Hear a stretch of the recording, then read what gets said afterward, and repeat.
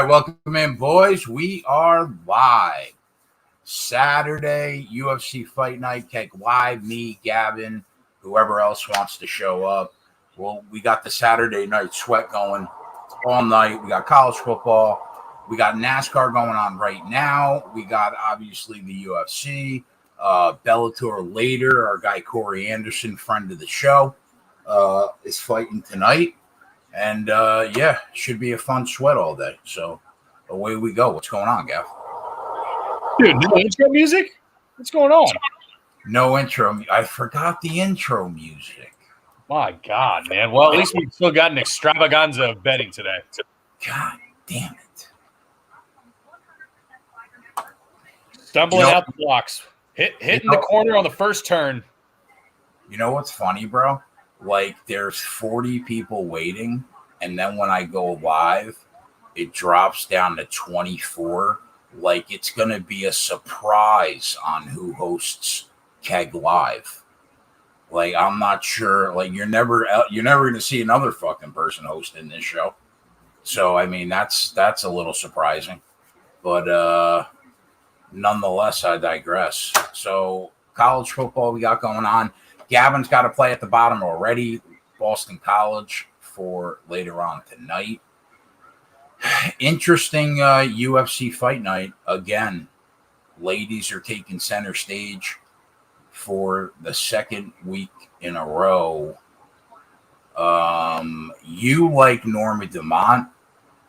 You broke my balls to bet her all week. I did. And then I actually did some looking into the fight. And I agree. I think I agree with you, man. I think you're on the right side. I think it makes sense to me. What do you think about the main event? Yeah, imagine. I made a little bit of sense, huh? No, there's just so many variables with Ladd coming in. You got the Cyborg tweet about, how dangerous weight cutting is and yada, yada, kind of.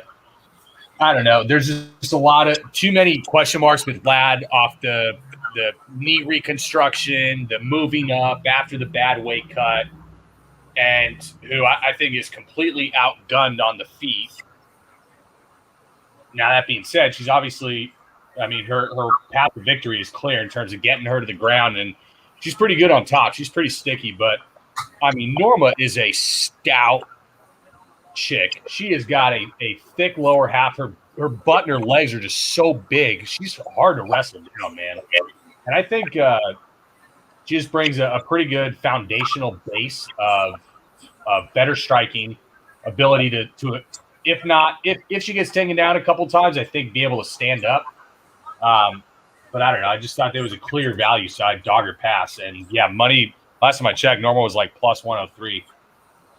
Yeah, last I checked, though, there were starting to be buyback back on Aspen Ladd, unless that got flipped around in the last couple hours. Yeah, she's plus 115 right now.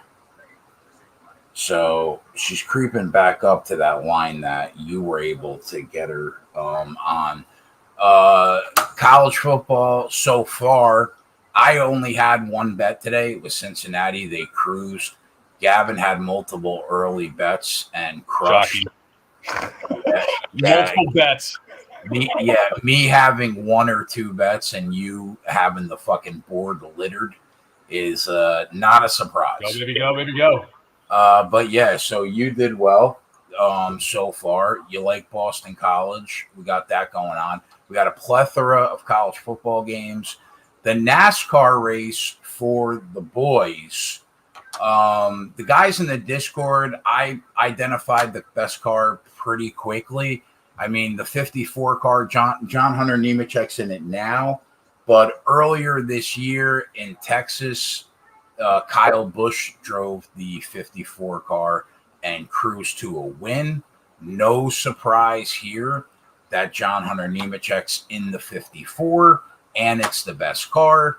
The problem was I did not want to bet him at 4-1 with 160 laps to go in the race. As I was writing that in the Discord, Coop, because we share a fucking brain when it comes to NASCAR, was typing in that he took John Hunter Nemechek at plus 400 right before the caution. But when they came out of the caution, he was already down to like plus 240, plus 180, and he's just continued to go down from there. So I haven't bet anything yet in this NASCAR race. Right now, Nemechek's like even money.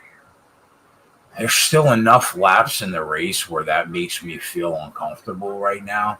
If there were 20 laps to go and he was even money, maybe I would think about it. But right now I'm in a holding pattern, even though we probably identified the winning driver in this race. So that's What's that. your name, Mutt? What? All righty. Woo. All right, so Viper says Iowa live. What's your thought? Do you think this is a letdown spot off the Penn State game? I don't know. I'm not betting Big Ten games, I think. Because then I have to watch them and then I'm invested. I don't want to do it. The Michigan State Indiana game was just, borderline causing retinal cancer to watch.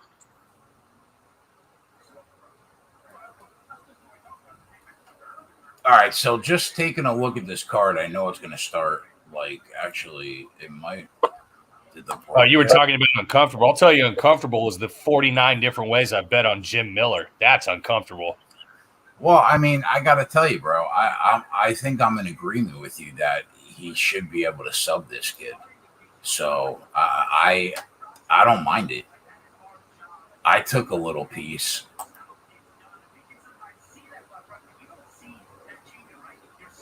Yeah, so had like round one sub at like 4 plus 410, and BetUS had Miller round one at 5-1. Like round one sub at like 4. Sorry. Hey, figure it out over there. Is this your first time, guy? Yeah. All right. Settle the fucking A. All right. Yeah. So I'm in agreement with you. I'm a little worried about, does he?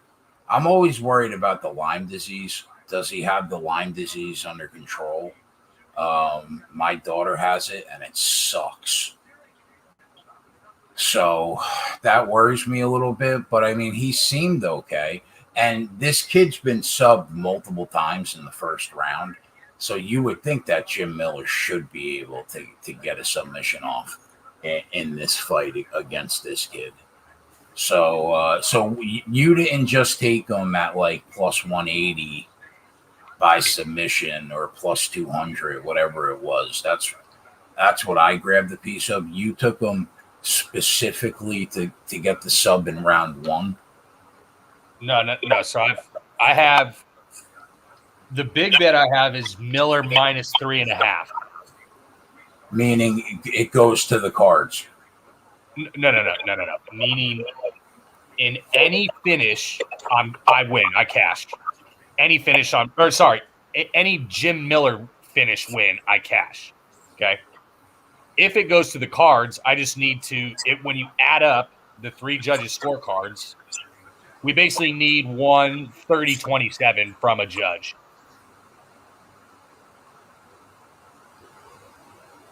Wait a minute. I'm confused. What's the minus 3.5 thing? If it goes to the cards, when you add up their total scores, right? But Jim Miller has to score now more than him. That I understand, but how does that bet translate into any finish you win? Because that's how it's covered. I thought the minus 3.5 was like the judges scoring 30-27, 30-27, 30-27. No. These fucking that would be like 9 points. 30-20 unanimous 30-27. Right. So if you had 2 judges that had it 29-28 and one judge had it 30-27, you would cover it because it's 5. Yes. Right. Okay.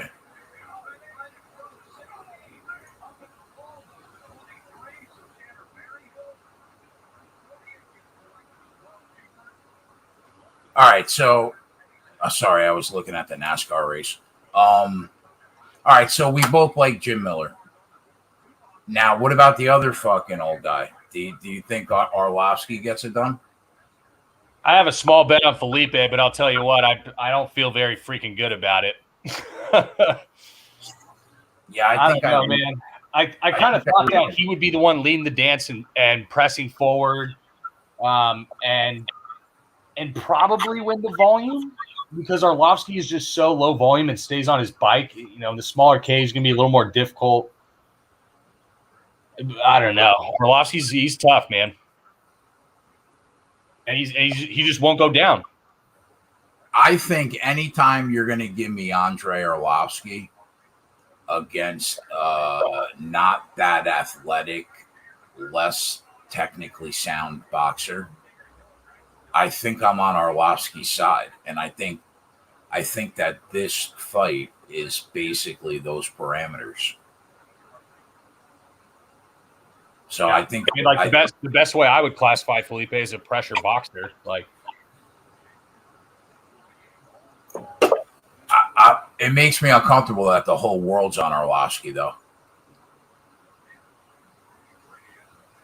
That makes me uncomfortable. But I lean that way. Somebody in the chat says Keg Lad missed weight 2 weeks ago, while Dumont says I don't have an extra 50 in the bank. I know who I want fighting for me. Well, yeah, I mean that brutal weight cut where it looked like she had fucking Parkinson's, and she's going up a weight class against a girl that really knows how to throw her hands on the counter. Seems like a no-brainer to me. And Gavin, obviously. So, I mean, I kind of think that she's going to catch her, bro. I threw a little bit of money on. I did bet Dumont when you told me to. I tailed that plus 120 money line. But I threw a little bit of money on her by knockout, too. I think she can catch her on the counter and put her down. I didn't think that any plays were spreadsheet worthy for the second week in a row, though.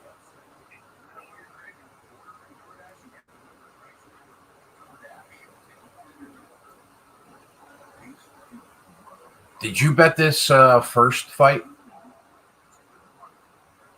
Is it Estella and Carnelossi? Yeah.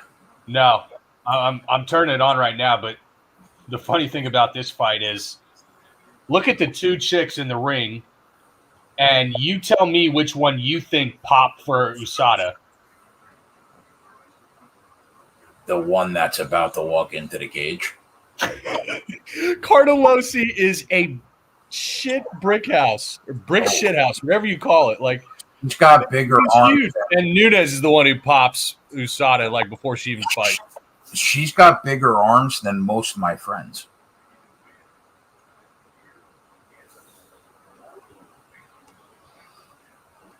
Look at those fucking triceps, though. Oh, come on, UNC. Am I about to min? Oh, I'm just sneaking into the cash. I had that Cincy running back, which is always nice when your running back gets 4 touchdowns and a half. Yep.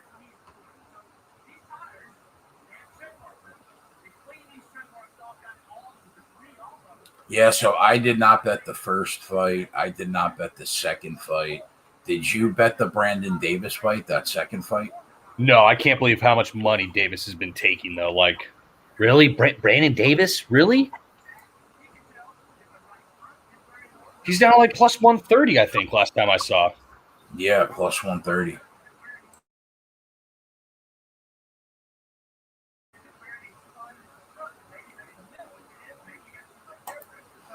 What about the Lupita fight against Luana Carolina? Did you bet that fight? Negative. I'm definitely overexposed to Loopy on DraftKings, though, given her ownership in Carolina's just horseshit ground game. You get knee barred by Ariane Lipsky, Like, and the way that she did it too was the most awkward, like non-technical submission I've ever seen in the UFC. She's so bad. And I don't know why Loopy wouldn't literally go back to the same exact playbook. Spam takedowns, drag them down, take the back, choke them out. Touchdown, Iowa, huh? Okay, Adam, I see you.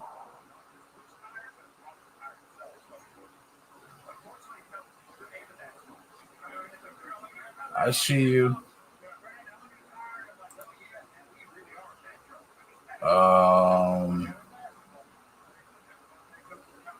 Dude, you know who people call Carnelosi the female version of? Pop out and pop back in for me.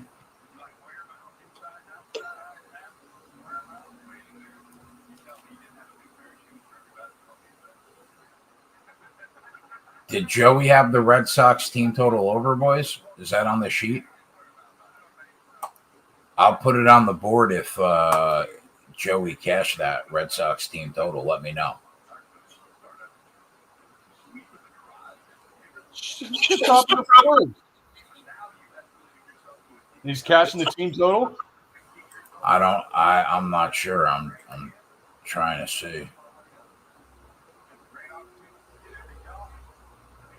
Luis Garcia is getting battered.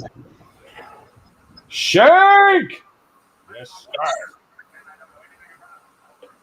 Let's go. Oh, my God, Keg. If I push this Baylor first half bet because they went for it on the goal line, put down and got stuffed, I am going to be irate. Danny Roberts, Ramazan Amid. Did you bet that fight? Yeah, I bet it to go to decision at minus 150. Fight, yeah, I don't disagree with that. But then again, you got, I mean, the fight IQ of Danny Roberts that could put that bet in jeopardy at any point of the fight. The thing is that I don't know if Amid is the type of guy to really capitalize it in terms of converting finishes, given what he's shown us since coming to the UFC. Yeah, I tend to agree with you, though. I think that he probably wrestle fucks him for a bit. I threw him in a parlay with Fiero. Andrew Sanchez, Bruno Silva. What do you think about that fight? It could have sneaky fight of the night potential. You're going to have Sanchez just spamming takedowns and trying to clinch up against the cage. Silva throws some pretty good heat, man. You know, they both knocked out Wellington Turman's dusty ass, so I don't know how much you take from that.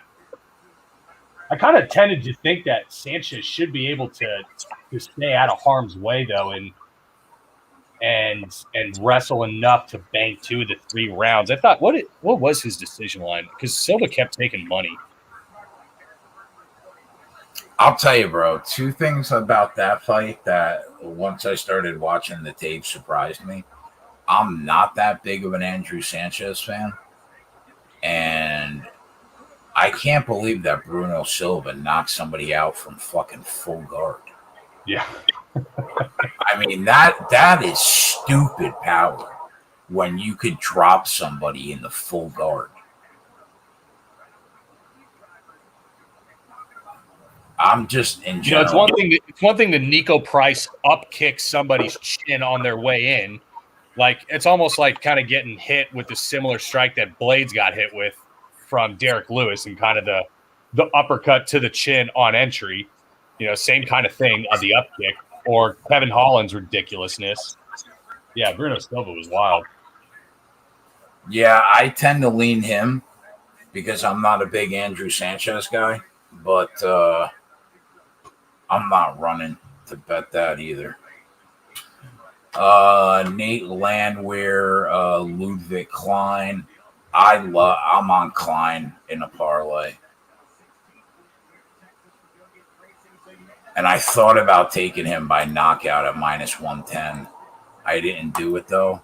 I would be really surprised if Nate Landwehr doesn't get knocked out.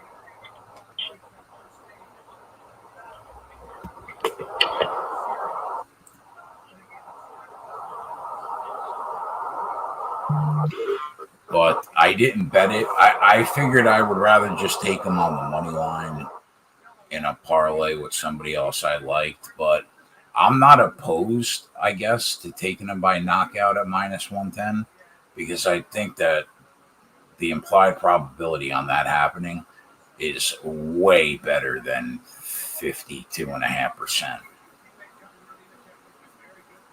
in my opinion, anyway.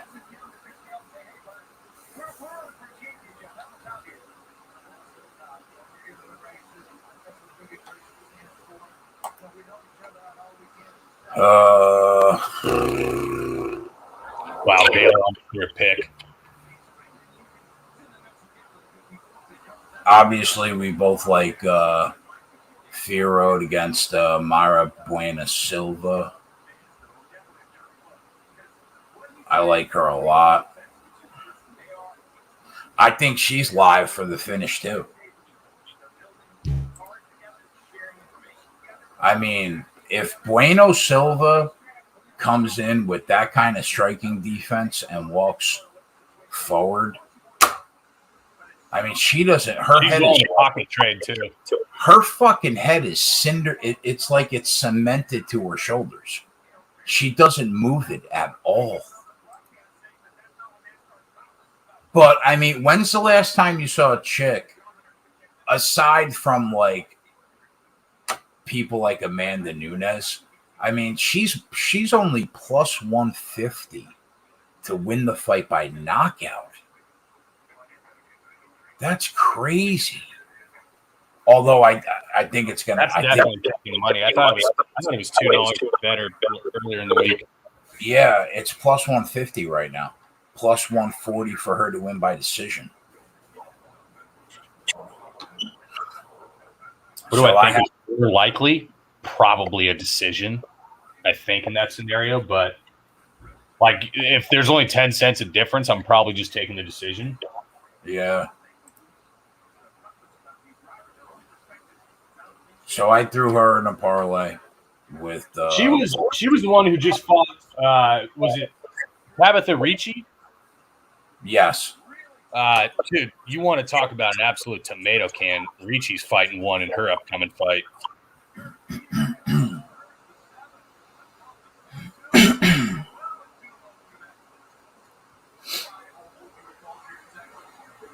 Andrew says, I had to add Corey in a parlay. He's a friend of the show.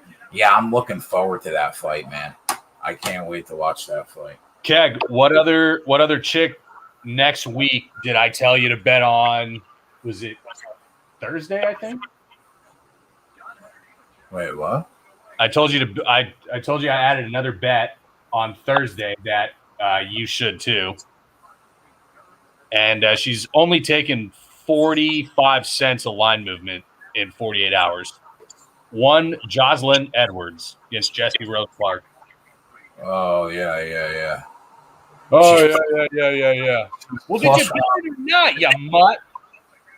Wait, what? You can't use that word, bro. That's my word. It is my favorite word. I'm taking it. She's plus 105. Yeah, she was like plus one. So 40 cents. I got her at 145, I think.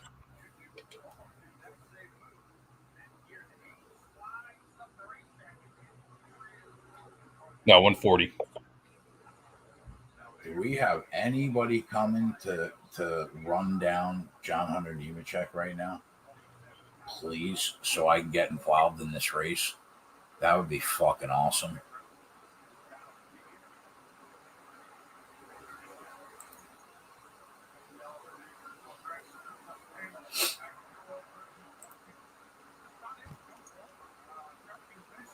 $90 laps to go, and he's minus 160. I mean, get a fucking grip.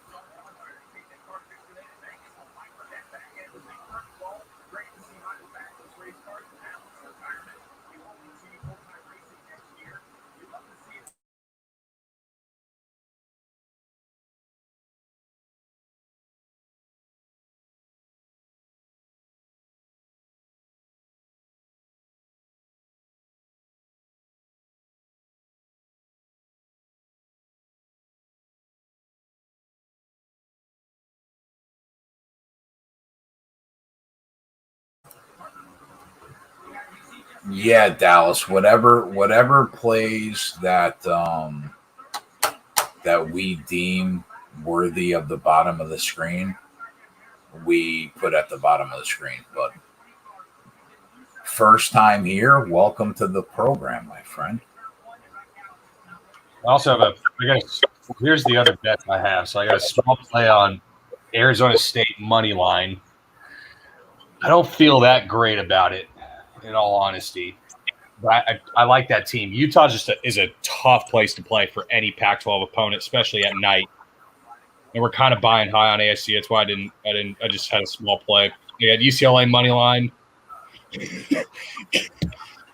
So remember when I bet under in the Red River Shootout? Keg? Do I remember when you bet under? Yes, I do. So I'm betting a quarter unit back, and guess which game I'm betting under? What? That would be Ole Miss, Tennessee, under 83.5. Well, I mean, dude, it's like the highest total in SEC history. It's like, I don't blame you. I thought about snap betting the under, to be honest. It's more of a pride bet than anything. Dude, the thing is, Josh Heupel and Lane Kiffin are faster paced coaches than the SEC has ever seen. I mean, there's going to be 150 to 160 plays in this game, probably. It's just going to be insane. I wish Dallas was here last weekend when we made 27 units on Saturday and Sunday. I mean, we can't do it again today. What the hell? All right, you need to settle down with your expectations, okay? Oh, Baylor gets the onside! You love to see it, Ken. You love to see it. Oh, you love to see it. Let's go. They onside kick with 3.5 minutes left in the first half and recover it. If I read you the message that Diego sent to me this morning, bro, you would have thought that we were going to make 40 units today? Bro, you would have thought that I was Superman about to go fight like Batman to the death. That's the message that I got from Diego this morning. It was about 4 paragraphs long, and it was just incredible. I woke up and I saw that, and I was like, you know what, bro? I could beat cancer today if I had to. If it was me against cancer, cancer would lose today. That's what we got Diego for. What are you drinking over there? Smirnoff Ice? Mike's Hard. Oh, you know what, bro? You fuck off. Are you wearing a skirt under the camera too, or what? Listen, I got the wine flowing too. I was in the mood for a Mike's Hard. Bro, the only time you drink Mike's Hard lemonade is when you're adding it to vodka. All right, well, listen. I don't drink your hard alcohols.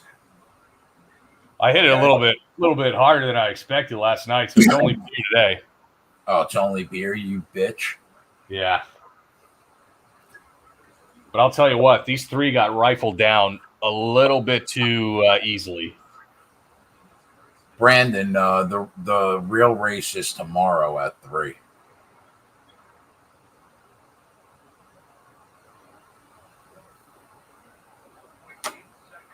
I should have not been greedy, and I should have just took the 4-1 on fucking Nemechek. That's probably going to make me throw up.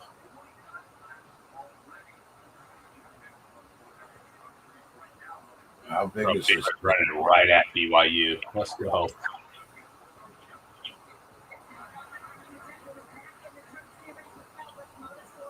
Nobody would have been able to get that 4-1 though. The best they would have been able to get was like 2.5 to 1. Yeah, if Keg got up earlier, chat, we all could have been on this Baylor bet together. but the guy just wants to wake up midway through the afternoon. Yeah, that's your fucking A right. He does.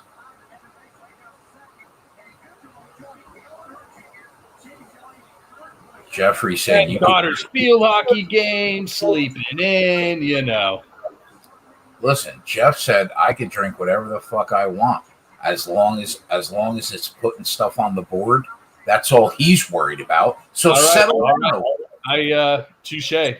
I can actually second that. As long as it's putting stuff on, you fuck. But if you start betting like minus $2 favorites or start teasing college football games, then I'm gonna have to switch you off the old Mike's Hard. Yeah, because that's what I do. I'm about to start teasing college football totals today. I heard people who are like, I'm teasing Oklahoma. I'm like, what? I put the YouTube link in the private chat so you could see the chat.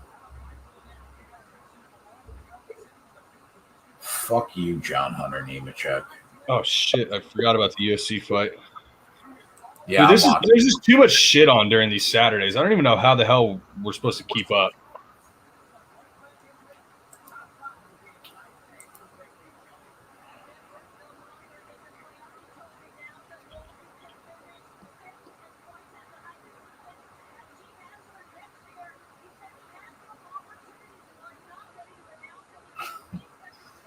Joey said, I can't wait until the Red Sox beat the Astros in this series because nobody's giving them a chance outside of Joey Work. Go ahead, Joey Work. Joe, where are you watching the Corey Anderson fight tonight with the boys?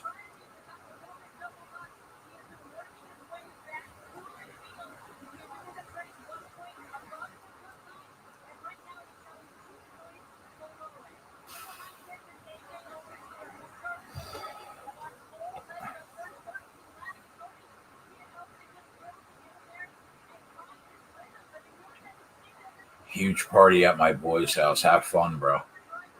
We'll be rooting him in over here.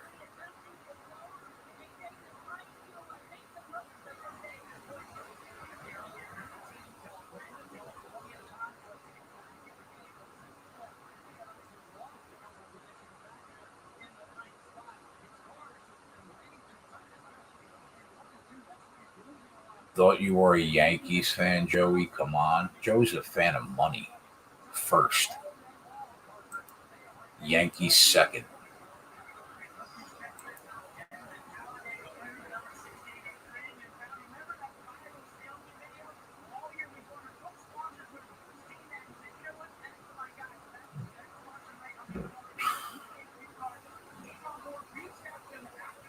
I took a shot on Allgaier, huh? Okay, Adam Meyer.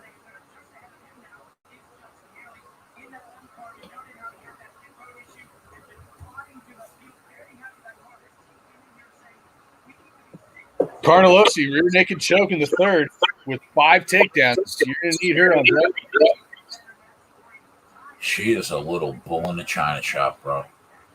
Female John Lineker.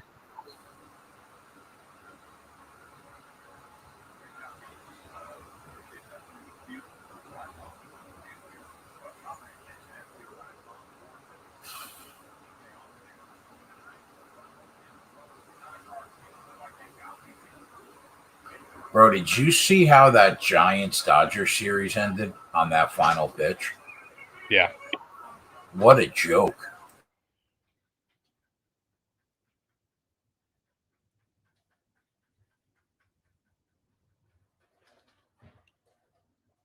Where's Bedlam this year?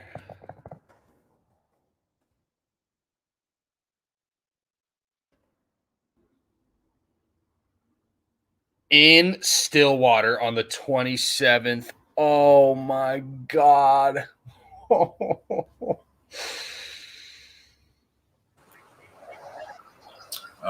Dominic, it's Saturday. Coop's not here every Saturday. He'll be here for the NASCAR race tomorrow.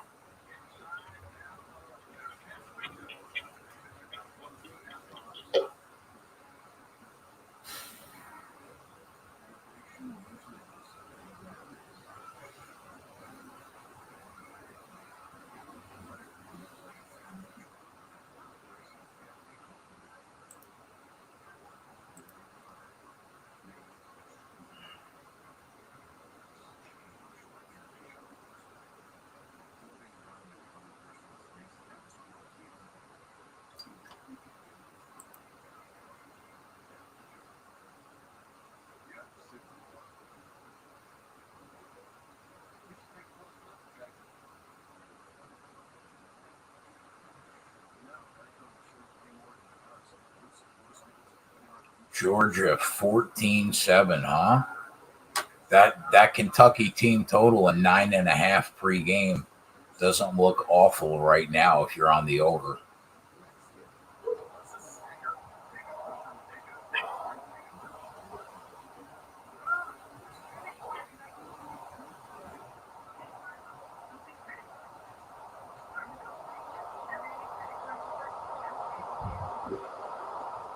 What do you think about this Alabama-Mississippi State game, Gavin?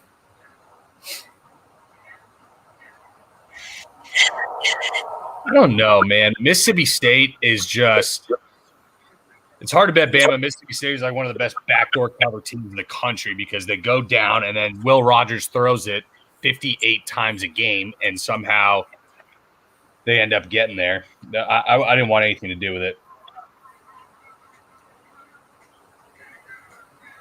I think Liberty's going to beat Louisiana Monroe by about 45 tonight.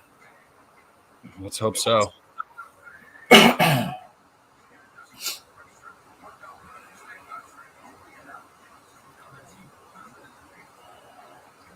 That Ole Miss Tennessee under's down 2 points. The whole world's betting the under right now.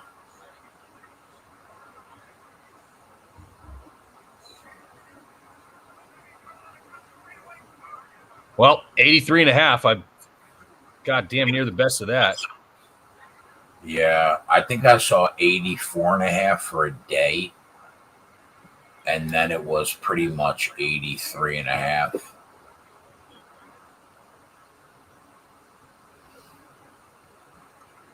Let's go, Baylor. Cash that.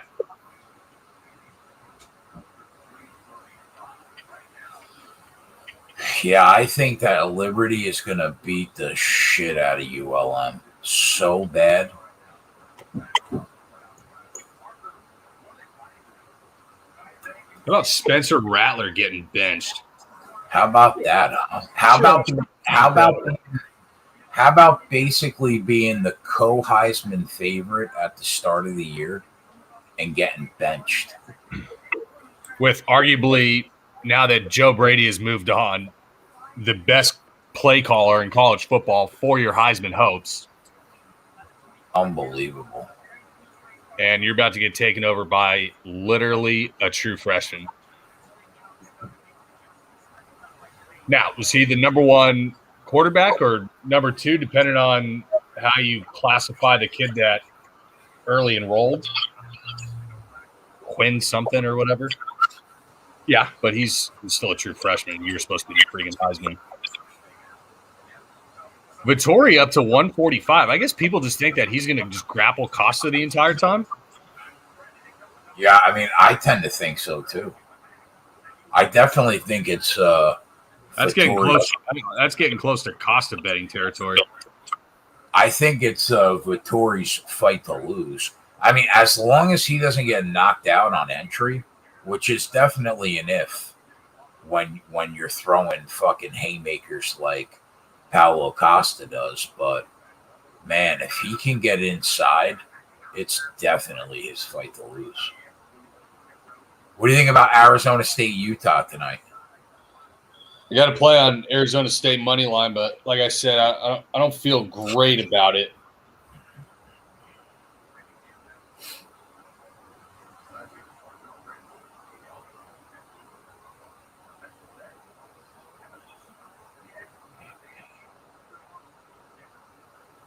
I just think ASU is one of the more underrated teams in the country. Nobody ever sees them play because they play at like 8 p.m. my time, on Saturdays. Yeah, Herm's got that team playing well. Steve goes, Pittsburgh is going to beat the shit out of us tonight. I'm laying the lumber. I'll tell you, Pittsburgh's got a good team.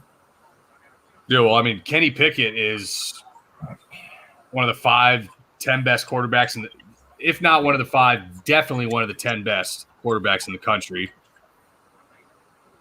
I mean, Virginia Tech with Burmeister, that's just a shit offense regardless.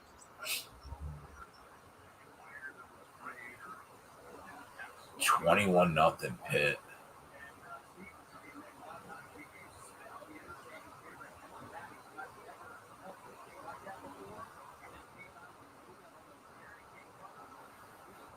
Nah, I don't like anything in the NHL tonight, Jay. Bet that I looked at for a while was Texas Tech, Kansas under 68.5. I was like, man, that's a lot of points for any game that Kansas is involved in. I mean, Kansas got 0 points, 5 minutes left in the second.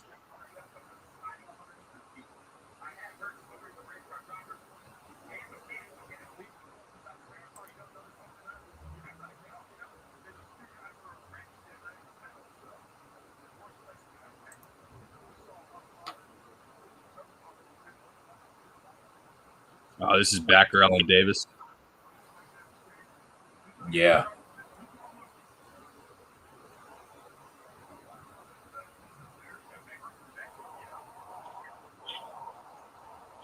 Ew.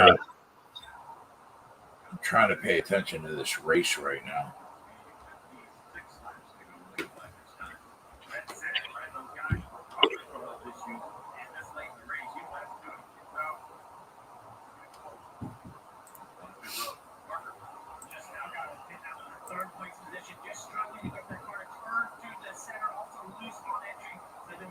I feel like a broken record, but this car just fucking sucks. It is not good. Amiv, a $3 favorite. No shot. No shot. Pittsburgh's team total right now is 34.5. The scores in these Virginia Tech games have been so low. Oh, look at Eastern Michigan. Touchdown. Who are they playing? Ball State?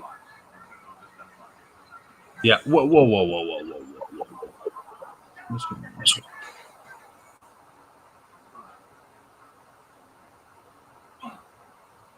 Who's Michigan play this week? Anybody? I don't think they play. They got the bye this week.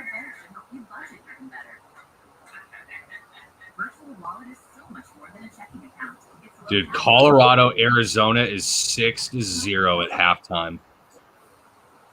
My Arizona is so bad, bro. Colorado is not much better, my friend. Let me tell you, that team is an abortion. How about Florida getting absolutely pieced? Yeah, we were on LSU. We were on LSU because the intern was on Florida. We should have hammered that one heavy.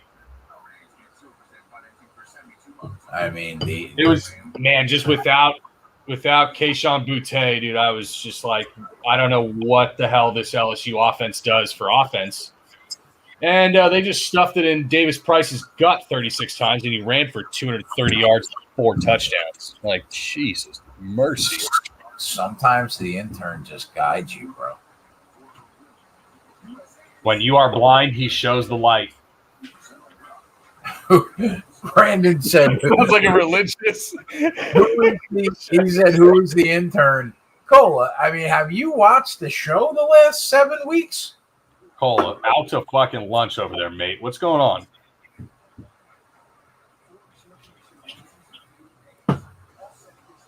John Hunter Nemechek. Wait a minute. Minus 4.5. What? Oh, the little rat. John Hunter Nemechek to the rear wide. Did he get a penalty? Rear of the field, or is he losing a lap? Somebody talk to me right now. Now we got moves we can make.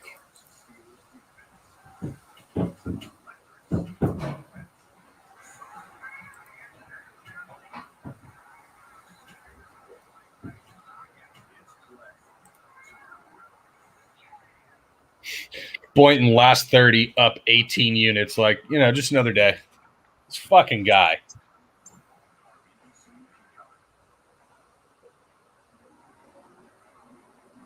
I think I'm going to visit him in Chicago.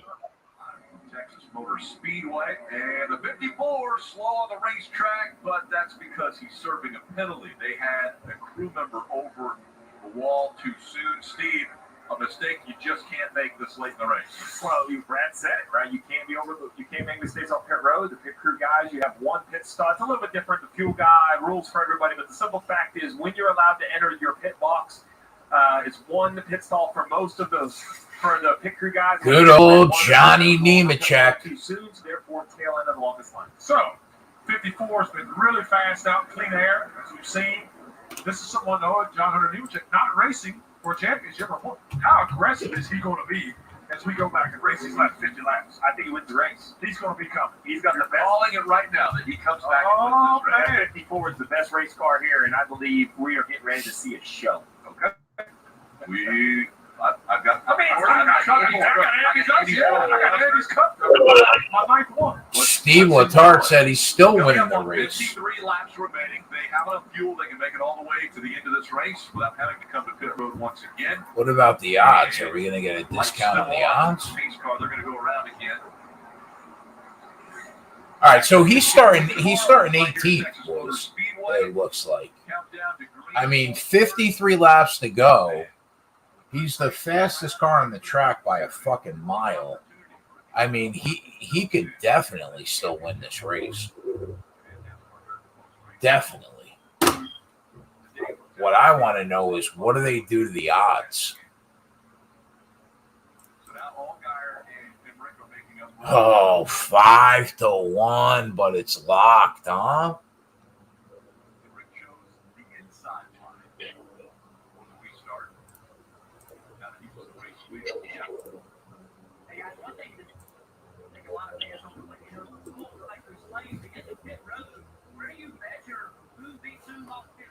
I think that he could definitely still win this race.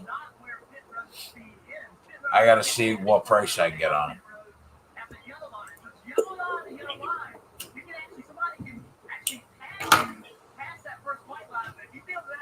Yeah, it's moved to plus 300 already, and it's been locked.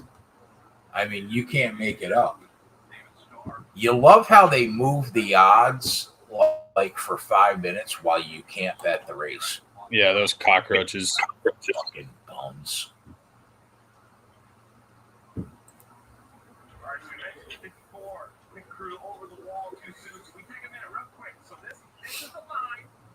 There's plenty of time, though, for him to win. He might need a caution, maybe.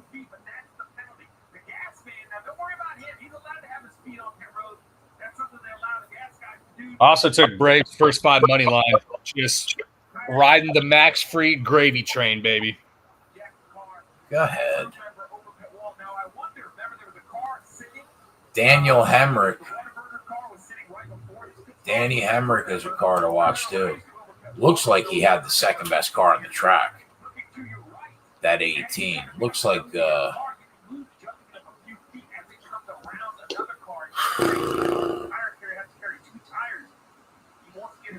Nemechek's 2-1. I mean, what are we doing here? What are we doing?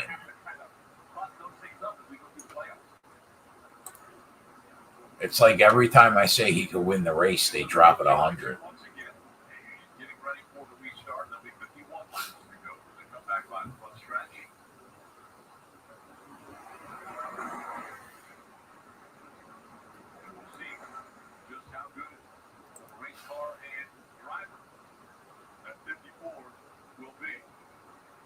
Starting in the 18th position.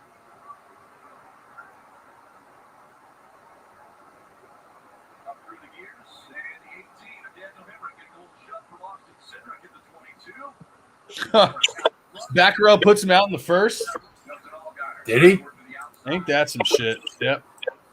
First, I think that's Brandon Davis's first time being knocked out. All right. Well, so be it.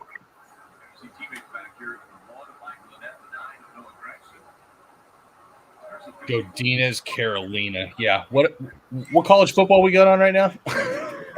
I don't know. Right now, you concentrate on the football. I'm concentrating on the race. I'm looking to get on Danny Hemrick at the best number I can get. I'm looking to get on maybe Nemechek, depending. I mean, can we open the fucking odds, though? For fuck's sake. It's just amazing.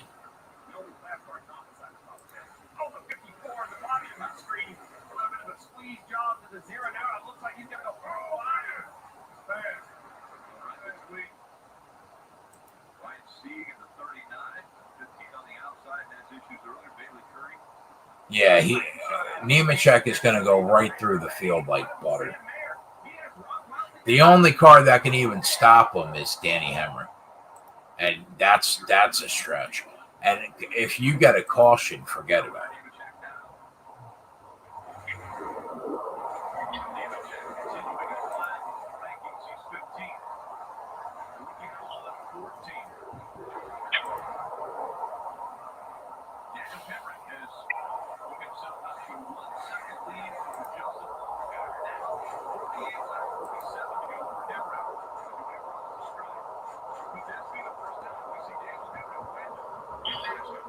Wow, Batgirl was the play on DK. He's low owned, 109 points. Sheesh. First guy, yeah, I'm pretty sure first guy to knock Brandon Davis out. Good for him. Even when you do the right thing and you wait, you still can't bet the race.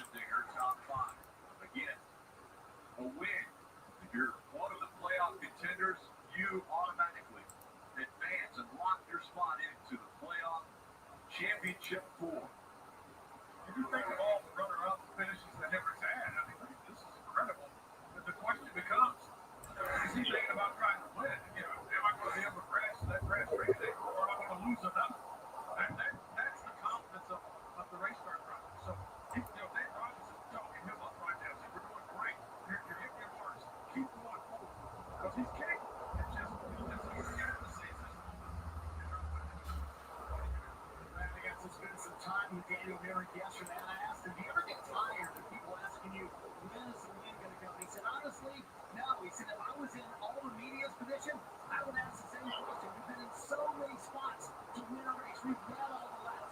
These books, though, are crooks. I would ask the same questions. He said, but here's what I know.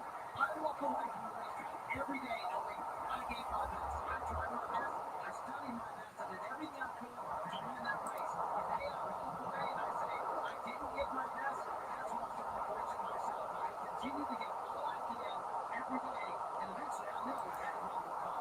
And remember, he will not be returning 50 races at the same time this year. He'll be a Xfinity Series driver for a solid organization. Currently, AJ Allmen's cars will be AJ's teammate, actually. So, it's a big move. With his partner to the supporters to go, it's just yes. Years, this is the year we mentioned it. So Bet365 puts them up both plus 125.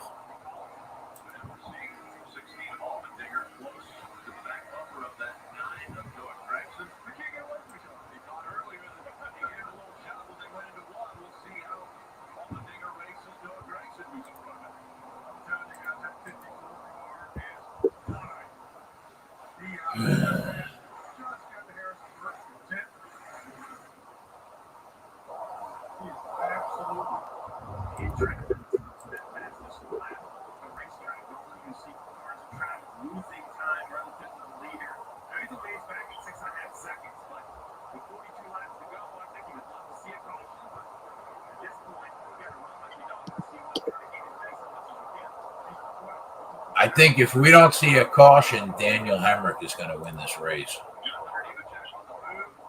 If we see a caution, John Hunter Nemechek's going to win.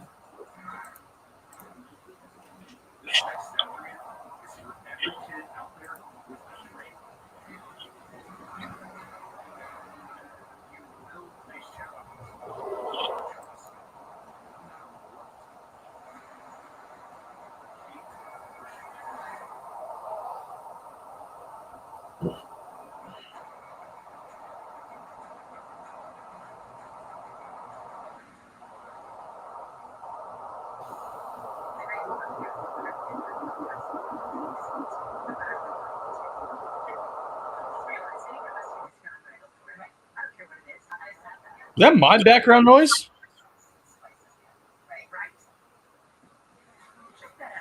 Like, not your TV, but I'm hearing like feedback or something.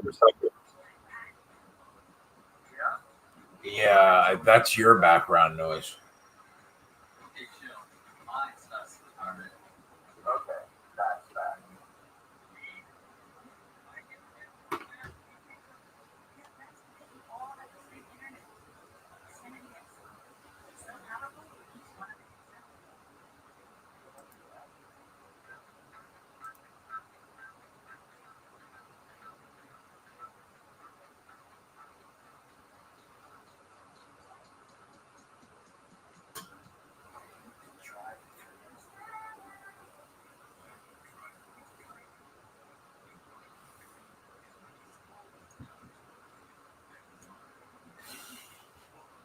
I think the question is, do we see a caution?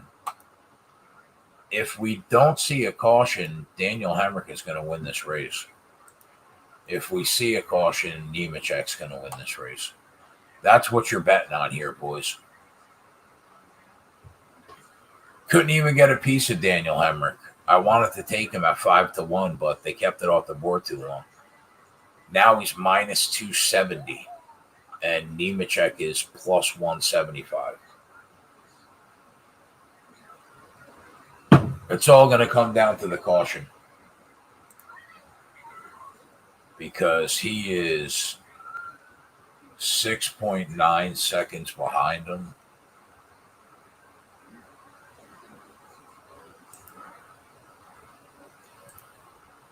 I'm going to take a shot and take Nemechek. See if he can catch him. Any caution and he wins the race.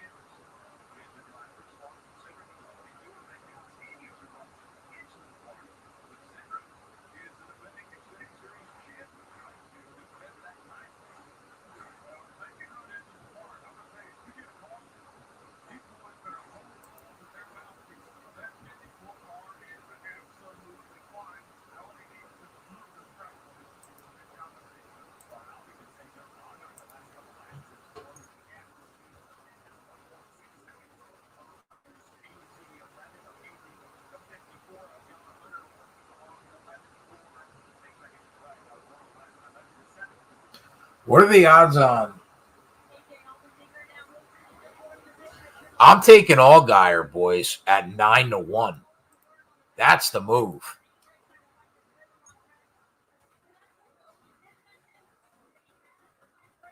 I'm shooting my shot on Allgaier.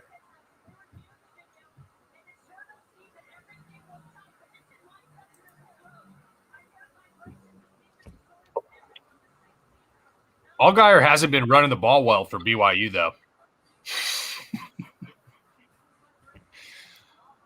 I took a little money on Allgaier.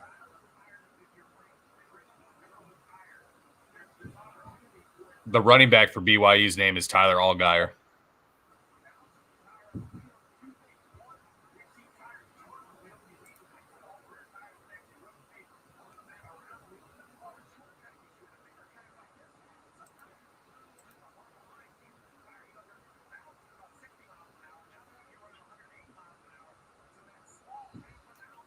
Took a little piece of him, nothing greedy.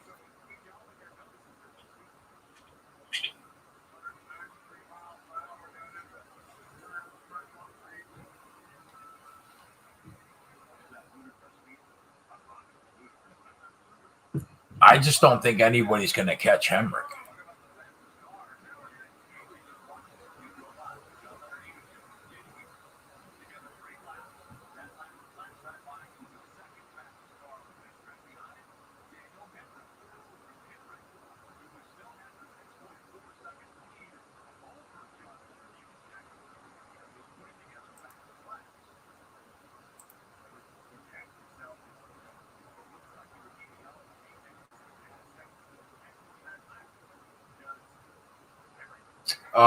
Site I'm using, Hefe, DK, and Bet365. Caution! Isn't that what you wanted there, Keg? Not that I know dick about fucking NASCAR, but I don't even know what a caution does during a race, other than I imagine slow the cars down. It's the kind of hard-hitting insight you get here on Keg Live. True.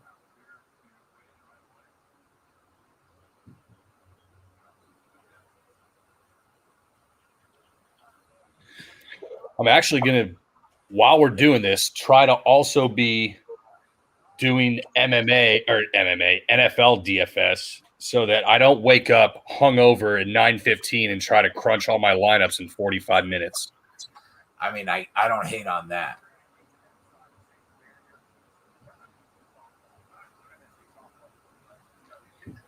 Whew, I'm going to be glued to the old ACC network tonight.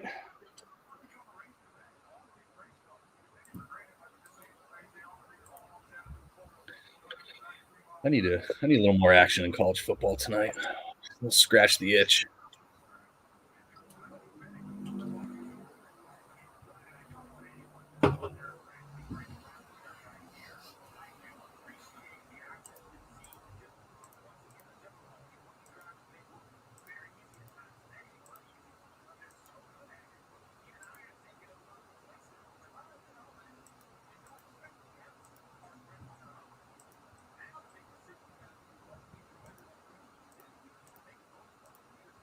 I'll tell you 181.5 total I'm looking to bet over.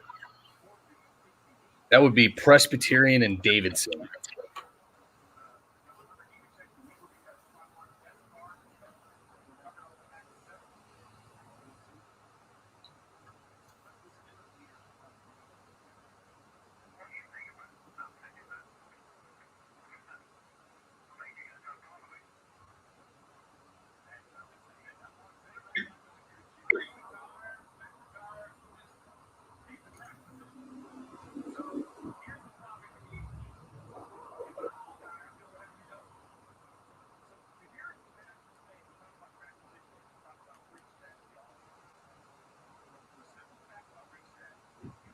What's going on, Otter?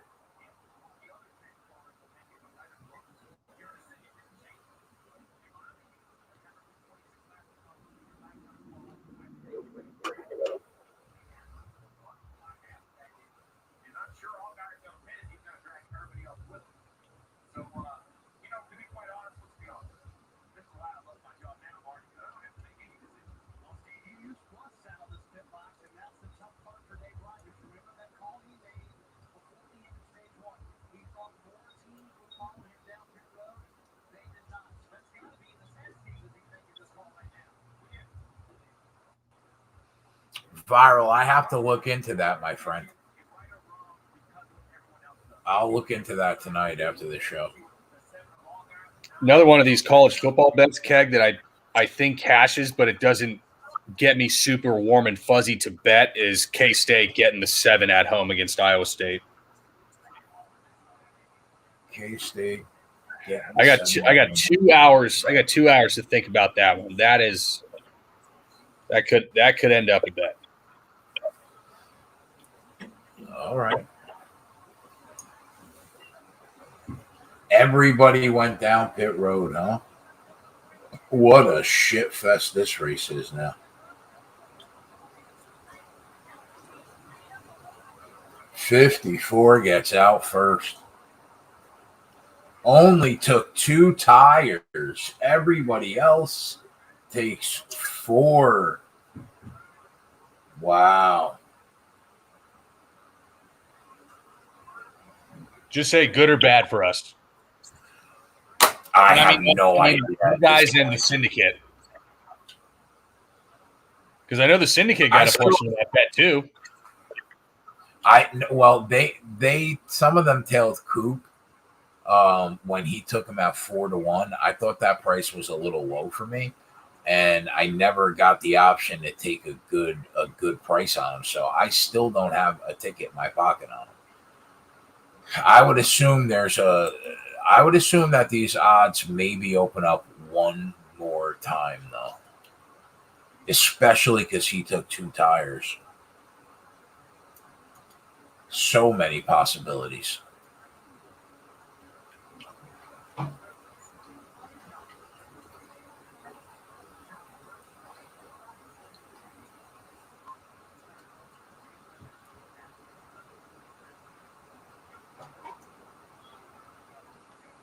All right, what's our next fight we got rocking?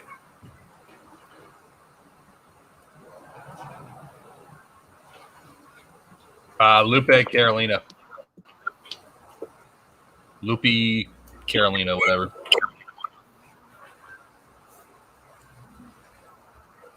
It don't matter, Josh, with that BYU. We got out on that -3 Baylor. We took our money and to hell with the rest of that game.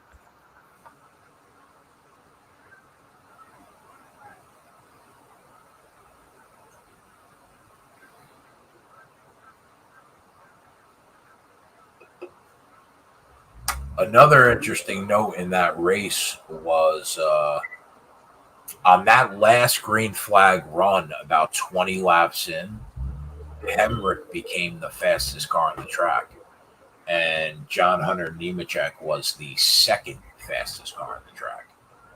Keep that in mind, boys.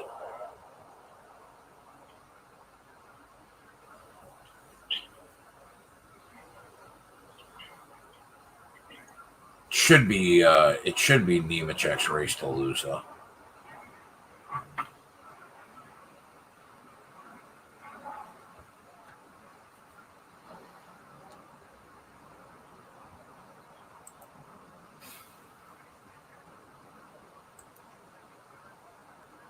Wow, I think Boise State opened like a 6-point favorite to Air Force down to 3.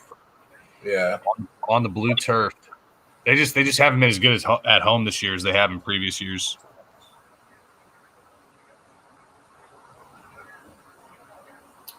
Yeah, they have been an institution at home. I mean, man, tell you what, Nevada, Hawaii. I don't know if I want to lay it with Nevada or just go over. We lost 2 points on the total. It's up to 61.5 from a 59.5 open.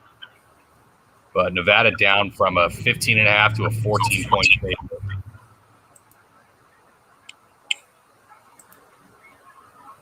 You know, like I'm like obligated to bet the late night DGen special being on the West Coast.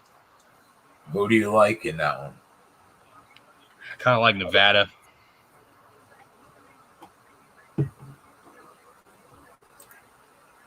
I'm not usually in the business of laying 2 touchdowns, but Hawaii is.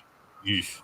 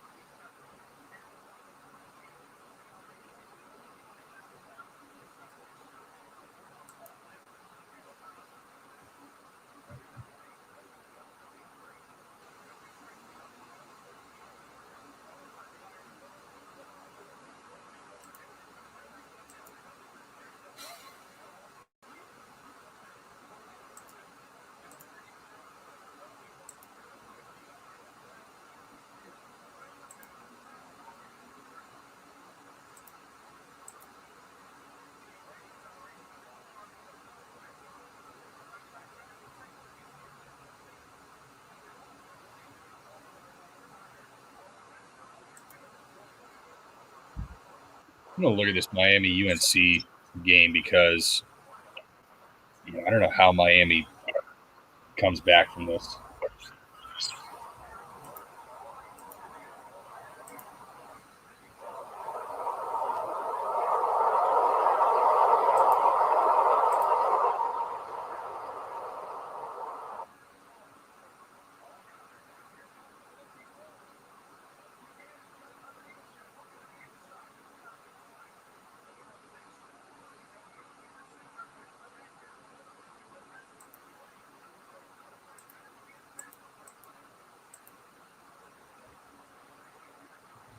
Well, that's how Miami comes back. They run it up the middle, and they just get 30 yards out of it against this defense.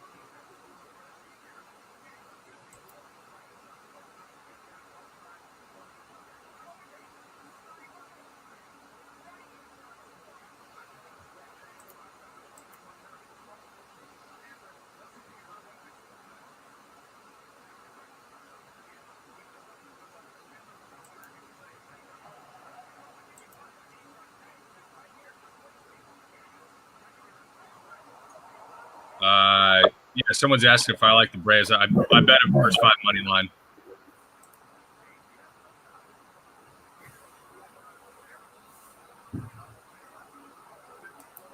Got a bet on the LA boy who's had the hot hand.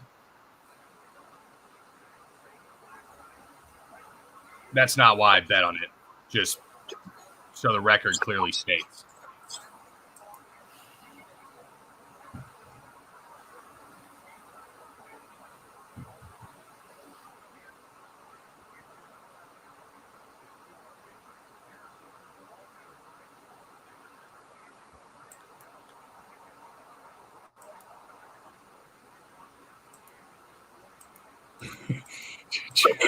Ethan says, remember to grab 2 beers. No, I'm at my apartment this weekend, so I am all of 13 steps away from the fridge, fortunately. Low cardio day. That a boy.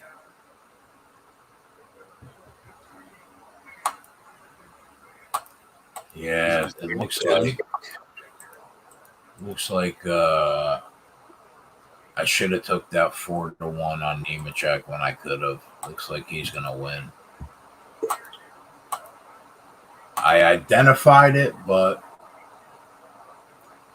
160 laps was just too many laps for me to take the shot on a 4-1.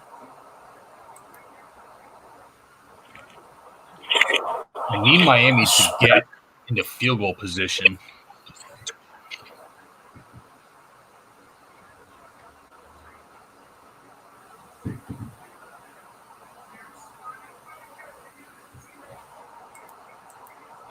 So right now, Keg, North Carolina is 14.5-point favorite. They're up by 14.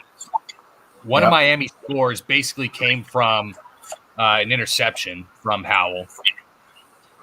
Miami is without their starting quarterback, De'Aaron King. They got Tyler Van Dyke in there at backup, who doesn't even have 100. He's got like 59 yards passing and 2 picks in the first half. North Carolina is going to put up 50 in this game, at least. At least. I don't know how Miami gets another 17 points. Man.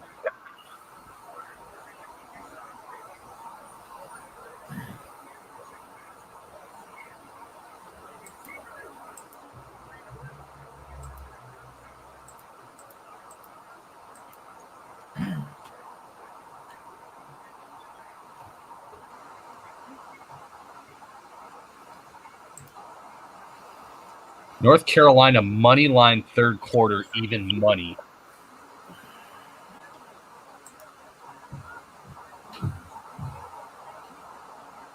Loopy's trying to go for the arm bar right here. You might have it. Oh, my God. Saved by the bell. All right. I'll be right back. I'm just going to hit the head, and then I need to refresh me. My full attention will be on UFC and football. I'll be right back.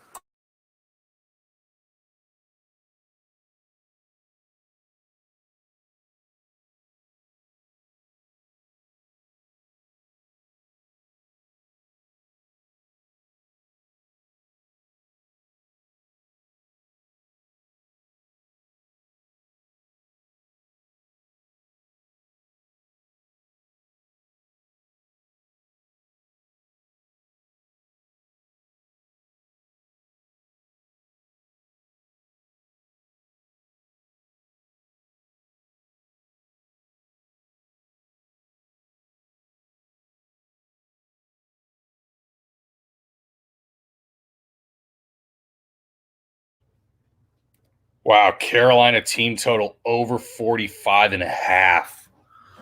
Wow, I'd be shocked if they didn't get 14.5 or if they didn't get 17 this half.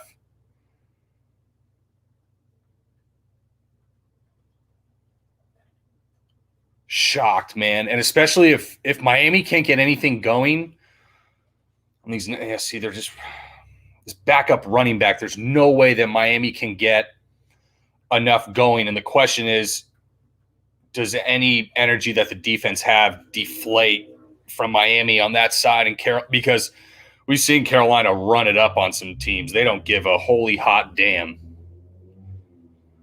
If I had that, I would bet it, frankly. I don't have live team totals on Bet Online, though.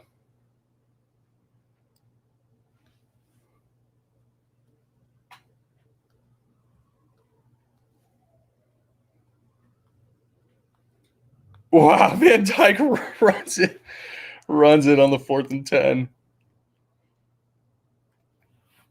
Good. This will give me a nice North Carolina number if Miami can somehow get this drive through, because they got their big chunk yards was with Harris on that first run on the run up the middle, and then it looks like he got his ankle tangled up, and it did not look good when you have two people helping you to the sideline.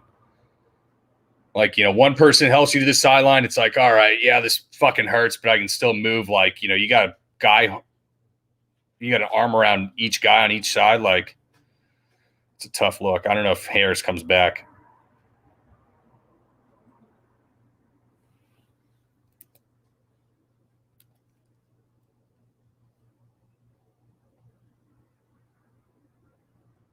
Leon taking money, huh? Interesting.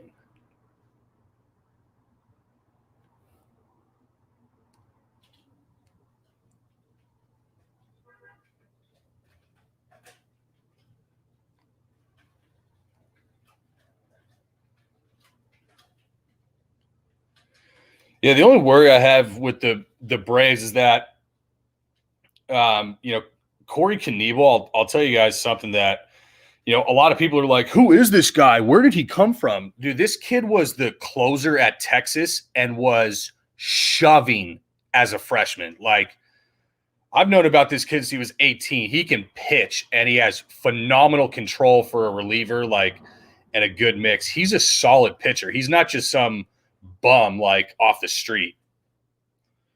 But Max Fried is one of the hottest arms in the playoffs right now with potentially Logan Webb. All right, I'm getting ready. What do we got on this Carolina line, boys? What do we have? 7.5. Oh, my God.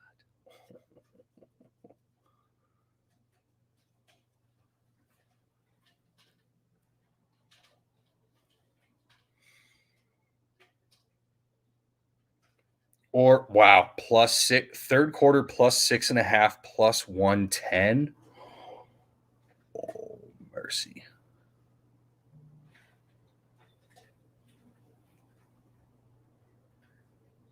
This fucking loopy fight is still going.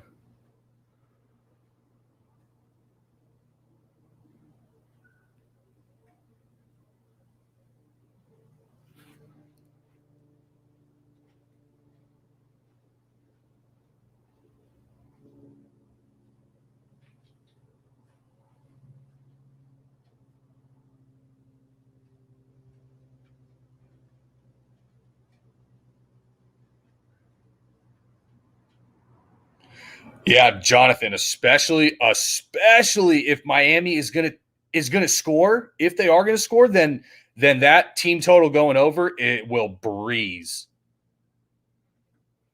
Like, the only worry was if they completely throttle down and don't do shit, but that's not really in the MO of and DNA of Carolina this year with how.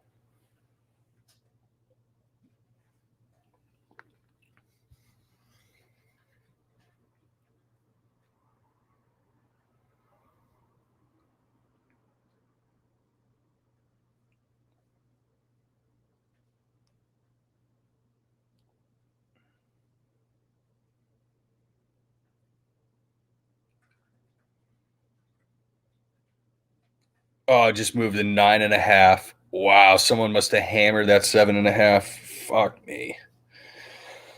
Still got the 6.5 third quarter. Carolina gets at least 2 more possessions, potentially 3.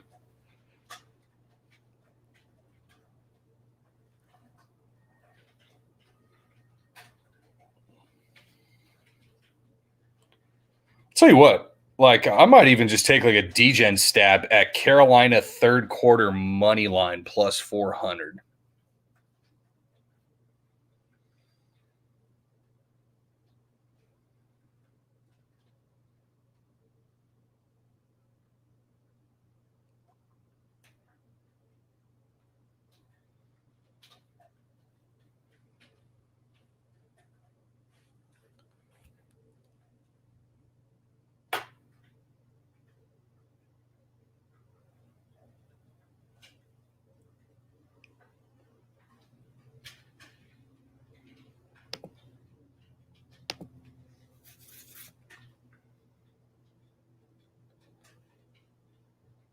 All right, I'm going final bet. Third quarter live total over 14.5 plus 105. Little just half unit scratch the itch.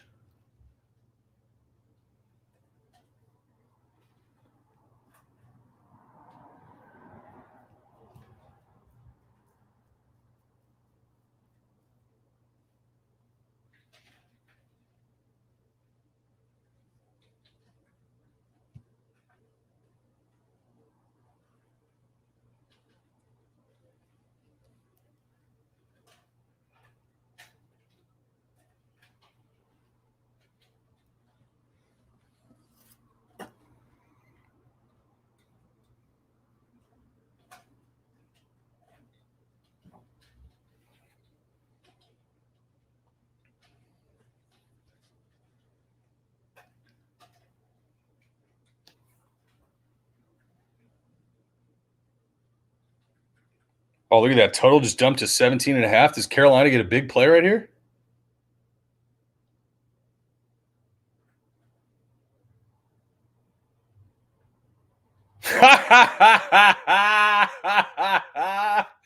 You just love to see it. You just love to see it.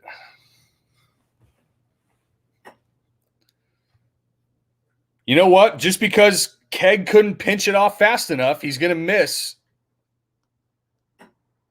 You hate to see it.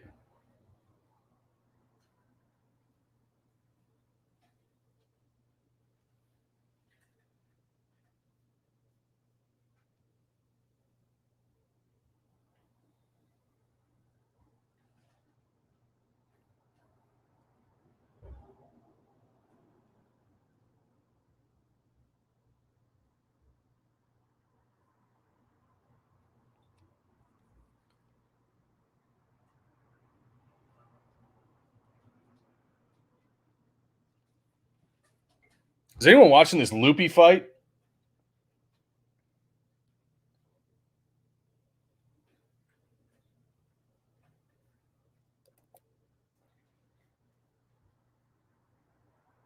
Really? A pick 'em right now?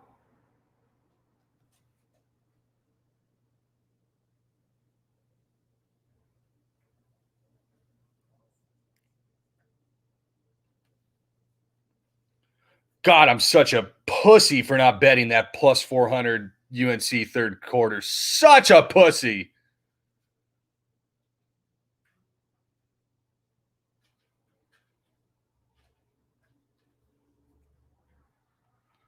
Is it really that close?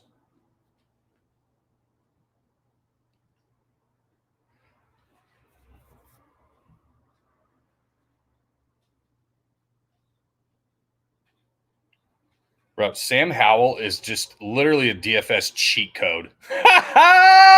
Touchdown! We need a field goal with 8.5 minutes left, gang? Come on. What is this? See, this is why I need admin to blap these fucking weirdos who come into chat like this.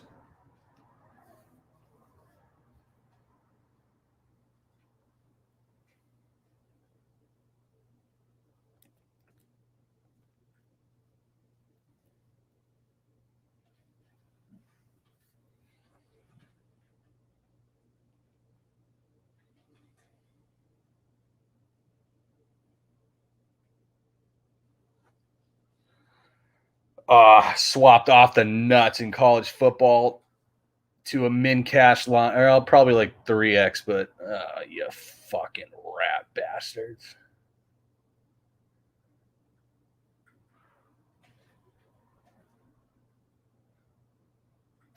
That was funny. I went through about 4 bets, and then I was like, yep, final bet is the one that I haven't discussed, all 4 of them.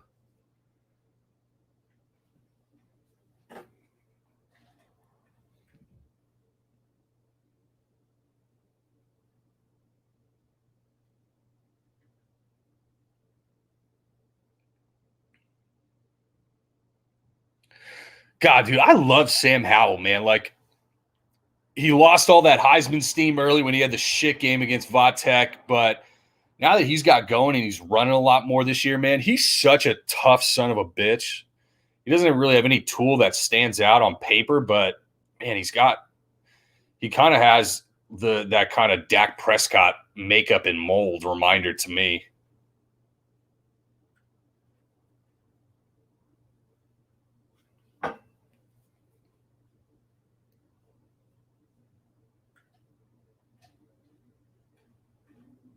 Yeah, Wallet. How many thousands of dollars have I made, Keg? I can't even get a goddamn wrench. Forget about a wrench. I can't even get on the actual morning live NFL show. Like just this fucking guy. Everybody, welcome to Gavin Live. I hope you enjoy the show. Fucking Keg.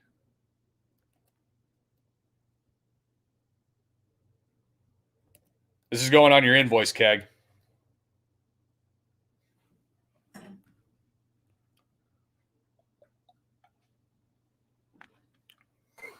All right, I'm back.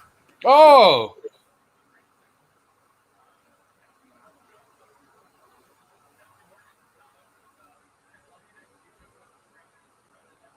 Did you hear what I said? I said, this is going on your invoice, this solo responsibility. Huh. I had to walk that one off, bro.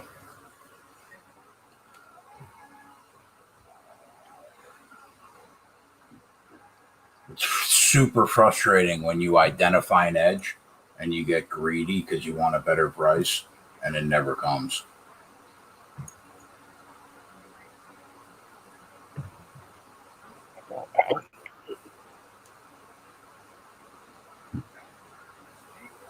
Loopy lost, huh? Did she really? Yeah. So people were saying it was a greasy decision, like pick 'em decision the whole way.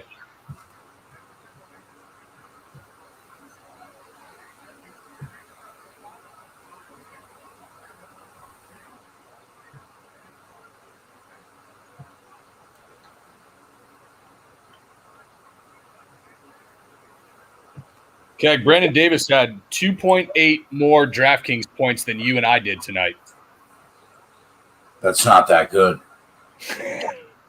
Not good.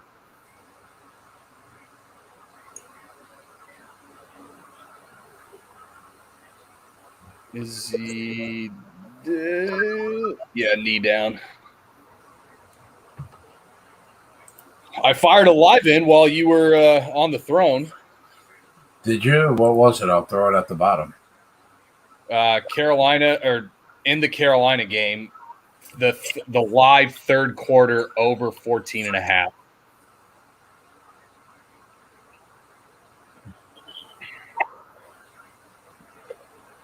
I bet it. Carolina gets the kickoff. First play, they throw a 40-yard reception into the red zone. Things you don't hate to see. You want me to put it at the bottom? I don't know. I mean, you either got it now or you don't. Like, yeah.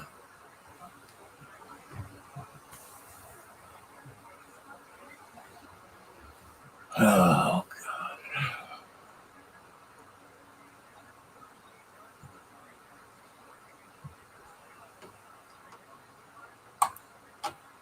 All right.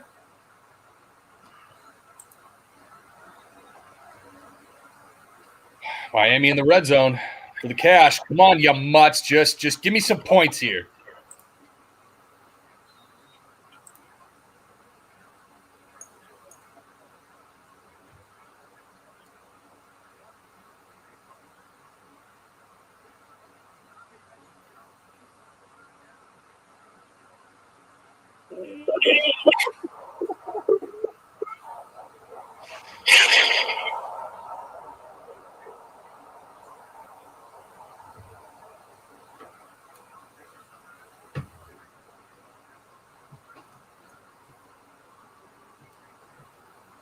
Fucking Iowa's looking to get dropped, huh? You love to see it when you're holding a Cincy playoff ticket that you wanted to poop all over. I mean, I think poop all over is harsh.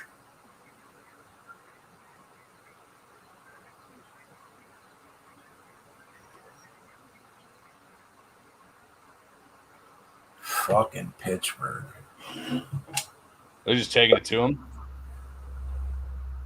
28-7 in the third.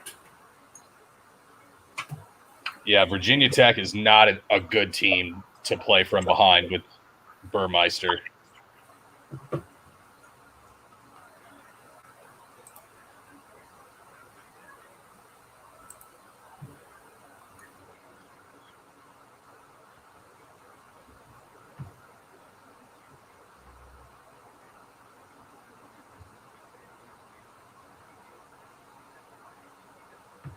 All right, they're bringing the field goal unit out, Keg.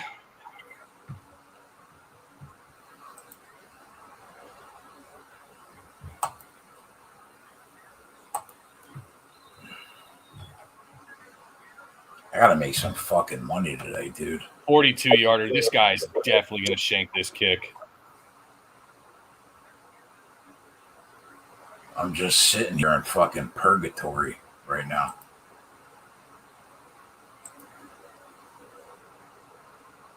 Yo! Put that on the board, Kegger. What are we putting on the board? Over 14.5, third quarter. Oh, was that while I went to the bathroom? Yep. Put it on the board. We're clappers. Even if I'm not on it, we're clappers. Go ahead, Gavin James. Can I make some fucking money today, bro? I don't know. You got to pinch it off quicker, I guess. I mean, Cincinnati got me home. LSU got me home. But, like, I'd like to make some money today.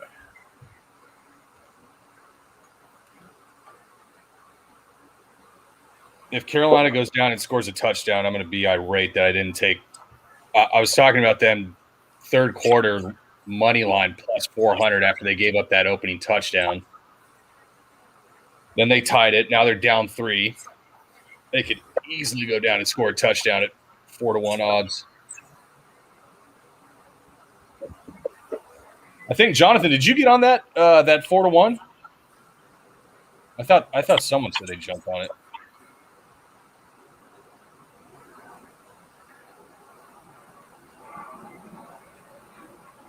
Pumpkin beer. Pumpkin doesn't belong anywhere near beer.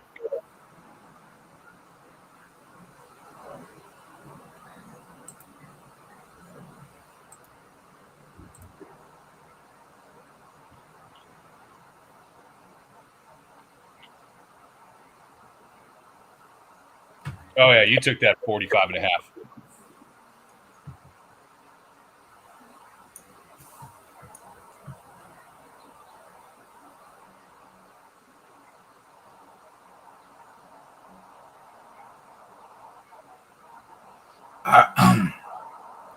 I would give you guys wrenches. I don't know how. You know, Holden has to know, right? Would that be a Holden thing? Like, if I knew, I would definitely give the boys, the regular guys, wrenches to kick people the fuck out. But I literally don't know how to do that.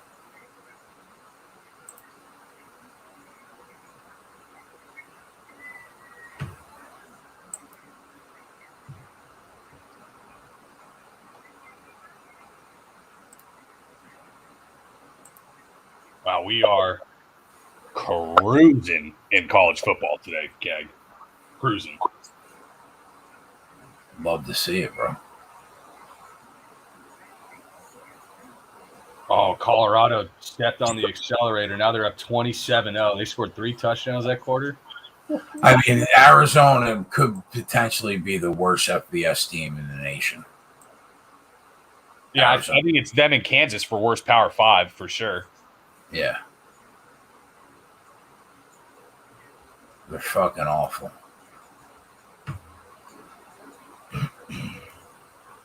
But part of that is because, I mean, they ripped that program down to the studs. They gutted everything. The coaching staff, the training, the strength and conditioning. They said, everybody get the fuck out of here.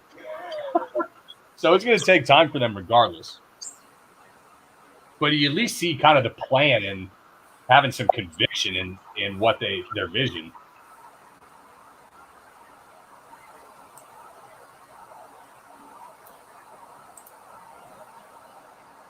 Tell you what, Keg, one thing I'd love to see is Oklahoma State beating Steve Sarkisian. Oh, God, yes.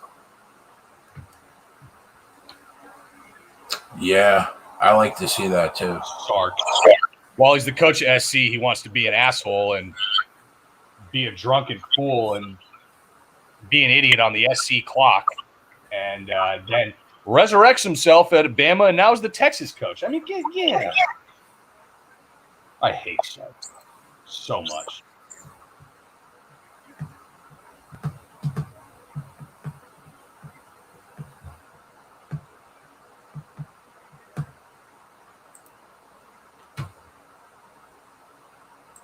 This is the Ramazan and me fight. Oh, I need to watch this, yeah.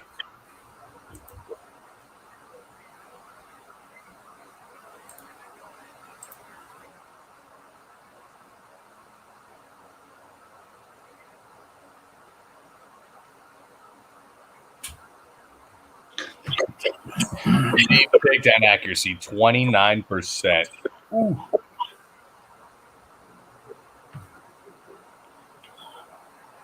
Yeah, Jeffrey, I've been known to have a few beers here and there. I try to drink relatively local beers, given there's so many different types of small, like, brands around LA and whatnot. It's probably the most hipster aspect about me, but sue me. But I typically trend towards, like, blondes, pilsners, kind of easier beers that I can have 12 of, no problem, rather than having 12 stouts and feeling like I ate a full steak dinner. I mean, we got all the fucking clowns in the chat today, huh? I guess. Donut Jr. Donut these nuts.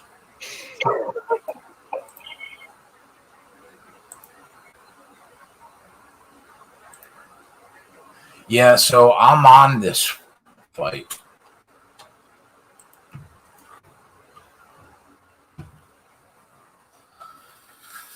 I got this dude in a parlay with Fiero. Minus 120, I think. Remember, Keg, we love OV last names, not EV last names. The OVs are the real grapplers, the Dagestanis, the Nurmagomedovs, right? And may add EV at the end. No, not so much grapplers. I mean, I think from what I've seen from him, he should take Danny Roberts down with ease. The guy's got a 28% takedown accuracy. He's never taken anybody down with ease. He took who did he fight in his last fight? His last 2 fights. No, you're right. I mean, he's going to have to spam a good amount, but I just don't like how slowly he closes distance to get in on those shots. He's not really a threat on the feet to back you up to the point where then he can work you against the cage, like, and clinch you and drag you down.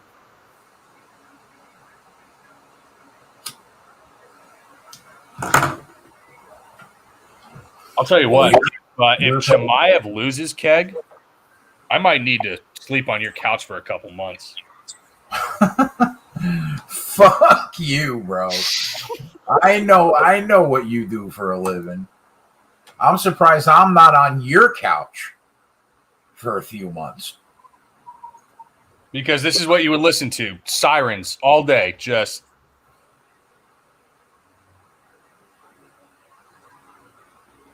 Oh, my God, what a move. Holy shit. That's the backup Miami running back who just okey-doke UNC like that? Wow, that was a cut, man. You got to Jonathan, you're going to breeze past this bet now that Miami scores. Breeze past this thing. Wait a minute. He's got a Meave plus 230? No. Must be by finish. Oh, okay.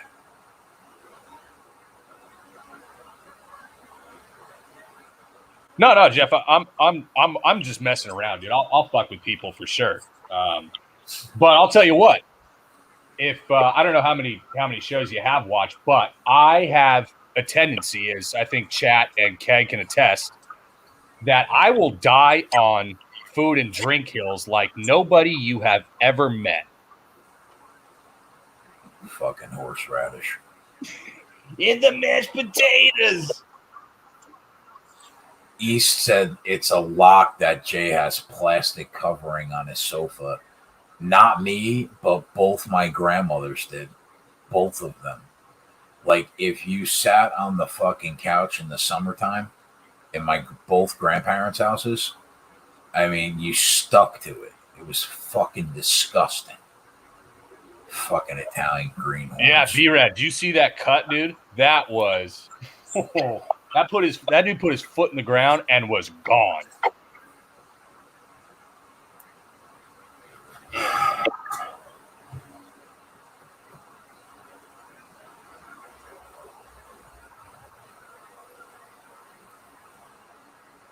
You know what? What's Carolina now on spread? 5.5?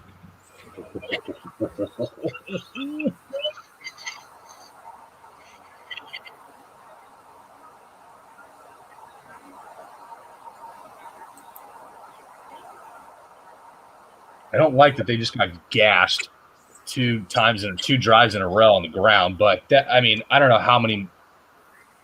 There's no way another explosive play like that happens for Miami, just from a probability standpoint. Fucking Iowa. Are they losing? 23-7. God, yes. God, yes.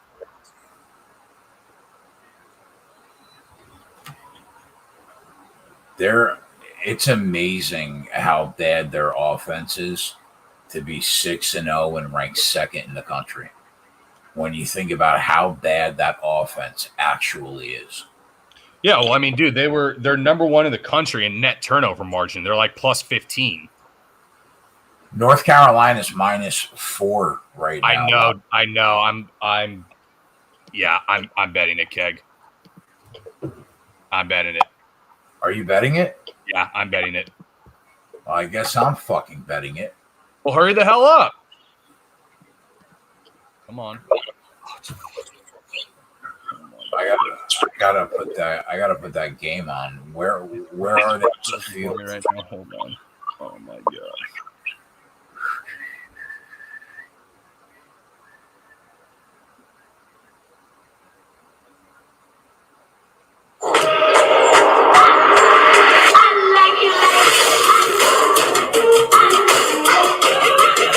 Settle down, ESPN. That side is horrible to have up with their freaking pop-ups. I don't know. Danny Roberts is on his back. That's fucking shocking. Yep. There's a round for him, Eve.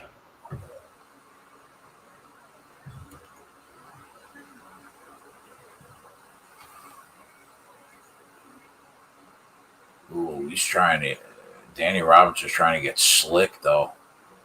And then he gave his back up. Oh. Does he have a triangle in right now? Oh, you're doing it wrong, man. What's wrong with action figure? Oh my God. Kill yourself. You good, bro? Yeah, I'm good, bro. I'm good. It's fucking ESPN.com, though.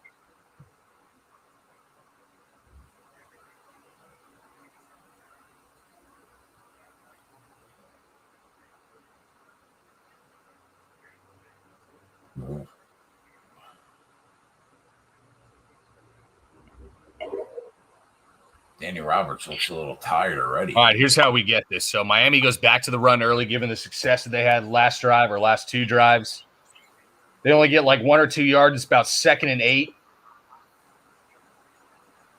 They try a short pass, incomplete. Then they got 3rd and 8. North Carolina is going to pick 6. Watch this. This is coming. Did you get the bet in? Yeah, it's -4.5 plus 110. And frankly, I couldn't bet it until pretty much after that sack. But I'm still doing it. All right. Because I said I was betting it, and then it literally locked as I was clicking it in. And I was like, so if people bet that and I didn't, I'm like, no, I'm sticking with it. It's the right side. So what do they got? They got 1st and 10. 2nd and 10. 2nd and 10 at midfield. Yep.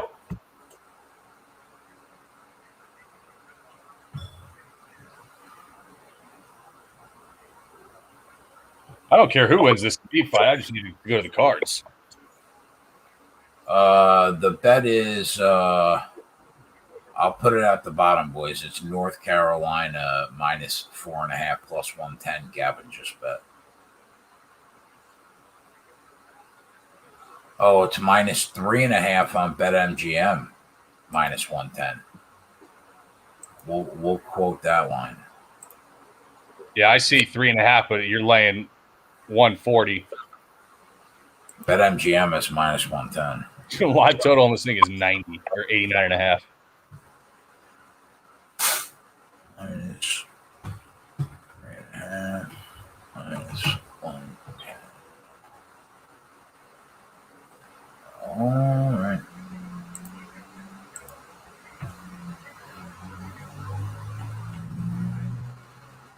Do you watch Succession, bro? I did it first. I think I watched 2 seasons of it.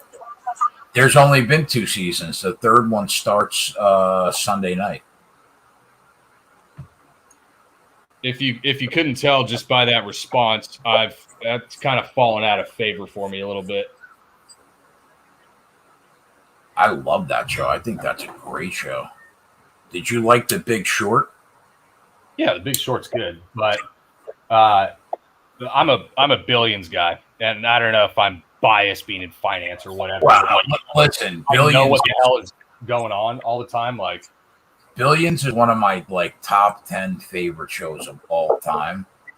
Like I've watched every episode probably 10 times. I agree with you. I think it's a better show than Succession, but I think Succession is really enjoyable. yeah, the similar movies that I just have in my top 10 are Billions and maybe top 3 to 5 for me, dude. This might be a horrible movie take for some, but I just love Suits. Oh, the show on USA? Yeah, with the lawyers. Oh, you can I love that show. Bro, that show is heat. So good. God. It's so good. I'll tell you what, dude. I have to work and interface a lot with attorneys just in my given job. And I'd be lying if I told you it didn't at least shed some light on how they think and operate. And who is the fucking show? My favorite character is the fucking idiot that fucks the blonde, the older blonde. Who is the idiot?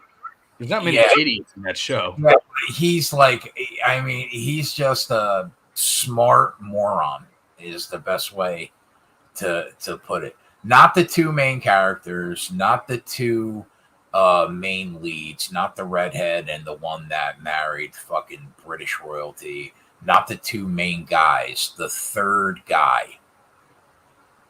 What's the third guy's name? Oh, Louis Litt. Louis Litt is my fucking world. Louis Litt is my jam. That is that hilarious. guy. That guy, bro, is. He's a gem. He's a gem, no question. He's got to be a top 10 character in a show ever. Louis Litt. Like, he's not Walter White. He's not Ari Gold. Like, he's not even Axe or Chuck Rhodes. But Louis Litt's character, his character's name is Louis Litt. But, I mean, that guy, bro, oh, my God, he makes me laugh. So we got blood flowing in this Roberts and Meade fight. Oh, and Roberts is just such a dipshit. Yeah, I mean, as far as I'm concerned, we should be cruising right now. Yeah, he's bleeding. Meade's on top. 90 seconds left. Oh, if he turns this, he might have a sub. Turn into the anaconda, you meatwad. Come on. What he did, look right into side control. Bro, the transitions that Ramazan Emeev has been in have been phenomenal. I mean, partly because Danny Roberts is just has horrible fight IQ. One transition. Like, here, you want the back? Sure. Yeah, I'll roll into your single leg. Yeah. You want to flip me? All right, go ahead. There was one transition like really early, I think, in the second round. It was phenomenal.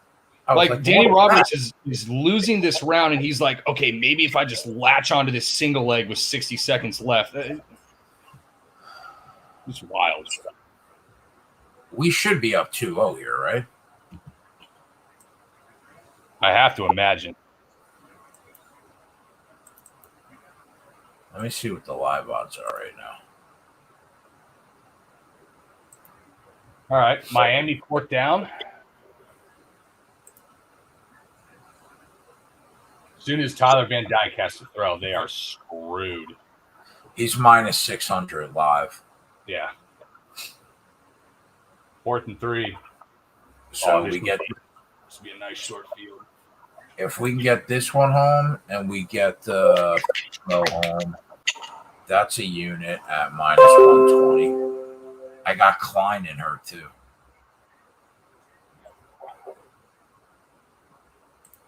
Big turnover on downs right there for UNC. Okay. So we got UNC's on their own like 40-ish. First down, about 14 minutes left in the fourth. 14, something like that. Oh, I forgot to put the parlay at the bottom. I mean, everybody heard me, but I'll throw it on there.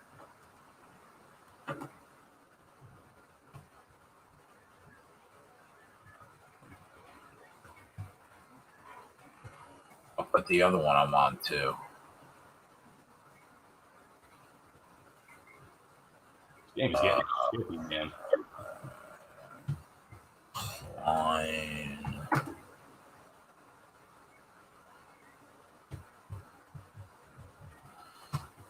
Carolina led the FBS last 2 seasons in net fourth quarter scoring margin. Things you love to see when you're holding a live minus 4.5 at plus money on him. Which current fighter has the best fighter IQ, Keg and Gavin? Man, Kraus. He's not a fucking fighter. He's a fighter if he just fought and he was literally trying to fight. He's still a fighter. He might also be a coach, but he's still a fighter. I'm giving him that respect. He deserves it. Current fighter. Volkanovski's up there for me in terms of fighters who consistently implement a game plan that you would believe is their easiest path to victory and execute. Beneil Dariush by those standards. Bilal Muhammad probably too.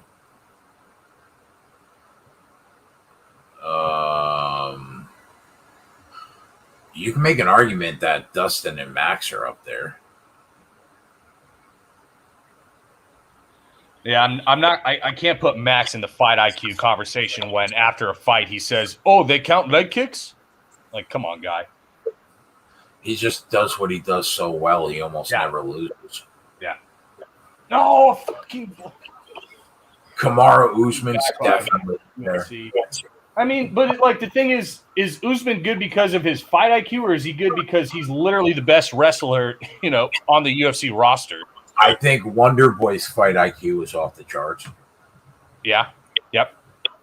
Oh, well, and then you see him get clinched up against Gilbert Burns. He lets it happen for 2 out of the 3 rounds, and he loses the fight because of it. So, like, what about Izzy? What do you think about Izzy? Yeah, I mean, yeah. Izzy is playing chess in the octagon when everybody else is playing fucking checkers. That Izzy's definitely up there. Yep.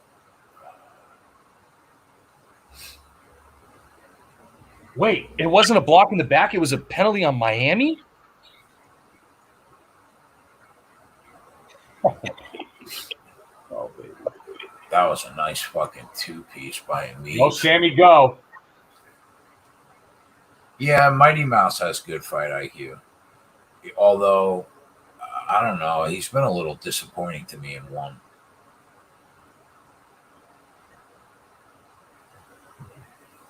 Bro, this is going to be a... Whoa, Danny. Chill out, Danny. Don't... He's trying to knock Amib's head off his neck. But this was minus 150. Go to the decision? Come on, man.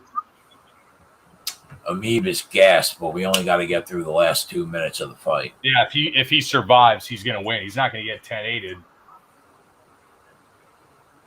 Yeah. Ooh, draw. Come on. Where are you at? I'm at 1:40 right now. Yeah, same. 42 when you said 40. Okay. I just don't need... just don't get knocked out, Danny, by being an idiot.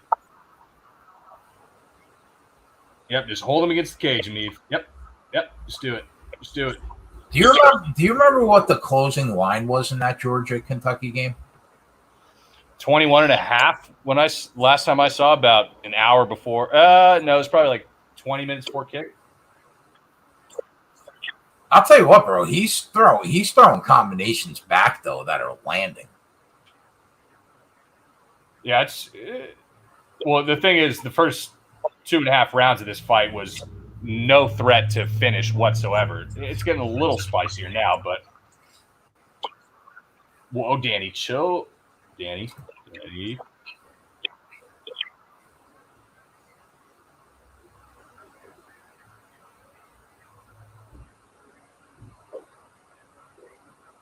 I mean, he threw 3 punches in the first round. That's a loser. He got out-punched 2.5 to 1 in round 2, plus ground control. That's a loser. Yeah, I mean, we should, at the very least, cruise to a 29-28 unanimous. Let's go, baby. There's the decision. All right. I'll take another unit. Gimme. I got to get this blonde French chick home in the worst way today, bro. I need Miller to play no game. Dude, if let me tell you, Keg, if Miller gets this done early, and especially in the first round, dude, it is going to be – I'm going to be watching the rest of the college football in my pants at my ankles. Well, I'm with you. I don't have him in the first round, but I got him by submission. I don't want to bet Cincy. You know, what if Iowa goes undefeated? Iowa's so goddamn phony. Cincy plus 150. I mean, you know, in fairness, come on, Sammy. I did pick up a dime. Touchdown, Carolina. In Dude, fairness, that is the second time. That's the second time that they tried to tackle Sam Howell without wrapping him up, and he spun off a tackle at the 10-yard line and ran it the next 10 yards in. Wow. I'm telling you right now, Keg, Sam Howell is very close to Dak Prescott in my mind. Look at you having yourself a little college football day. Bro, we are. Yeah, Hold on. Just wait. You know, let's get this Carolina home. And don't you fucking peg me with that Cincinnati hate, you mutt. Because I bet them today. I liked them. You didn't like them enough to bet them plus 150 with me to make the playoffs. So you know what? You're not on the bandwagon. Cart's full. You're not allowed on. You know what? See how I get treated. I just thought the Big Ten would just beat the shit out of each other for the rest of the schedule. Like, did we lose? No way.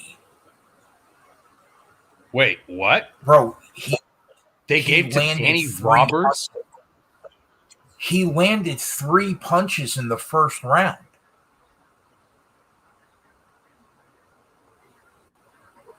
Look at the – wait a minute. Look at the ground control and significant strikes landed in that fight. Are you kidding me? Wow, what the hell? You gotta be kidding me.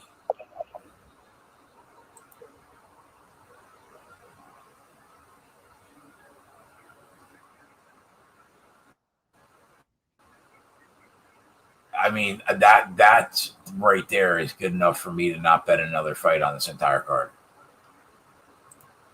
Dude, the significance, control time was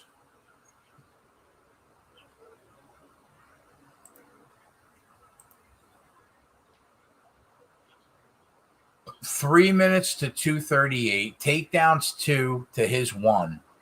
Significant strikes landed 42 to 68. How did he lose? That's tough. How did he lose the fight, bro? That's tough.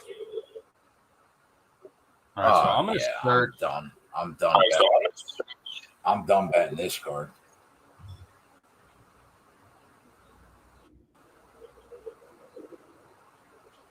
Wow.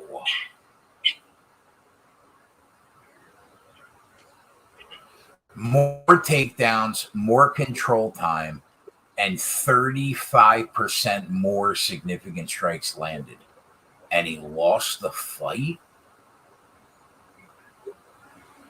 That's the thing with judging, man. It's like sometimes these judges, sometimes they value control time even without damage landed. Sometimes they just throw it out. I don't know what they're watching, though. Like, by what criteria does he lose that fight? I don't know.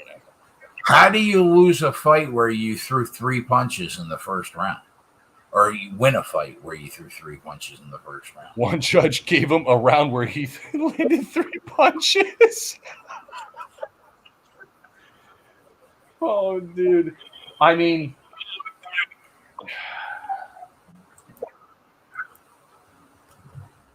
I don't even know what to do. That's tough.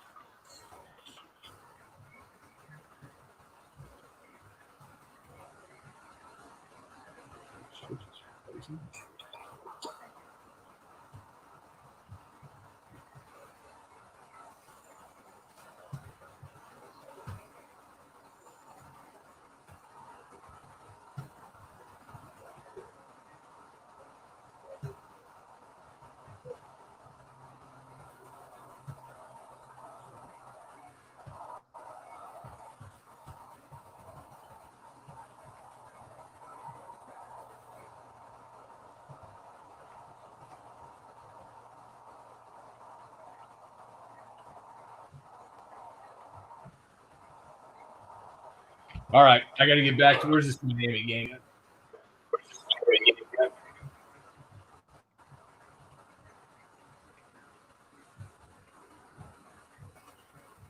DC in an hour. Is this Bama game on yet? 7.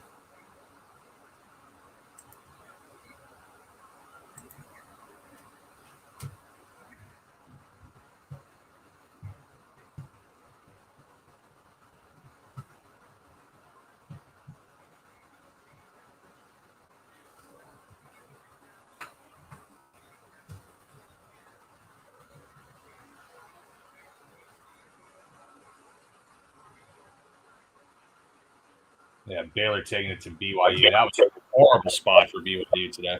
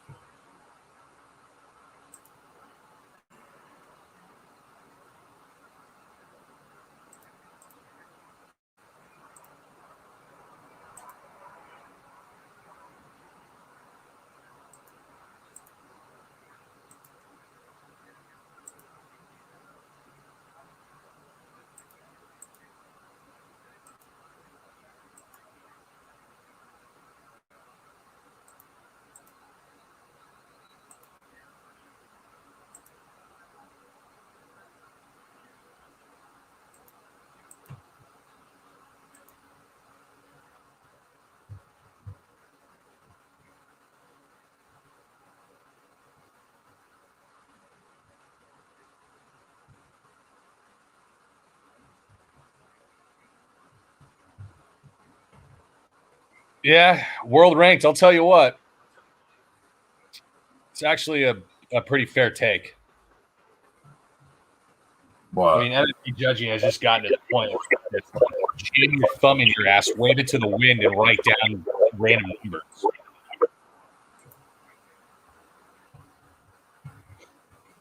Yeah, I'll tell you what. After that, you see a fight like that, I'm definitely hesitant to be betting anything by decision. Like, I don't know what the hell happens if it goes to the cards. There's no way you can have anything, regardless.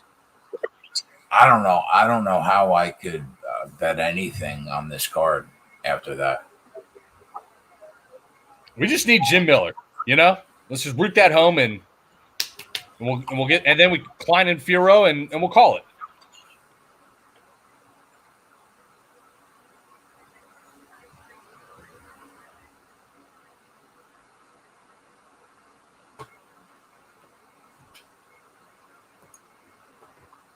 Incredible.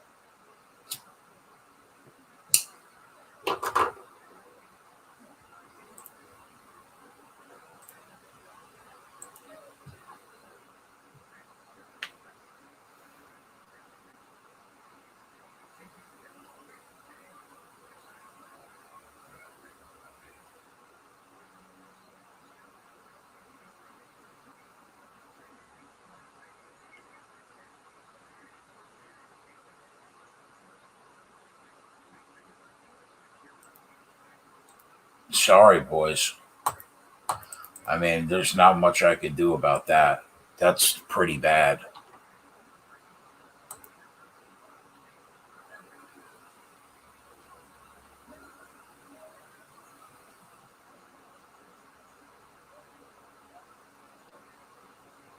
ESPN Fight Metrics had Ameev winning every category but body shots.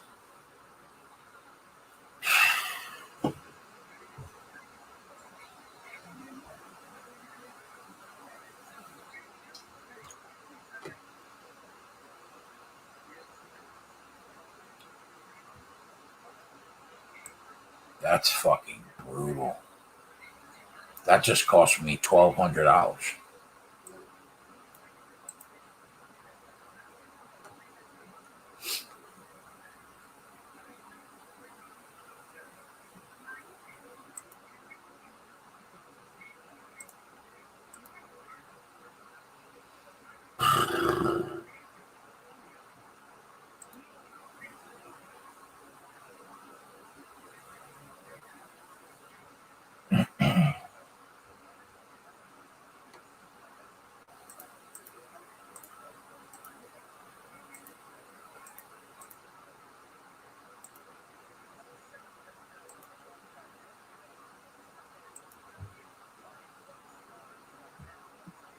LT went to North Carolina?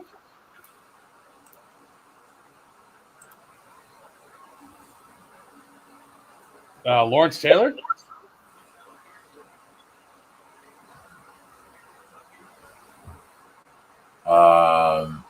To be honest, I'm not sure. You said one of the guys passed him in sacks. I was like, I had no idea.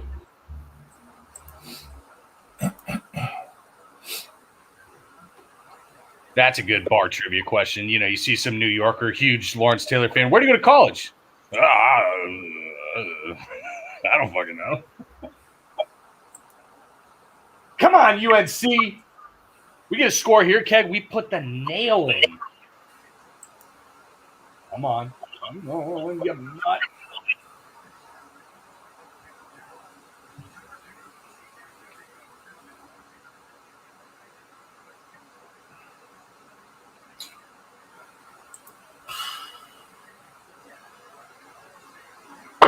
Based on a true story. I want him to answer for what he has done. I hope ESPN dies a slow death.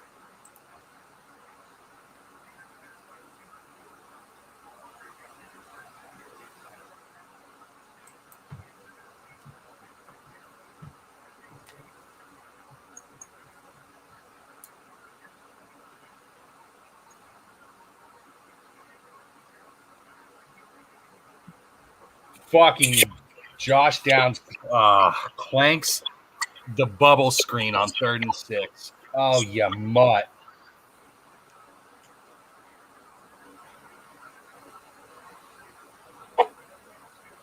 Down 11.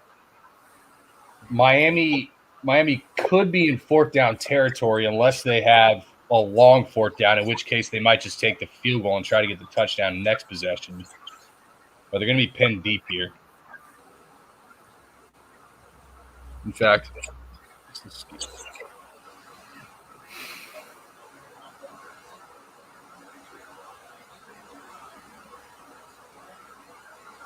Miami plus 11.5 minus 200.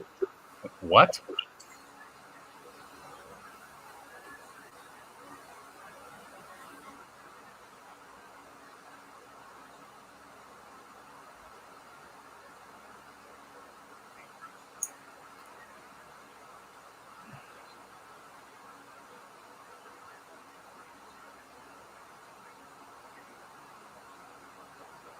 I'll tell you what, if Sanchez stands up with Silva for 15 minutes, he ain't going to make it 15 minutes.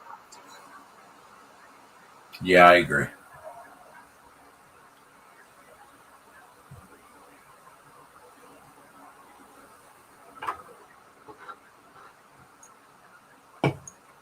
So one judge had Roberts 30-27, one had Roberts 29-28, and the other one had Amiv 29-28. Okay, if you want to score it, Amiv 29-28 because you felt like he gassed and looked bad in the third, okay, fine. But that's the worst you could score that. Imagine giving rounds 1 and 2 to Roberts. That sucks because I felt like we hadn't been greased by the judges in a minute, too. We were on a kind of a nice streak.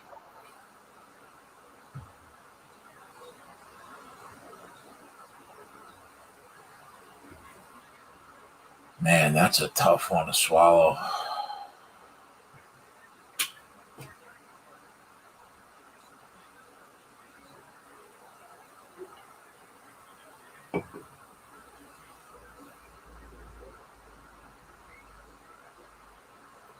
Well, the whole I haven't lost a bet since last Thursday's gone.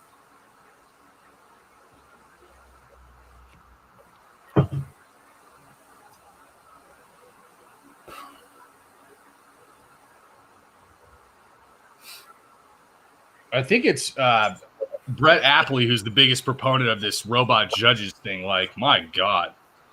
And I'm not one to put the pedal down for a concept of robot judges because robot umpires are such a discussion in baseball. And as a pitcher who's pitched at a relatively high level, I understand that there's so much more that goes into calling balls and strikes than just literally a laser and sensors and, a beep.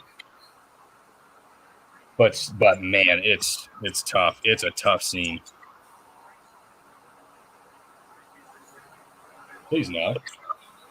Pick! Wait, did he drop it? Wait, what? Incomplete? Because you didn't have control? Oh, you mutt. You had the pick. Man, you really like that word, huh? It's the greatest word because then I don't have to offend the sensibility of much better, upstanding citizens like Coop and folks who steer away from that stuff. And so it's just easy,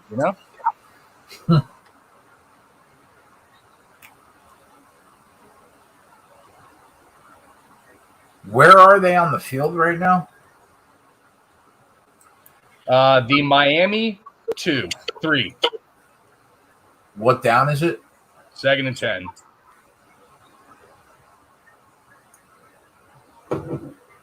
Get him. 3rd and 7 on the 7.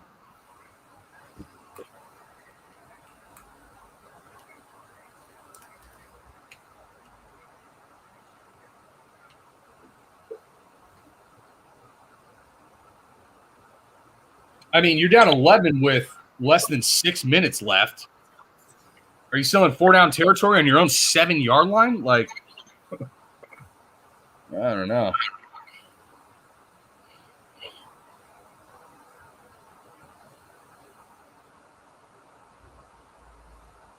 Oh, corner blitz. Oh, no.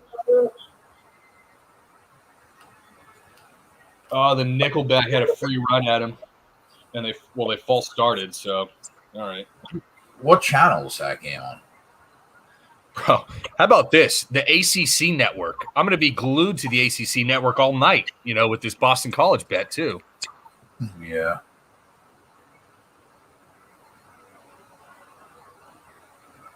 I'll tell you what, though. We got after this card, Keg, I know the last two, or this one and the one previously, were just miserable. The next, even next week is a pretty good fight night card with Vittori Costa. But then the next two pay-per-views, dude, are the bomb. Yeah.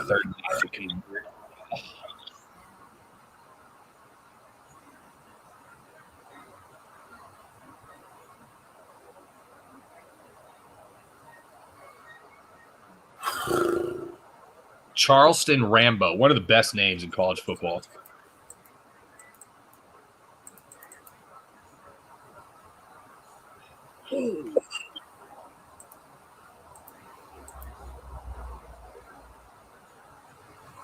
Tell me this is about to be a hit on a defenseless receiver.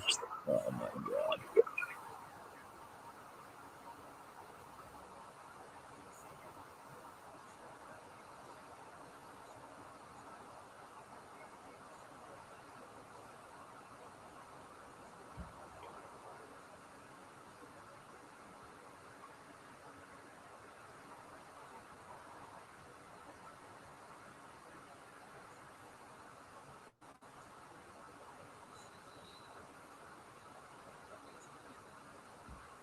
What's going on with this Sanchez fight? Can we watch this one? He's winning. He could be up 2-0. Yeah, he was like 230, 250, 240, something like that by decision.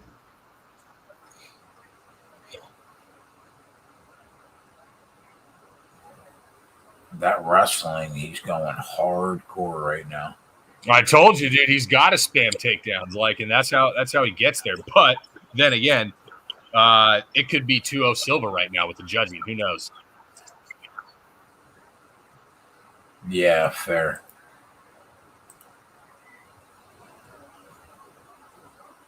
Wow, Miller is taking just inside the distance money every which way to Wednesday. I mean, the logic is sound. I mean, that kid is terrible. One thing that I worry about is that Miller hasn't landed like more than 2 takedowns in a fight in a really long time. Yeah. But that being said, like I said yesterday, you're not subbing Joe Selecki. You're not subbing Vince Pichel. This dude is greener than green on the mat. He is. If this fight gets to the but here's the thing. I say it gets to the mat. It's probably over if Miller has 90 plus seconds to work with. That being said, if I told you last week that going into the fight, before you bet that fight, that Mackenzie Dern was going to have 4 minutes of top control in the second round at -140, you would have had a substantial bet on it, So I don't know. I just feel like he has to get this done in the first 10 minutes. Oh, Boynton. Iowa has to be the worst number 2 team of all time.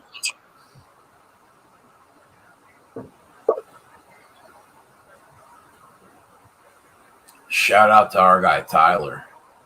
He's got Texas Tech -17 on the sheet.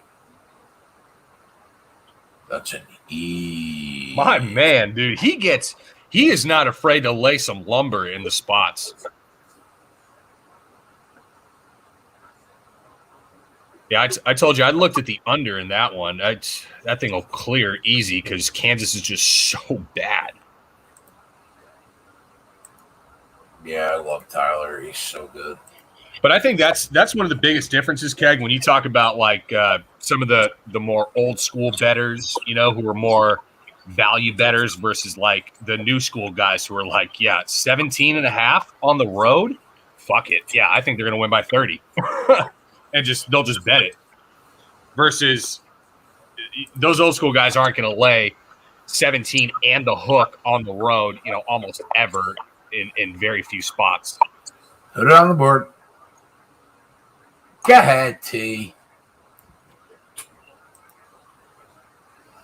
So the Georgia, right now it's 30-7 Georgia. 4th and 1. So they're already over. 4th and 1 with a minute. No, 30-7. I think you said 30-17. No, 30-7. But Kentucky.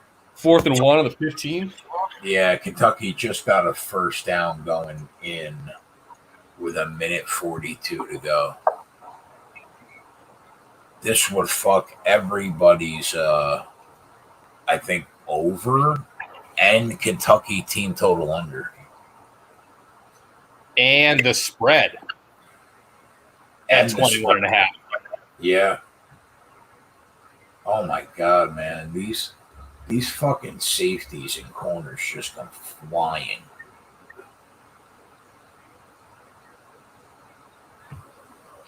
Dude, you want to see a safety? Wait till you check out this kid out from Notre Dame, Kyle Hamilton. Oh, my God. He is a sick puppy.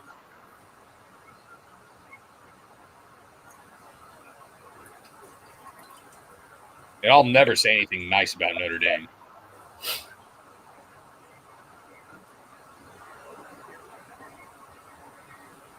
Oh, my God. First of all. Yeah, you should be in a good spot, Hefe. There's no reason for them to go for 2 right here. First and goal at the 1. Anybody that's got that Kentucky team total under is absolutely shitting right now. And the spread. Is that a touchdown? On 2nd and goal? No. They're at the 6. Where did they take a point from for Sanchez? Eye poke, dick kick, cage grab. What are we talking here? I mean, like 3 or 4 dick kicks. Just right in the piss pump. He got him a couple times, and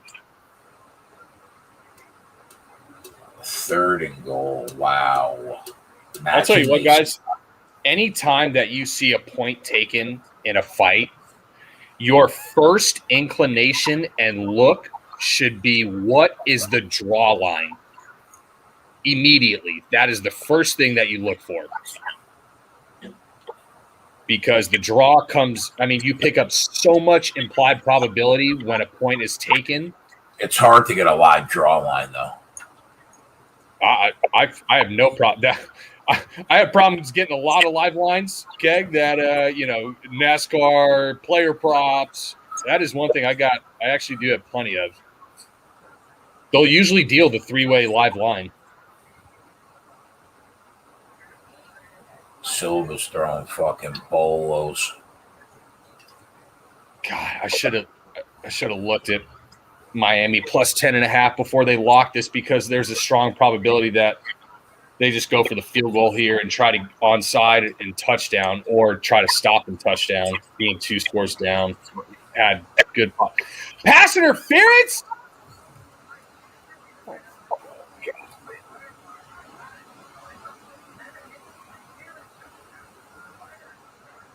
Ball was uncatchable. Terrible call.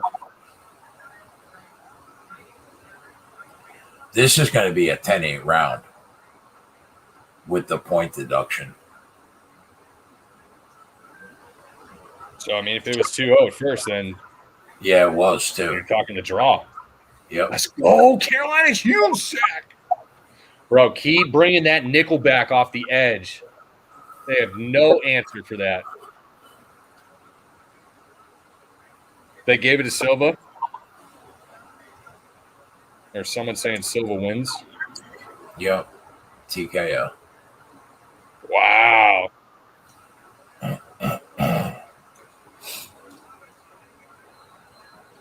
Please no. Touchdown. Be pass interference again. Touchdown, Kentucky. Wait, it's not? Wow. Do you know how much money just changed hands on that Kentucky touchdown? Mm-hmm. Okay, can we get this out of the chat? What's going on? Blap this fool.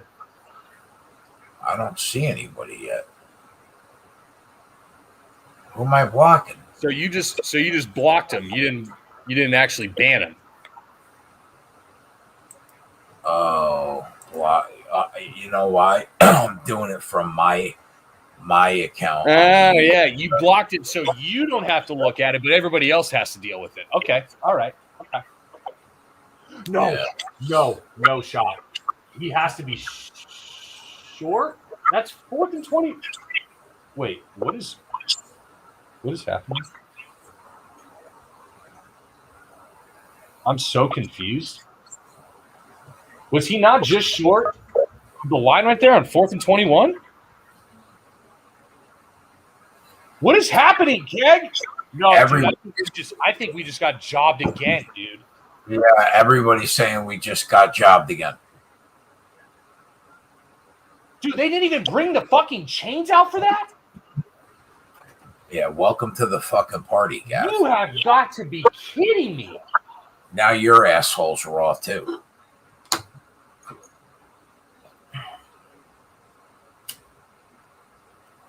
Well, they're going for 2, so we still got this hope. Oh, my God, dude.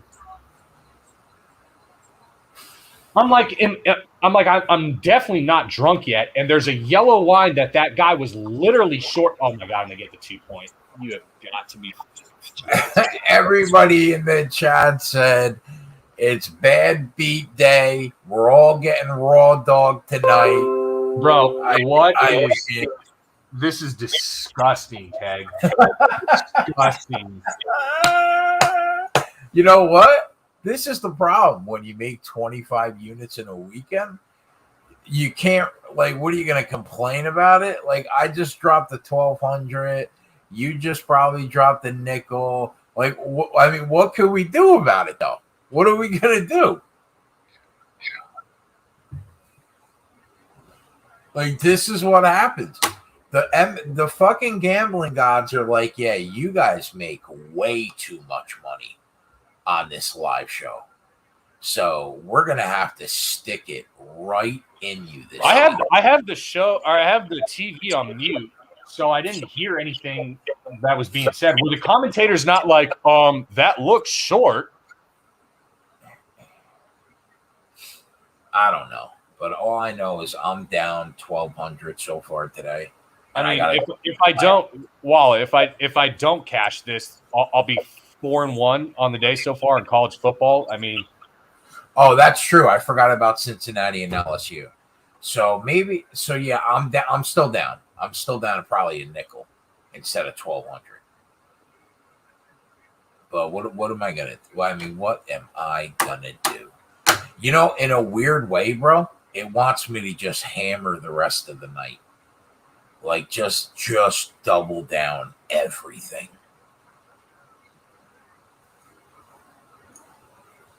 I'm at a loss for words right now, frankly. That's for What? you. What just happened? For you to be at a loss for words? It's true. I mean, that's absolutely incredible.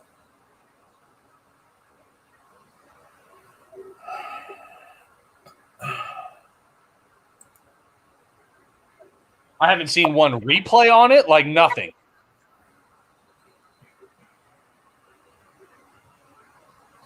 Adam said this can't be real life. It's real life. We are living in an actual simulation. This is not a simulation. This is actual real life. Wow, Western Michigan hanging 64 on Kent State.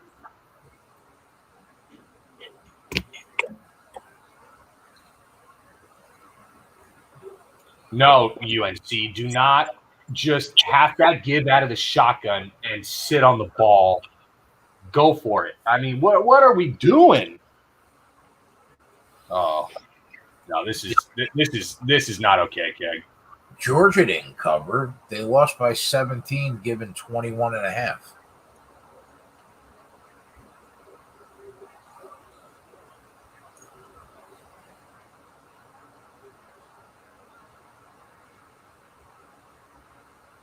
Did JJ just cash or she play?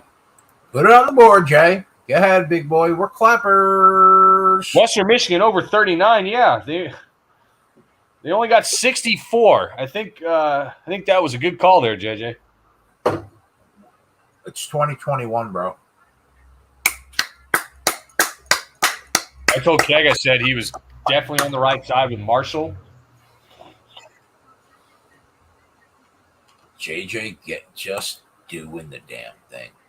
I'm in a position now where, like, I was gonna like parlay Klein and Firo together. Now I think I might just bet Klein minus 110 to finish. It's the only thing I feel good about now. When is this Jim Miller fight on? A couple more fights. After two more after this? Dude, this is definitely a Jim Miller setup retirement fight, dude. Why is Jim Miller? He already said there's no chance I'm close to retirement this week in during the press day. No. He's leaving the gloves in the ring. No shot. I'll lay odds on that. All right, fine. Yes, it's probably a stupid take, but why do they have this guy fighting such a tomato can on the third best fight of the card? I think John Morgan asked him the question, and he almost laughed at him.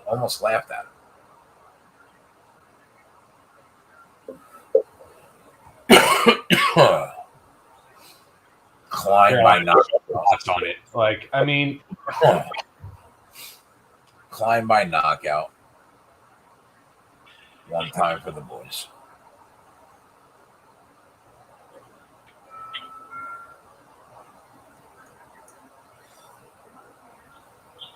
That must have been like an unofficial bad first down line. That's the only way I can think that that's the way it happened. I don't understand.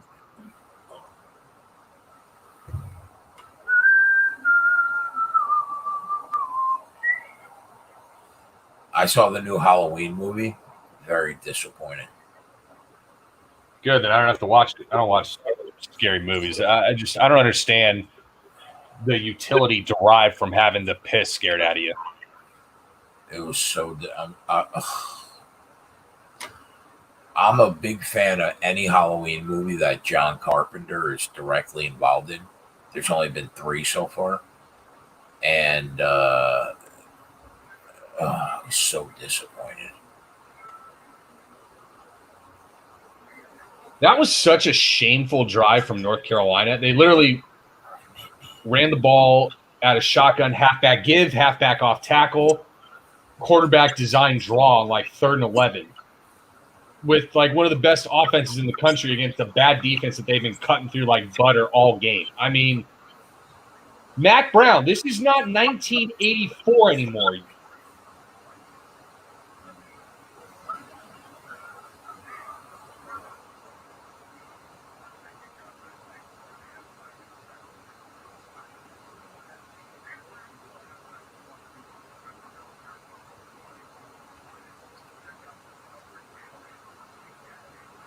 You know what?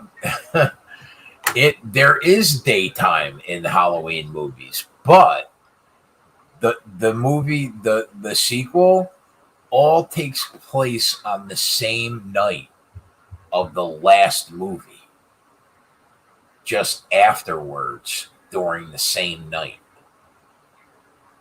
So there is no daytime, actually, now that I think about it, in the last movie. Fuck you, Aspen lad.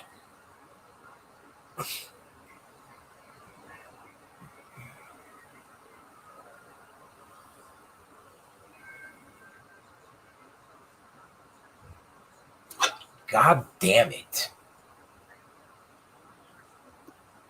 That's probably the best way to describe today. Just God damn it. God damn it. What the actual F did I just watch transpire in a 15-minute stretch, mind you? These are not anomaly occurrences once every couple weeks. We just had 2 egregious steps. Egregious at best. That's conservatively speaking. Wow. You know what's going to happen? Alabama's first 2-game losing streak since Nick Saban has been at Alabama. And it'll come on a bad call somehow. Watch Mississippi State beat them outright as a 17-point dog tonight. It seems like it's that kind of night. I hate laying points against Mississippi State just because of that passing attack. It's just literally built to backdoor cover, kind of like Western Kentucky is a dog.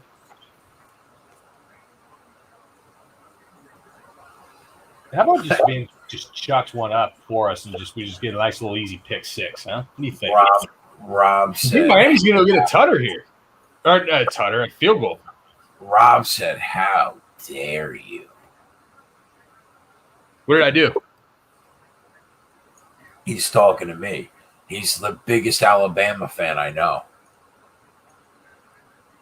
Oh, I mean, dude, he doesn't want to hear about the first 2-game losing streak under Nick Saban. For you. No, I'm saying he doesn't want to hear that noise. Dude, I'm as big of a Bryce Young guy as anybody. Like, my guys Bryce Young and JT Daniels, the modern day boys. You got to root them in. Although I don't like that Bryce Young went all the way across the country, a little crap bastard. Why couldn't Bryce Young be the quarterback at SC? That wasn't good enough for him? Because your program sucks. Dude, thank you for being nice. I appreciate the kindness. Fuck. Viral's coming in here trying to get me and you to bet the fucking Kraken in the NHL tonight. You better just shut that off now, Viral. The Kraken? The Kraken. What's the Kraken?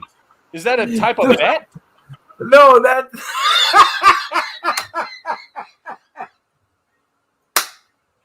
Is the Kraken like, the grand salami in baseball? You're betting like over 38.5 total goals all night? Or what is that? No, bro. The Kraken is the new NHL expansion team. An expansion team? It's the first. They're the Seattle Kraken. They started this year. God. The Kraken sounded like a 7-leg NHL parlay, deal. He said, "What's that? Is that some kind of bet?" I don't know. Oh, fuck me. I'll tell you what, it was worth losing the $1,200 for that laugh. I'll pay $1,200 again for a laugh like that. Oh, fuck me, man. I got tears coming out of my eyes. Bro, I wish I was kidding when I told you, hand to God, I had no idea whatsoever that there was a new hockey team in Seattle named the Kraken. I was kidding. He said the Kraken? Is that like the Grand Salami? Oh, fuck me. No, and UNC gets the pick.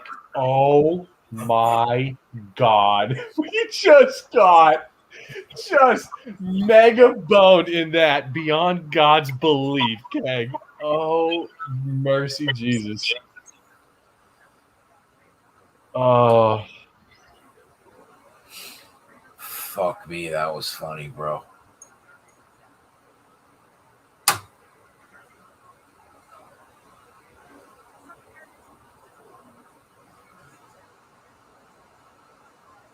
Miami just on the doorstep for a free field goal. Throws. Are you going into OT with a chance to cover? Yeah, I thought I was. And then Miami threw a pick because they threw it off the fingers of a D lineman and it tipped up. He picked it. Oh, my God. The Kraken? What the fuck is the Kraken?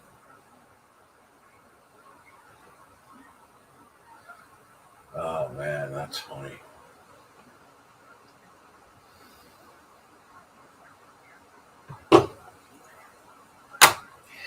There's a guy.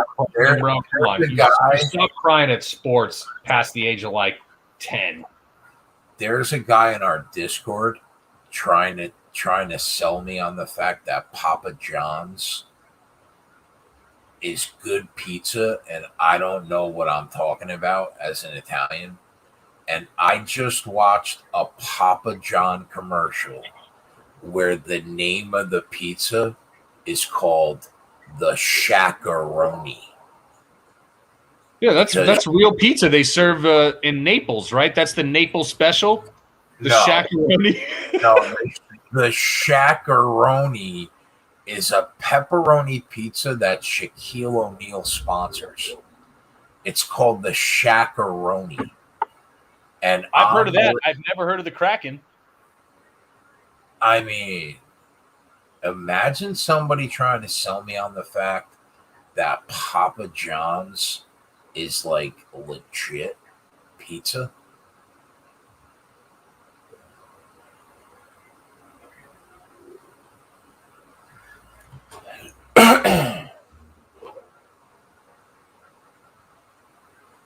I still don't know how to process what occurred in that UNC game. Well, you're going to have to let it go because I got to get my money back. Bro, like, did I not get done over in similar fashion in that Boise State, Oklahoma State game on the botch fumble? How does this happen? I don't know. I don't have an answer for you. Dude, I was kind of thinking like maybe I was going to have just a perfect night. All right. Well, let's Yeah. toss it out. About that perfect night. Here's my perfect Gave back night. half of that over 14.5. That's annoying.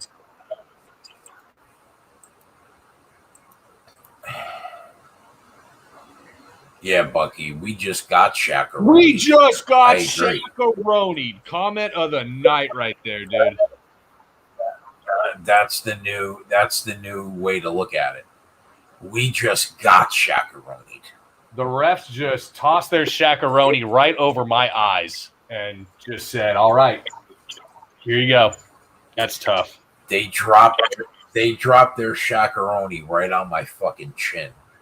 No, right over our eyes and said, "Don't look, don't look, don't look." All right.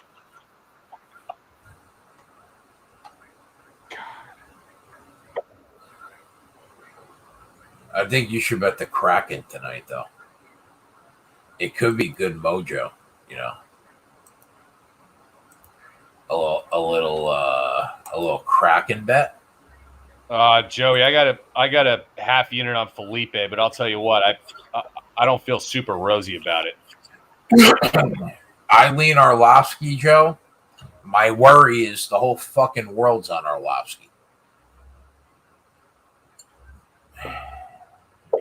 Joey, what's your thought on that Ramzan Ami fight? That atrocious, horrific judging call.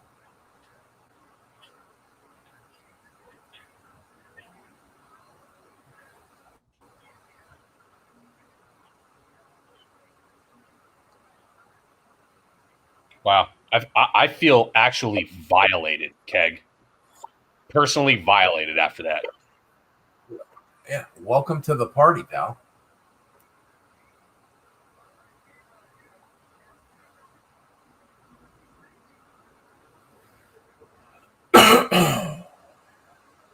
This is going to be a head kick knockout incoming. Oh, poor Nate, man. He's going down. I know, and here's the thing, Joey. Is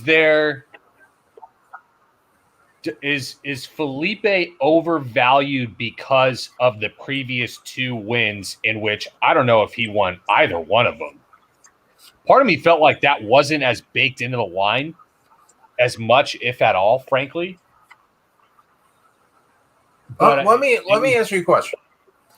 When is the last time Arlovsky dropped a fight to somebody less athletic? No question. With slightly sloppier boxing in terms of like technique. He just doesn't lose that kind of fight to this kind of guy. He'll grind out a fucking ugly decision. I just don't think my thing is that it was kind of wild how much volume Jay Collier threw at Felipe. I don't think you had any worry about Arlovsky's volume. And so the only way, I think the way that Arlovsky has to win what I expect to be if not wholly, mostly stand-up decision is on counters and clinches and kind of making it greasy. Felipe digs the body really well for a heavyweight and invests well, and I like for the fact that Arlovsky has gassed. And was it 2 fights ago where he was like toast in the first round towards the end? Joey says, does Andre take it to the ground? I don't see it. I don't think so, man. I think we see Andre clinch up a good amount, partly to stay away from some of the fire, but I don't think it goes much to the ground, frankly. Maybe it hits the mat once. But the thing is, Arlovsky with his gas tank, you can't wrestle with that gas tank at his age, dude. Giving up 10 plus years, it's just not going to work. Yeah, I agree with that too. What channel is this fucking Alabama game on? Fuck me today with these games. Me too, Mikey. Me too. I'm trying to get back the that quarter unit that I literally gave away to a homeless person betting under in the Red River Shootout. Oh, it's on ESPN. No, I'm not confident for Boo that it stays under. But it's a degenerate chase special that I have to get this back on principle. I have to bet a game at 83.5 under. Although, like I said, there's probably going to be 150 to 160 plays in this game. It's just going to be nuts.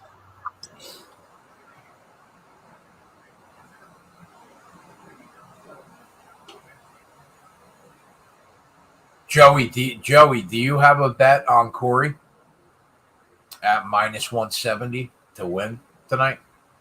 If you bet him tonight straight, I'm betting it.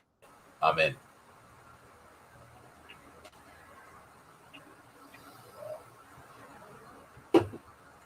Is this a 3-round fight or a 5-round fight against Bader? It's got to be 5, right? 7-0 Bama early. Yeah, I don't mind that, Otter. And yep, I apologize on that UNC. I'm still a little bit flabbergasted at actually what just occurred right there. But we're gonna keep it moving, and there's other opportunities to make some money. God damn it! I think Nate Landwehr might have fucking won that fight, bro. I mean that first round. Yeah.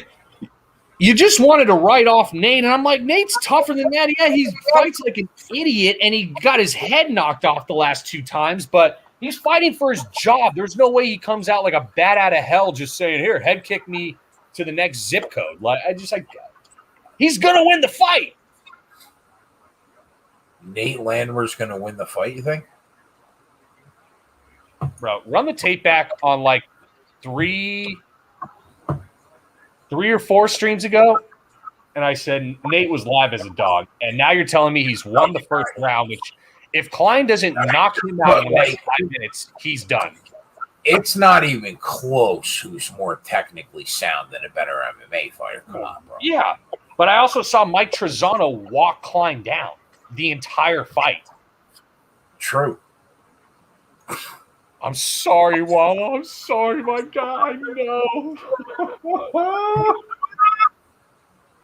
We get hooked by the refs.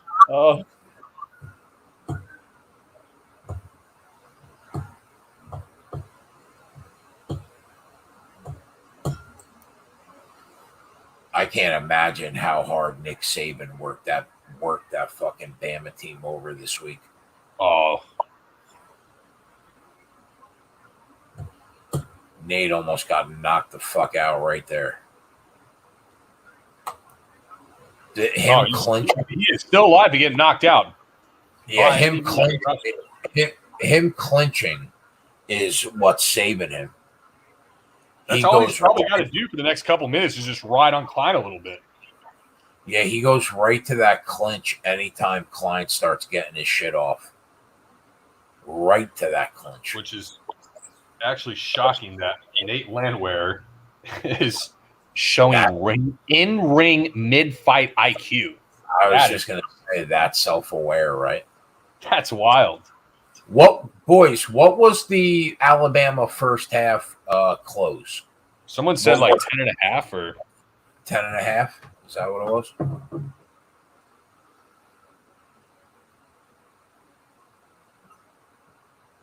Yeah, what's the money line right now on him, you think?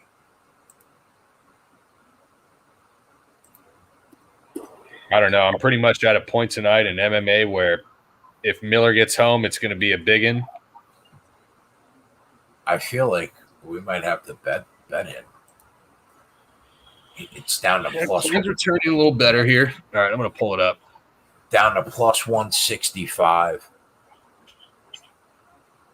God, bro, he could get just starched at any time, though.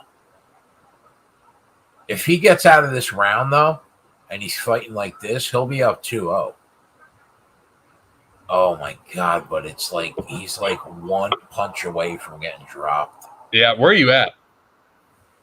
245. Yeah, I'm 10 seconds ahead. So it's like even when Klein goes on the offensive to clinch up, it's like Landwehr just spins him around. There's just like a little bit of a physicality difference that you can see. Yeah. He's got him in a. Is that a Darce, bro? No, he just got it. He's about to tap him. Wait, he rolled him. He rolled him into a Darce. He's about to tap him. He's about to tap him. Thank God I didn't bet this. How are you not out? Bro, he's spinning. You got to spin into him, Nate. Spin into him. Your feet to his rib cage. Come on. Oh, he's out. All right, so he's minus 135 right now live. He's up. He Lock. Should be up 2 rounds. It's locked for me, and Klein is knockout or bust at this point. Yeah, I mean, he should be up 2-0 right now if he gets out of this round. But you know what? Another thing, we've never seen Klein in a position, I don't think, where he had to knock the guy out in the 3rd round to win the fight, right? Yeah, I mean, he's a baby. We don't have much sample size on him, period. And especially coming up, he's not fighting guys who are going to put him in adverse situations until he gets to the UFC. True. But Nate's dragging him into some deep waters right now. Nate is fucking him up right now. Look at Nate, bro. Of course, there's no live line. Like, of course I can't. They just Bet Online hasn't locked these cockroaches. I'll be back in 10 seconds.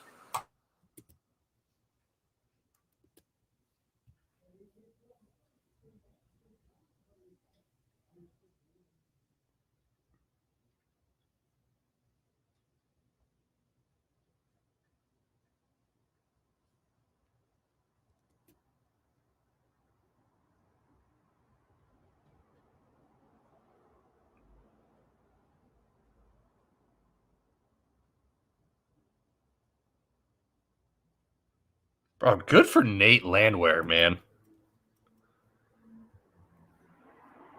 Yeah, Landwehr is minus 500 now on Bet Online. I mean,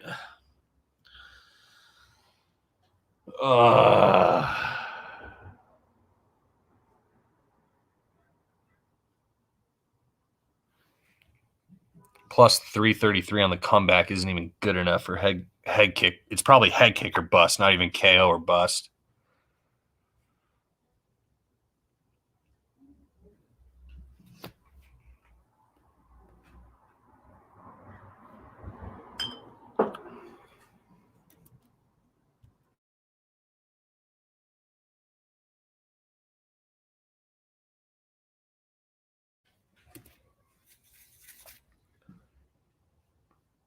Darwin, I played baseball growing up. I think soccer is a subterranean scum sport. If you can't hit a curveball, you go play soccer.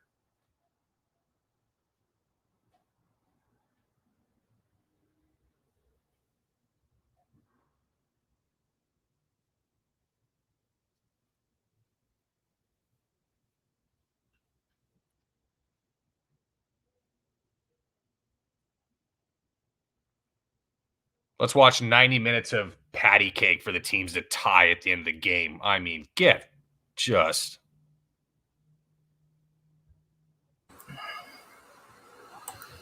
It's amazing how the live betting, how the books are trying to squeeze us out. Yeah, and then Nate comes out at minus 500, Keg, like once they unlock it. It's just amazing. They're so afraid of what the good people are doing right now over the last 5 years that they're trying to squeeze us out. I mean, yeah, we could still make a living, but I mean, you want to talk about how much harder it is to do this now as opposed to before I turned the camera on in early 2018. It's crazy, bro. So much easier to make money in 2017 doing this than it is right now. But we still get it done because they can't beat us. But man, they're making it hard.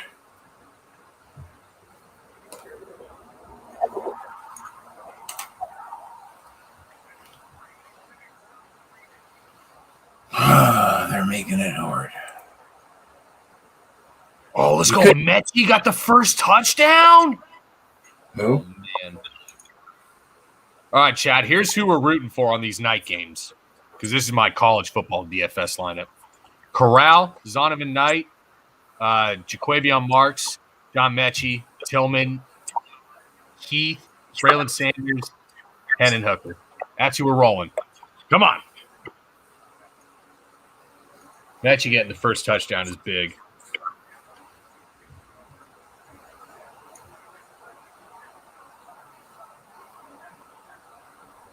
Look at Nate just smothering him, dude. I'll tell you what, Greg, for Klein going forward. He tapped him. He's got him again. Yeah, there it is. I think the next fight that Klein gets, Keg, will tell you a lot about where Dana and the UFC feels that he's at on the roster. If he gets fed to another up-and-coming prospect, who a lot of people are high on, then Dana's probably writing him off. If they lay him up with some Sano tomato can, then Dana probably wants to keep the pulse going. But he hasn't shown anything impressive. Well, I guess the Shane Young, but still, last two have been, my God. He's just getting bullied in there. Yep.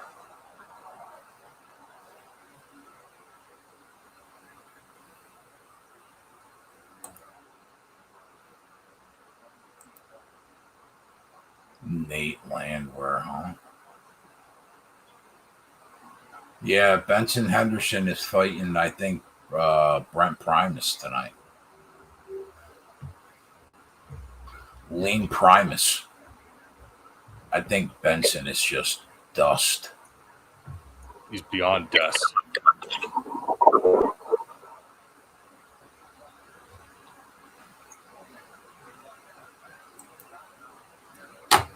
Sometimes you make 13.58 units in a weekend, and sometimes you start the weekend down 2.5. It happens.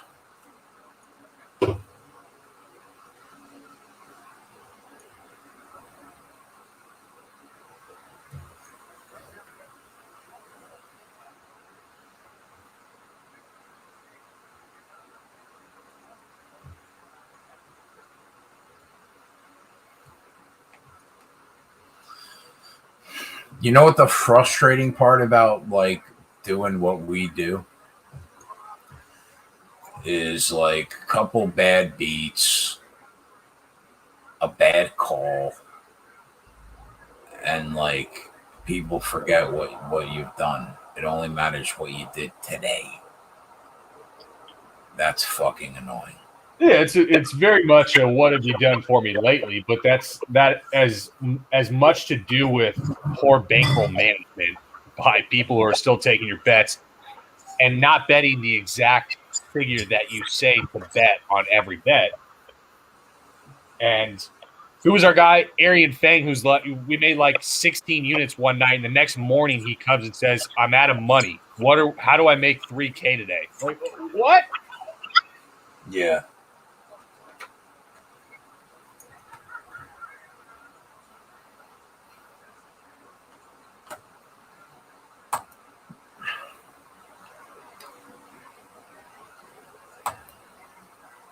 And you just want to say, well, you're down 2.5 units, which means you're up 11 in the last 8 days. So get away from me. Yeah. If 2.5, if say we even ended it at 2.5 units down on the day, if that's too much to stomach, then like our buddy last week said, just go invest in an S&P 500 index fund, Nice, easy, 6-7%, low risk. Nice and soft on your constitution. No worries. Bro, I'm acting like the ceiling is coming down. I'm still scalping my bookie in college football today. Yeah, I'm down a nickel and I'm miserable. I'm just so bitter about that goddamn North Carolina shit.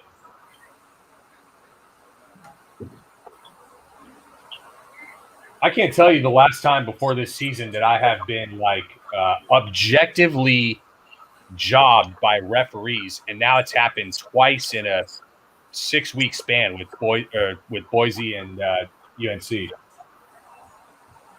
Like, chat, please tell. Am I bugging, or like, did the guy literally not get tackled at least a half yard, if not a full yard short of that big ass yellow line across the field on 4th and 21?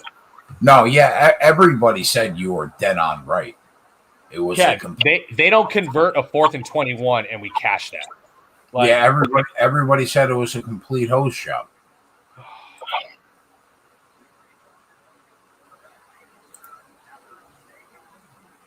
I tell you, a team has to convert a 4th and 21 to win a bet. What's the line on the other side?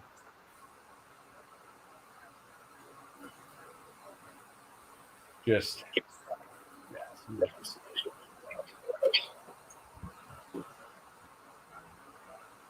all right, so the Alabama game's 7-3 right now. First half total 13.5. I'm sorry, first half spread 13.5. First half total 33.5.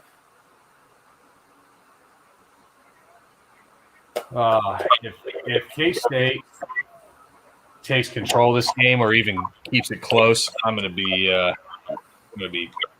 perturbed.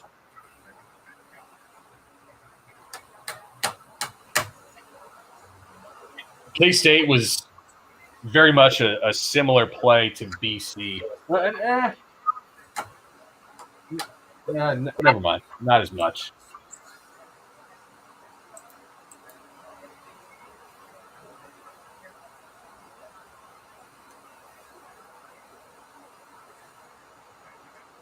BC at night. We're getting the field goal, Keg. Come on. We're getting this home. Oh, yeah, we got that game starting right now.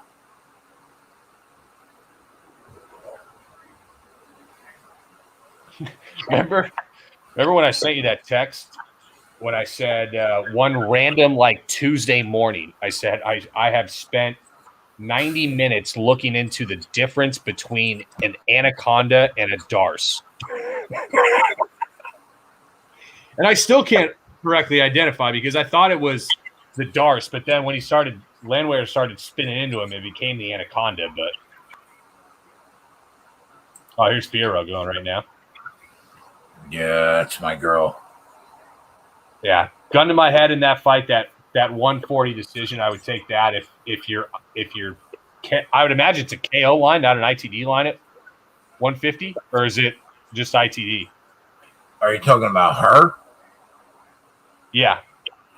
She's plus 165 to win by knockout.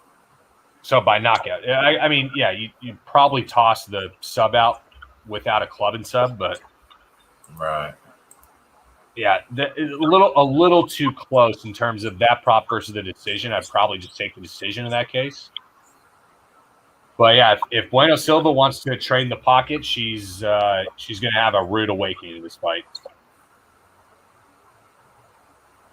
One of the things that Fierro does so well is manipulates and uses distance so well with that.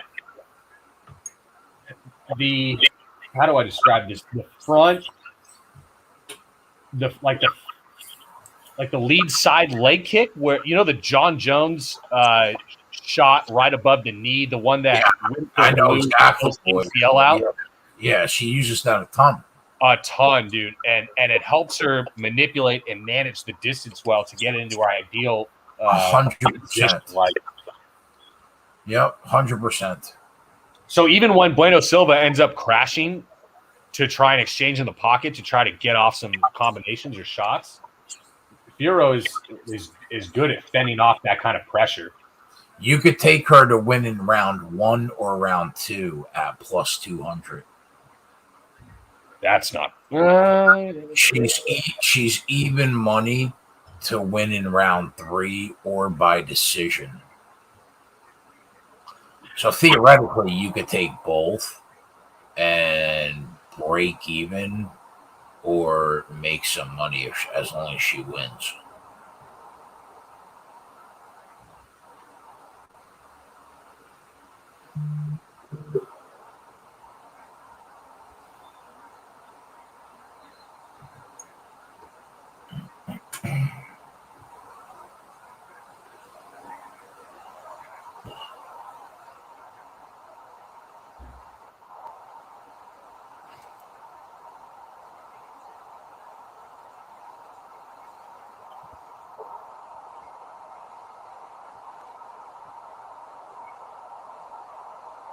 You could take her to win the fight under 2.5 rounds, no matter how she wins it, at plus 175.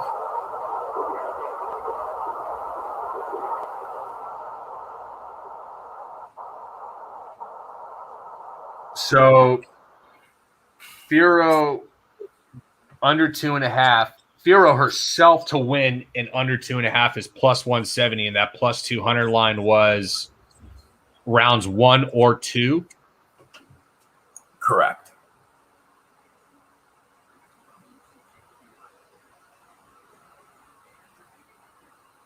So you're basically just getting the extra 2.5 minutes for 30 seconds. Right, but you hit that sweet spot where if you took it round 3 or decision at even money, and you took her to you could win, probably just arb a little bit of profit out of there.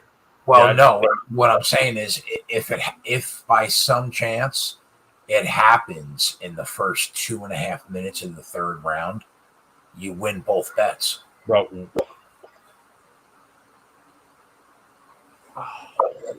NC State touchdown, dude. If I had a nickel for every time that a college cornerback never looked back at a ball that they were covering being passed to him, I mean, I'd be living on a yacht in the Mediterranean. Just never even looks back at the ball. And this guy gets like some mean catch. Oh, my God. On 3rd and 9. Yep. All right. Here we go.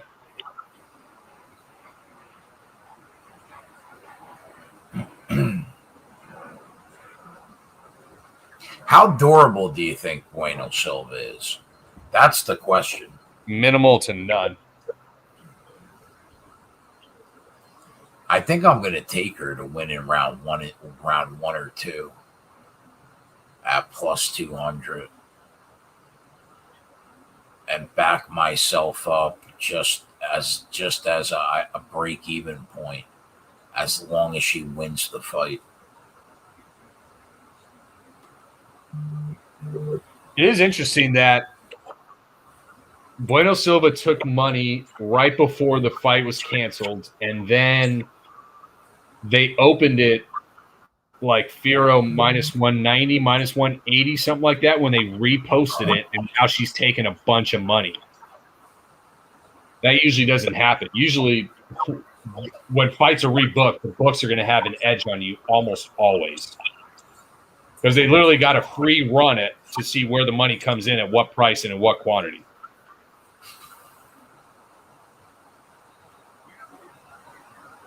This girl throws with some fucking bad intentions, man.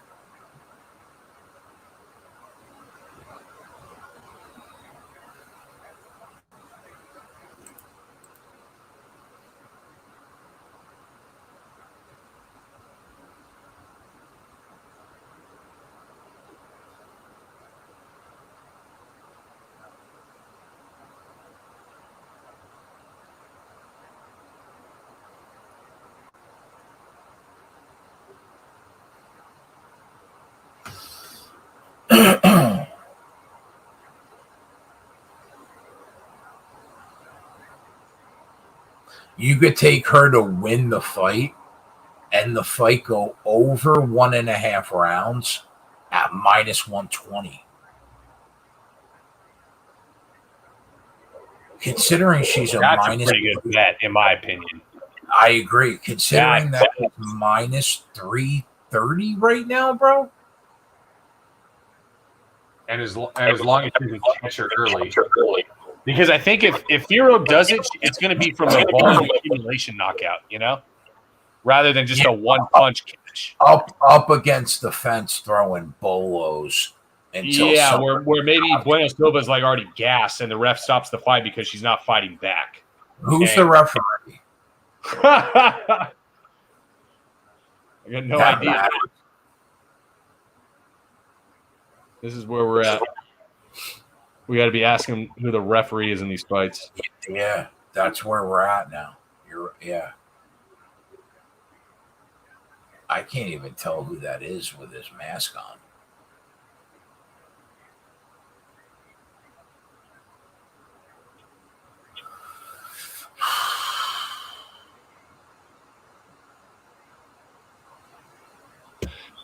Yeah, I just don't think that Firo makes like some of the rookie mistakes like for some of the new UFC fighters. Given she's 31, she's been around the block a lot in the kickboxing game. Like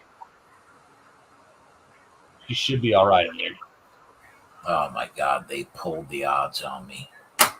You gotta be fucking kidding me. Minus 350. I couldn't even get it in.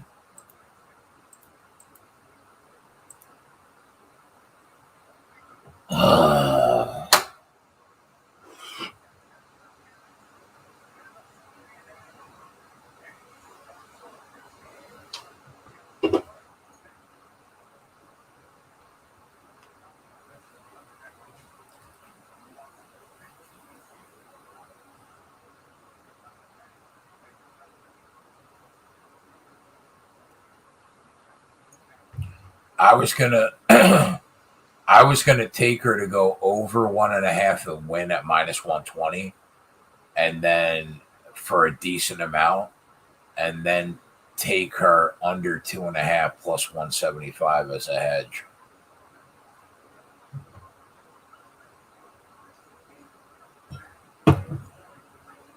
But that's out the fucking window now. Now I got to hope for a competitive first round where the price drops.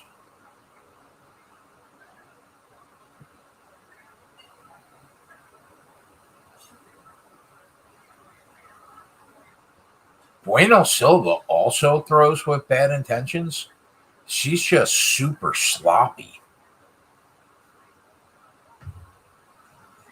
I had the feeling that the lack of head movement was going to get her fucking dropped.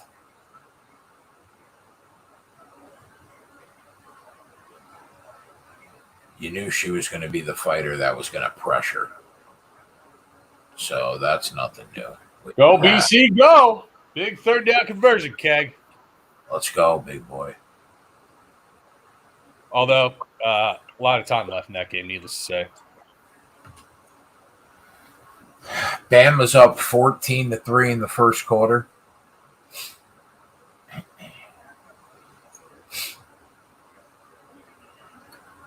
Looking to roll.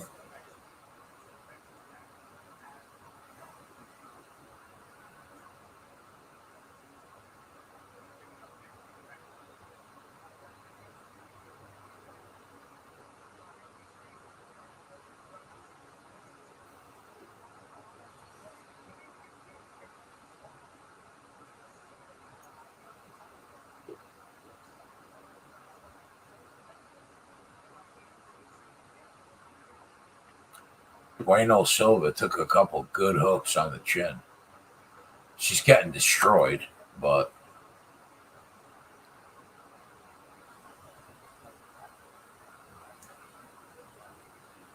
bro, this girl throws bombs.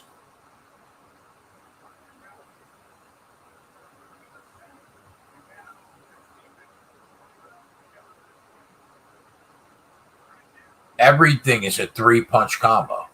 Everything.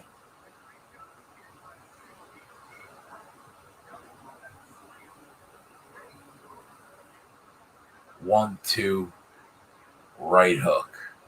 Yeah, if it's not one of those space management kicks that she's using, then it's a 3-punch flurry every time. She's going to win the volume, no question. But here's the thing: is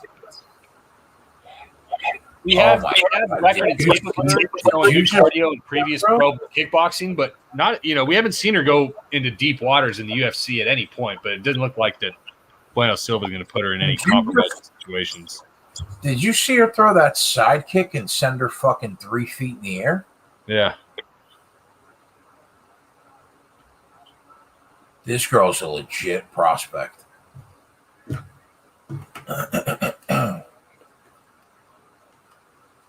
One of those hooks is going to land and just put Bueno Silva into fucking space.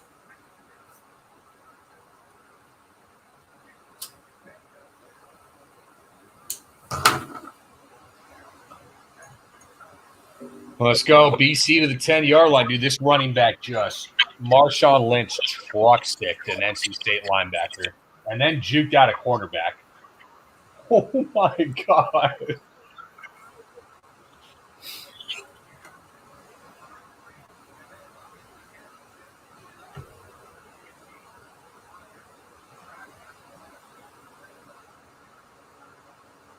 Bueno Silva's doing like the Bobby Green like head shake, like no, that didn't affect me. Well, you're just literally telling the judges that she just landed a nice combo on you.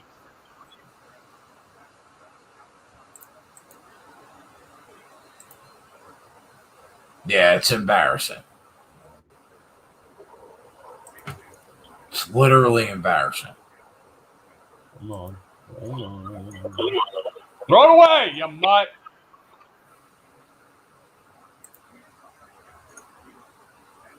Fierro going for the takedown with 30 seconds left. Yeah, bank that round. I love it. Just to bank it. No question.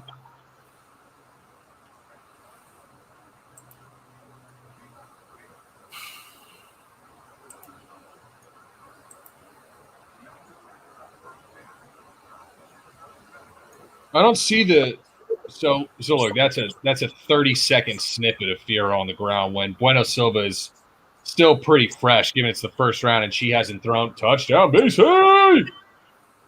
Given that Bueno Silva hasn't thrown much volume and she still got gas, but you didn't see great control from Fierro, but you at least saw her that she wanted to throw some heat from top.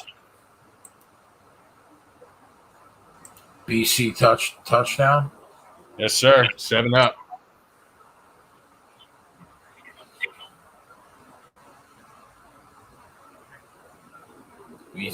You think this chick fight goes to the cards? Yeah. I was trying to live bet minus 105 by decision, and it came off the board. I was too slow on the draw. Couldn't get it in.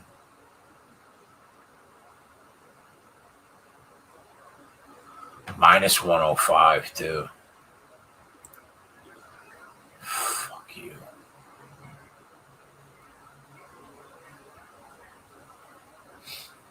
I just didn't want to mess with that. The round total with the under 2.5. Like I am a little bit worried about that first 2.5 minutes off the stool that Fierro could have a chance to finish it. Then and I was like, all right, I'm out. Is my guy Dusty Jim going next? Oh, he is, Keg. Oh, boy. Get ready to clench the cheeks. Yeah, I'm with you. I got the prop with you. You said it best last night. I need a PowerPoint presentation and spreadsheet to figure out all the ways you're betting Jim Miller. Yeah, it was a little crazy. Like, I was just like, I'm taking him by submission. That's it. Yeah, I like the thought process, Otter, on hoping that the game starts slow and then getting it over. You know, for as fast as these teams are, they do actually run the ball a fair amount.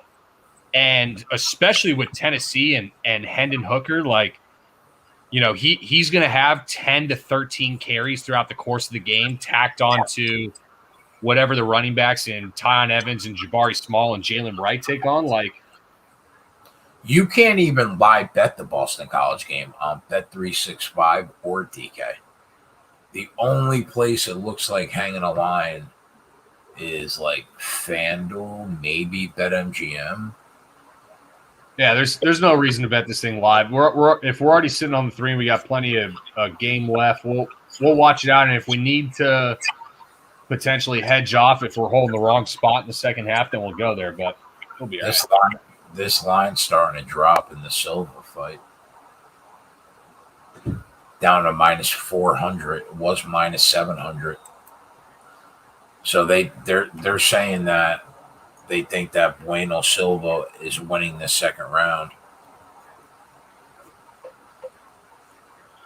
Yeah, and Hefe, the crazy thing was that, like, a lot of the damage in that game was done on the ground, even as high scoring as it was. Davis Price ran for like 230 and I think 4 scores. I know he had at least 3 when I looked. I thought he got the last one, but I mean, they had Richardson throwing, which Richardson is usually like when he goes in the game, you better worry about running the ball. And Emory Jones is no bum running it himself, but as high scoring as that game was, there was so much just gashing on the ground between those two teams. I'd be looking to bet them under potentially in their next game, depending on obviously numbers and what it comes out to. But that's going to be a very anomaly occurrence when you get was it like almost 90 points or something, 89 points, I think, and most of the damage is done through the ground. Was there somebody in the chat earlier asking me about what I thought about the Browns tomorrow? I could have swore I saw that earlier in the chat.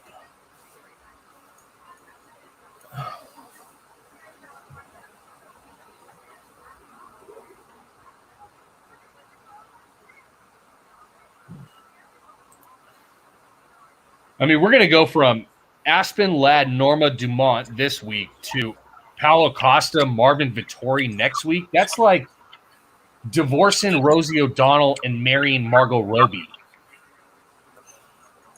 Yes. I agree. Talk about an upgrade. Bueno Silva, this thing's actually kind of half pissing me off.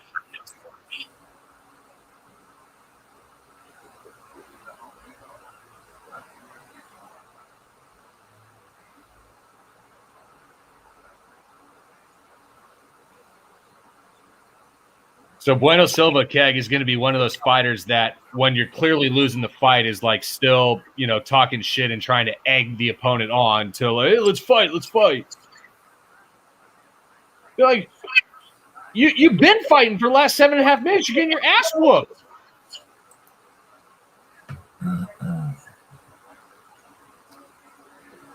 They convert that.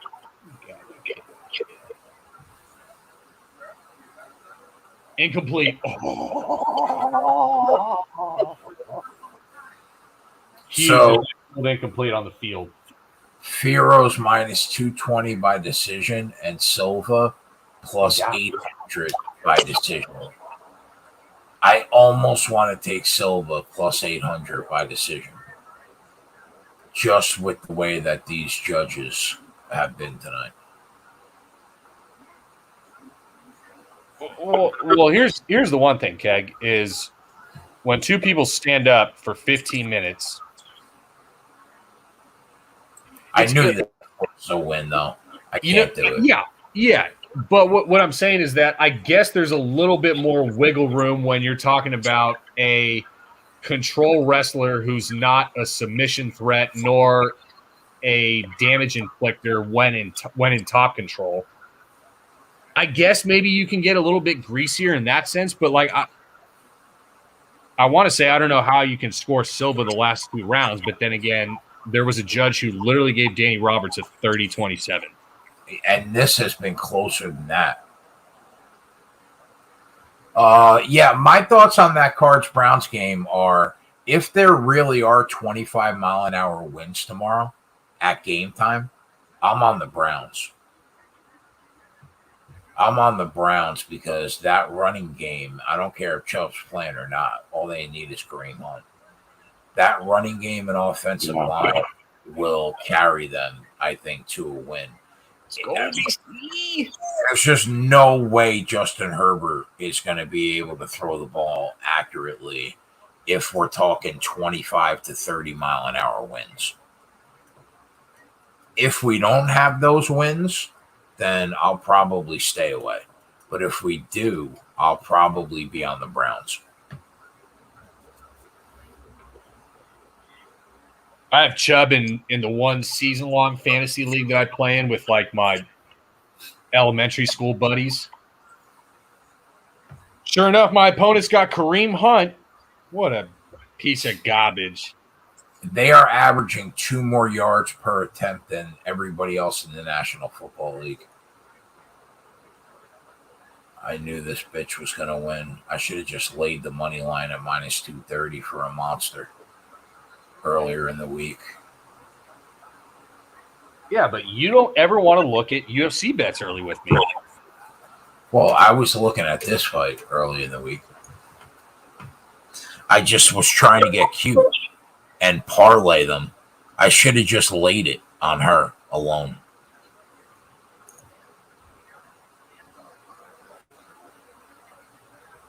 Oh, yeah, my bad, boys. I'm talking about Kyler Murray. If the winds are 25 miles an hour and Kyler Murray is having a hard time throwing the football, I'll be all over the Browns live. She's going to end this fight too, bro, for spite. As far as the Chargers-Ravens game, I'll take the field goal with the Chargers. I'm not a believer in this Ravens team. They should be 2-3 at minimum right now, not 4-1. Raiders blew the game twice. Tucker had to hit a 68-yard NFL record field goal to beat the Lions. They had to come back from a 19-point deficit against Carson Wentz. But I'll be all over the Browns if we're talking 25-mile-an-hour winds.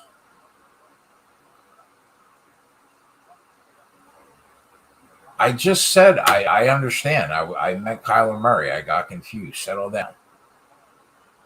Bro, Chris Tognoni is an idiot, dude. What just happened with that mouthguard malfunction? A mouthguard popped out. It took a minute for Tognoni to get the fight going back again. Meanwhile, Bueno Silva is literally leaned against the cage, her hands above the cage, like her head down, gasping for air. Like, I kind of wanted Firo to finish it at that, like, 250 mark when she was wailing on her, just so that my take of I was worried about that first 2.5 minutes off the stool in the third would have come to fruition. Oh, he dropped it.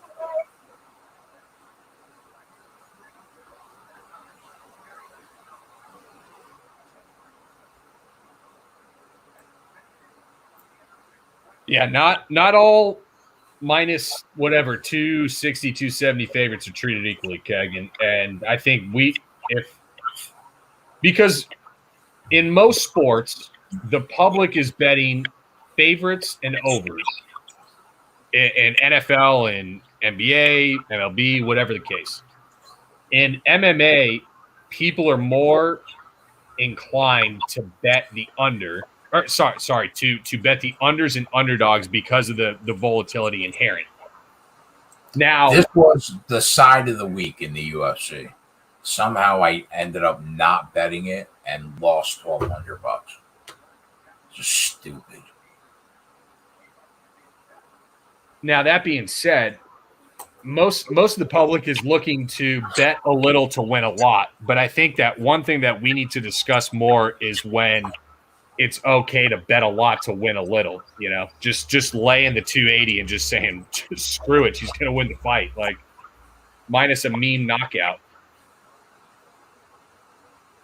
Yeah, I've laid $10,000 to win 3 before on like Nunes. Yeah, I think it's a similar school of thought as to like the as I'll just call, the Tyler betting, where you're like, yeah, I'll lay 17, I'll lay 30 plus if I feel like, it's just going to be a complete blowout. I think it's along kind of similar thought process and lines in that manner.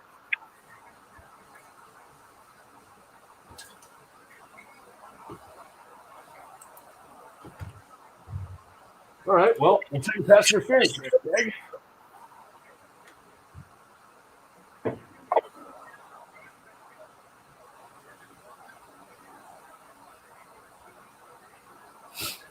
Detroit's been in almost every game they've lost this year, except the Green Bay game.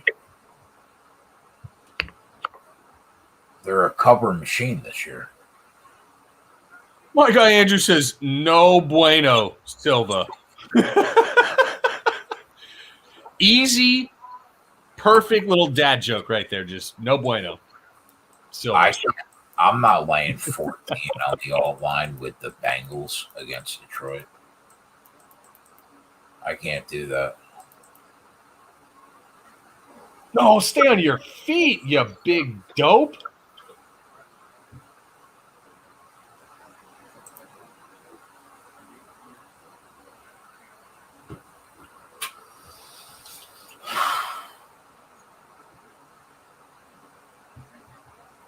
All right, Keg, here we go.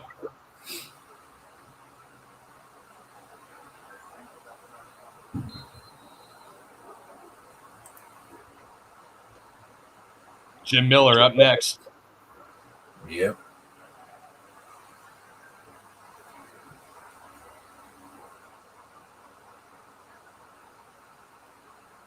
Yeah, dude, that was the bet, Keg. Firo wins and over 1.5. That was the bet, dude. That they did you dirty right there. Yeah, I couldn't get it in.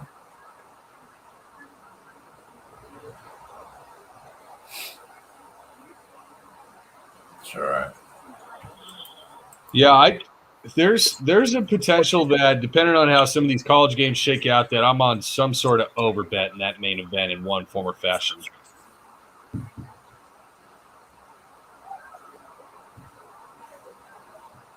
You hear the neighbors on the boardwalk going wild? No. Some guy's like, woo! Oh, another. Is that a holder or face man? Oh, boy. Bro, that lead side body kick from Firo. Just another distance management tool in the arsenal. ESPN again? Yeah. ESPN is getting you today, my guy. Yeah, it's a pretty frustrating day so far.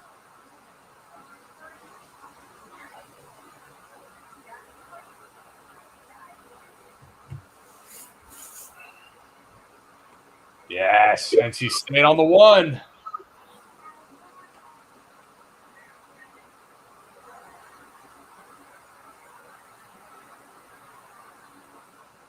Yeah, I might have to get Jim Miller on the main screen.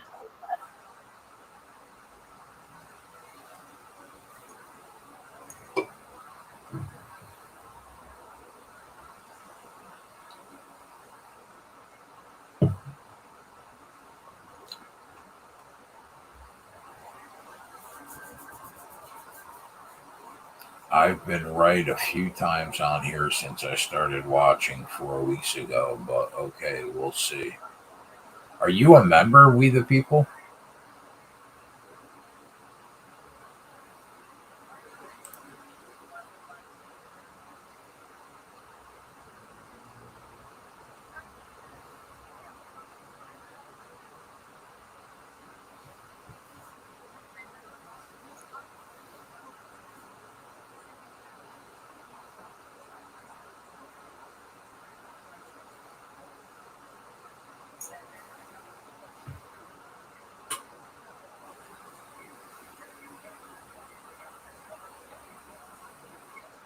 Dude, is Oklahoma rolling with the true frost? Oh, my goodness, man. Good night, Spencer Rattler. It's been an honor. But go buy a nice seat cushion because that bench is going to be your best friend.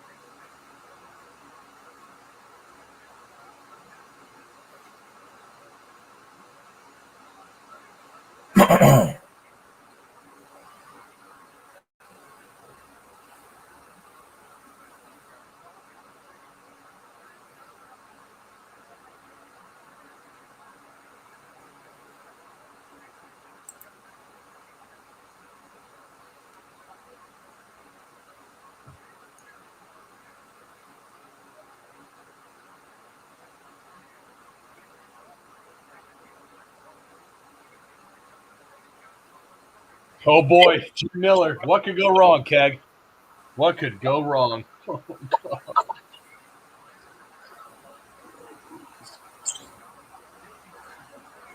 How about the fact that he's never missed weight in 37 fights?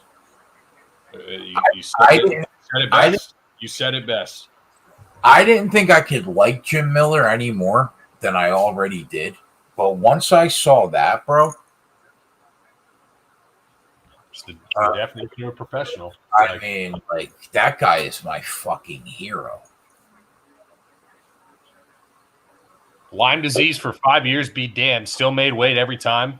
That's exactly what I was just going to say. Like, imagine he's just the truest of the fucking true. Eric the Ghost Pepper Gonzalez. Bro, you got a nickname like the Ghost Pepper. You're about to be flamed in this fight right now. Wait.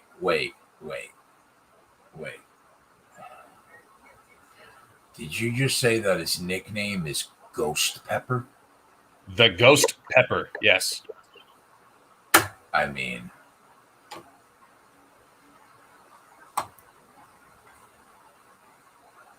what is he on the money line right now, Jimmy?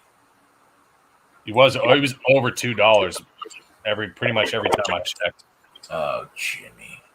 Minus 280. I mean, come on, man. Yeah, that's unbettable. I mean, come on, man. But like I said, I think this dude is like one step above Sano. You want to know what would be like the biggest kick in my nuts?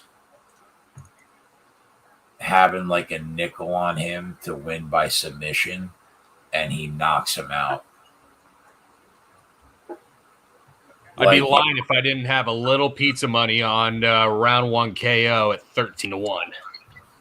Like, I guess I would have to accept a decision, but like if he knocks him out, I will throw up in my mouth.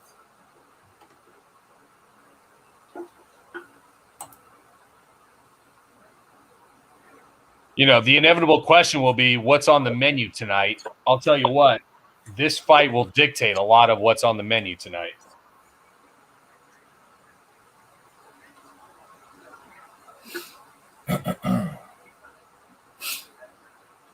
Oh, NBA DFS, man. I would rather be strung up by my man parts upside down than play NBA DFS. But then again, my best sport is college basketball, so maybe I'm a guy who likes ketchup and hates tomatoes.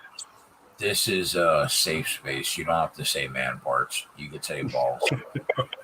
I don't want to offend folks' sensibility, like I said before, you know? Bro, at least until I fire down a couple more beers. This might be a midstream beer run. If these people are still watching me after 4 years, there's no way that you're going to offend anybody's sensibilities. I can guarantee you that much. I'm pretty sure that's why I don't have like a major sponsor already. And I'm not like on a network. Because I offend people's sensibilities daily.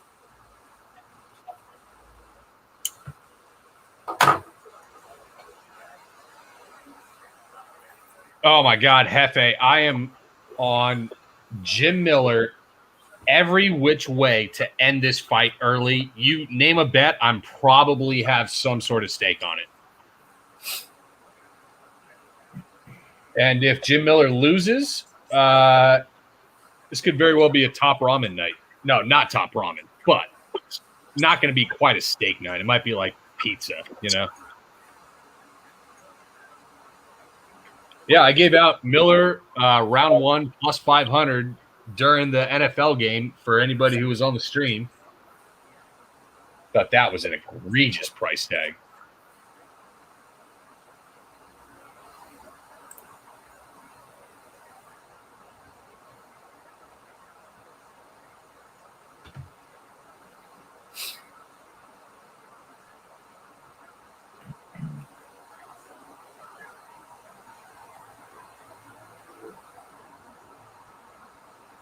The Kraken, man. I'm still just bombasticatedly dumbfounded that there's a hockey team named the Kraken that I had no idea about until 30 minutes ago.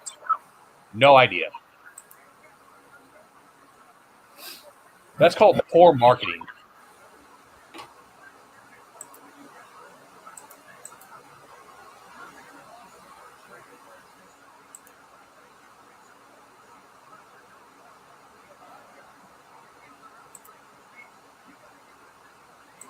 Come on, Jim, you mutt. You know you only got 10 minutes. Just wrap this up, tie him in a pretzel, and just seal this up for me.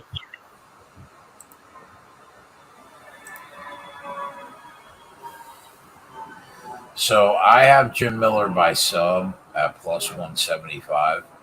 You have a plethora of Jim Miller.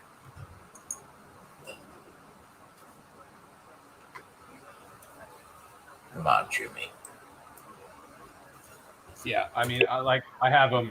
I have a small bet on round 1 KO. I have a larger bet on round 1 sub. I have a good bet on round 1 irrespective. I have minus 3.5. It's just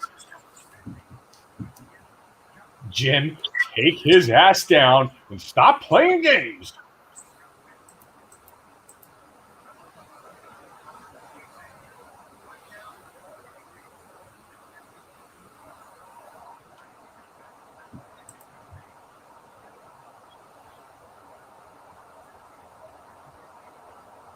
At the end of this fight, I'll either be sending a Colombian hitman or a Colombian hooker to Jim Miller's house tonight. That's what I can tell you. Fair. Yep. Got him against the cage. Just peel him down, Jimmy. Peel him down. Come on. Imagine Jimmy getting taken down. No, well, that's fine. I don't even care if he's in full guard. He still is. If the fight is on the mat, it doesn't matter. You want Jim Miller. He did. He just got taken down. Look at this. Oh, this boy does not want. Okay. All right, Jimmy. Come on.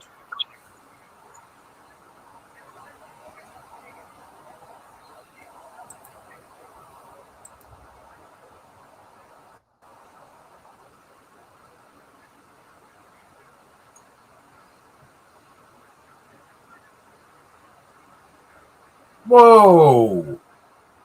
That was close, son. What are you watching? Can't be kicking a guy in the fucking head when he's trying to get up off the ground. Oh. Yeah. Oh, you were like 3 seconds ahead of me. Oh, my God. All right, so like slight edge so far for Gonzalez for the minimal top control, but whoa, Jim. Whoa, Jim. Whoa, Jim. Jim's going down. No, Jim, you stop Robin tonight. He dropped him, but he fell on top of him.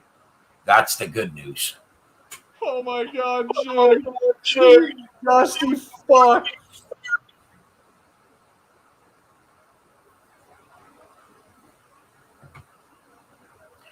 We don't talk You about. don't need to stack him, Jim. You don't need to stack him. You need to half guard it, get outside, pick a leg, get outside it, and just start rotating. I mean, come on, Jimmy. Yep, drag him to the cage. We don't talk bad about gladiators like one Jonathan Miller. Come on, Jimmy. Come on. Come on. Or James Miller. Whatever the fuck his actual name is.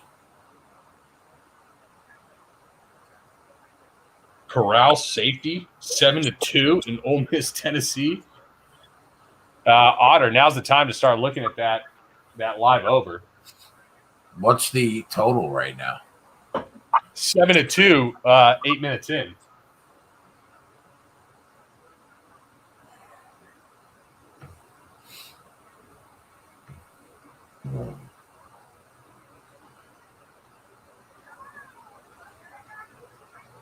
Jim, if you didn't just learn that you want no part of this fight on the feet, and, I mean, it's not like you don't have 48 professional fights, Meatwad. I mean, come on, peel them down.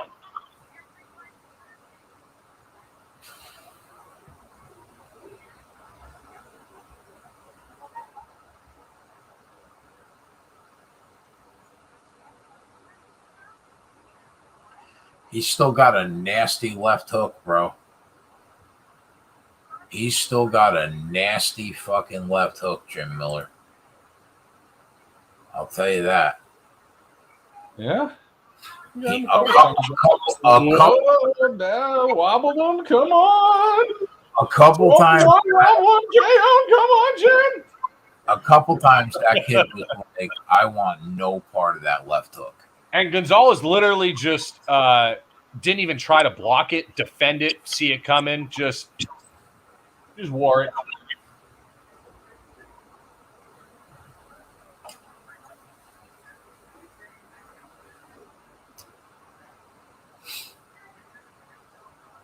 Man.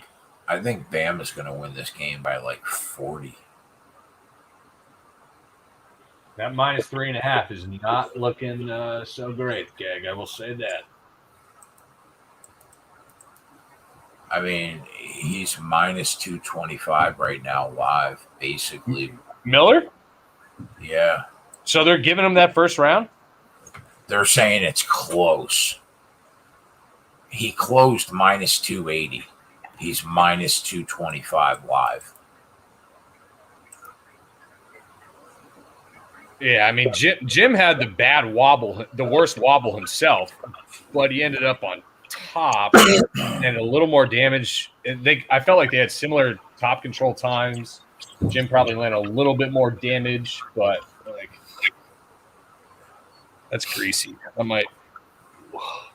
He's minus 188. Draw no bet right now.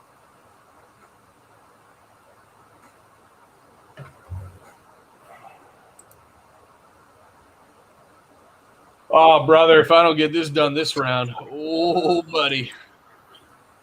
Come on, Jimmy. Enough of this messing around with this tomato can. Yeah. Doink. The more I watch, the more it feels like it's going to be like a club and sub or a team. Oh, he dropped him. He dropped him. He's out. He dropped him. Wait, what? He dropped him. He's out. Jim Miller, second round knockout. Dude. I'm actually going to – I'm going to kill you, Keg. Oh, is that bad? No, you were just like 20 seconds ahead of me. Just fucking spoiled it. Sorry, bro. I'm probably just not on the live. Well, throw a dumbass naked head kick and get caught with a straight left.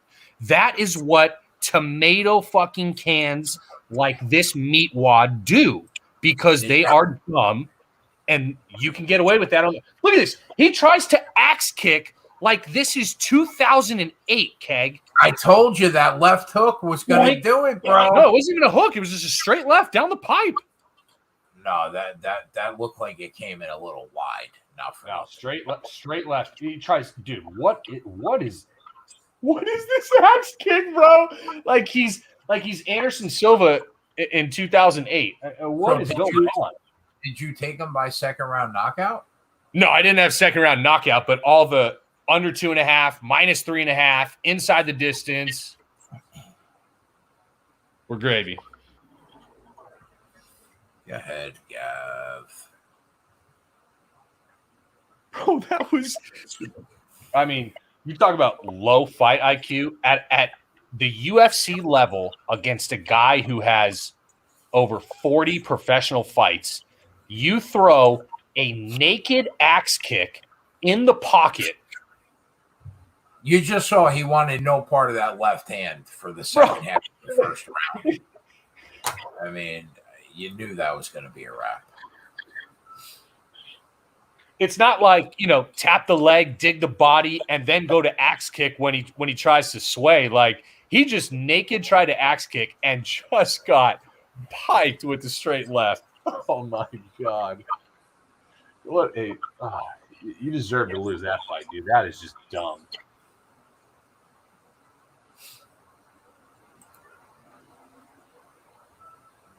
All right, Keg. Whew. Takes a lot of the pressure off. Got it, boy.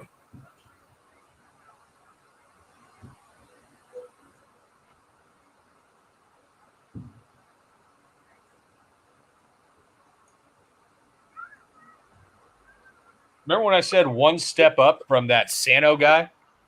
Where he didn't go down to literally the first punch, but he went down to about the fourth good one that he took. It's Jim Miller. It's not like Jim Miller's got anvils in his hands. He's super mediocre on the feet and just starches him. He just tied for the most light heavyweight finishes or knockouts. With UFC. Lowe's on, man. Good for him. Yeah, Joey Lowe was the truth. That's your boy, Joey Lozon. That's the guy. Mr. Ears. God, John, are you going to fade me on all my picks tonight, man? I thought we were the homies. You're taking the Dodgers. You're taking Arlovsky. Damn.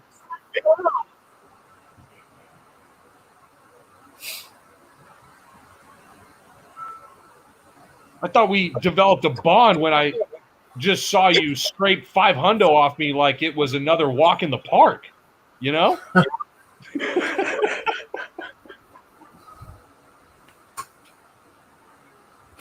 Most finishes UFC history. Number one, Keg? Tied. Lightweight history. No. Who has the most finishes in UFC history? God, you're going to fucking love this. I don't know. Charlie O, if I had to guess. Charlie O, the man.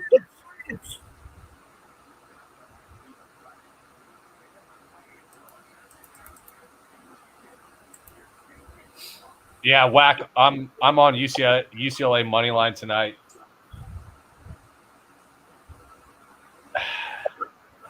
I felt like Washington was getting a little bit too much love given the home night game off a bye. Washington's already dead in the water compared to the expectations they came into the year. And just like SC, that's a pretty fair weather fan base. I don't think home field advantage comes into factor much at all in this game. And with the success that UCLA has on the ground with Charbonnet and the multi-back, God forbid if Dorian Thompson-Robinson decides that he wants to stop sucking at football. I felt like that was the right side, but money came in. Money came. I bet UCLA when they were +1. Then money came in on Washington, to where Washington was -1, and now it's back to like. No, it went from.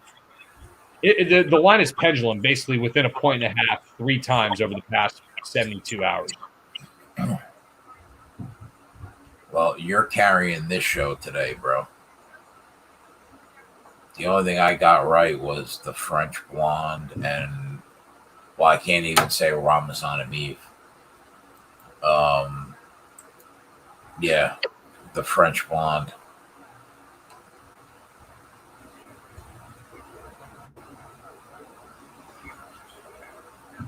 This is another one, Keg, that I think we talk about. Petr Yan at a little more than a $2 favorite against Sandhagen.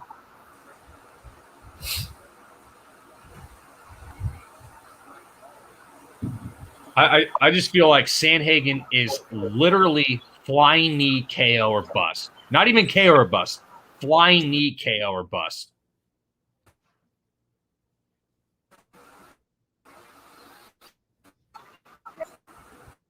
That's who?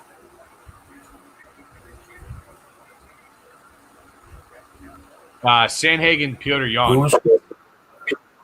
Oh, well, you know where I stand there. Dude, I mean, Sandhagen late sub, like Jan has no gas tank issues. He's literally a fire hydrant at bantamweight compared to how tall Sandhagen. It's going to be hard for Sandhagen to peel that dude to the ground and control him. I won't bet against Jan until he's not in the division anymore. It's hard not to. And this is coming from my favorite fighter in the UFC is Aljamain Sterling, bar none. And it pains me to say, but it is objectively true that Petr Yan is in a similar class of Kamaru Usman in terms of being a clear tier above everybody else in their weight division.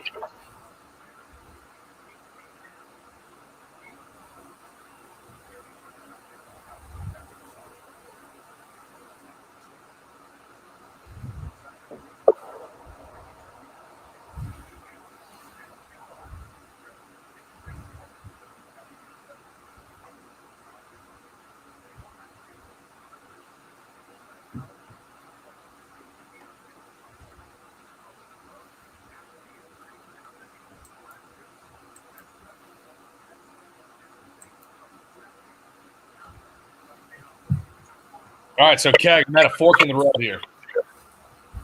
What?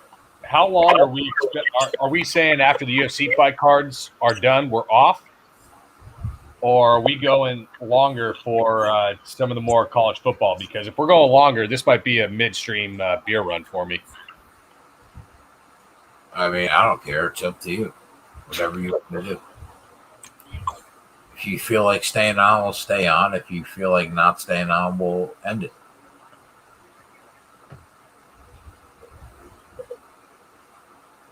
I think we got to stay on for BC at least.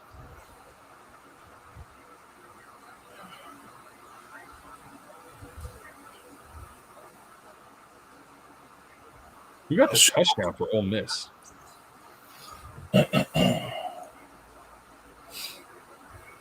Oh, Snoop Connor.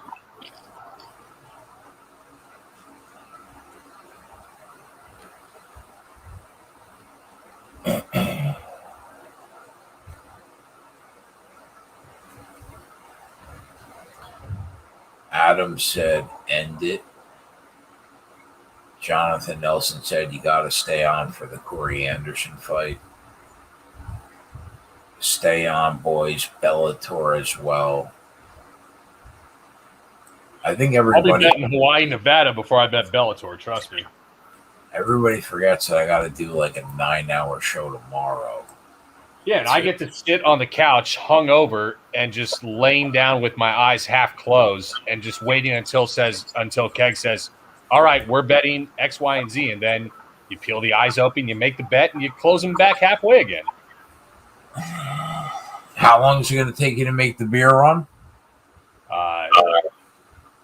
Not even 5 minutes. Like, it's probably a good 60 steps away. When do you want to go for that beer run? I don't know if I could sneak it in before this fight, especially when I got a Felipe bet. I think I'm gonna go for it after this fight. Okay.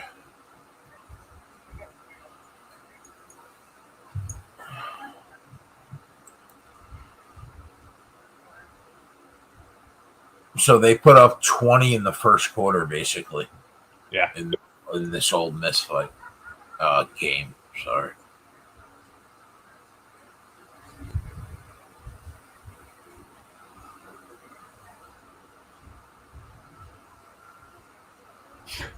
Hoffa and Felipe, what a fight that was. Jesus.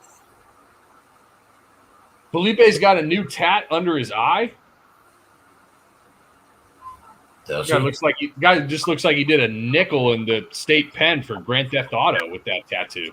Bro, did Masvidal get a teddy bear tattoo on his cheek, or am I going crazy? He's definitely getting knocked out again then, if that's where his mind is at.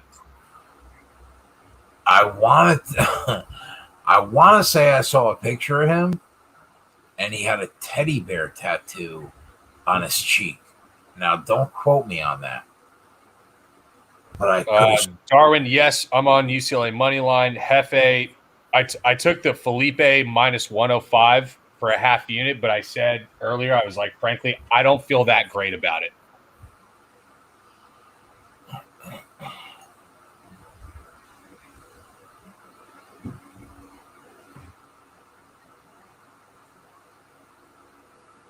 I don't know. The way to bet this fight was if you got it early, like to go to decision or over 2.5. But I mean, that thing took those lines took like 70 to 90 cents of value the wrong way. So like they're unbettable by the time the show started.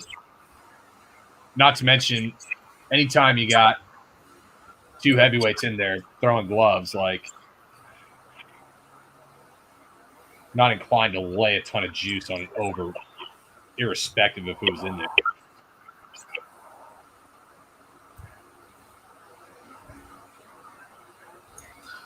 Savage Politics just made 2K off that Jimmy Miller knockout, Gav. My guy, what was the actual bet that you made? Did you take Miller ITD, Miller round 2, Miller KO? Man, I had Miller round 1 KO at 13-1, Keg. We couldn't get that home? We had to do it in the first punch of the second? Come on, man. Jimmy. The guy just made me an ass ton of money, and I'm literally yelling at him right now. Imagine.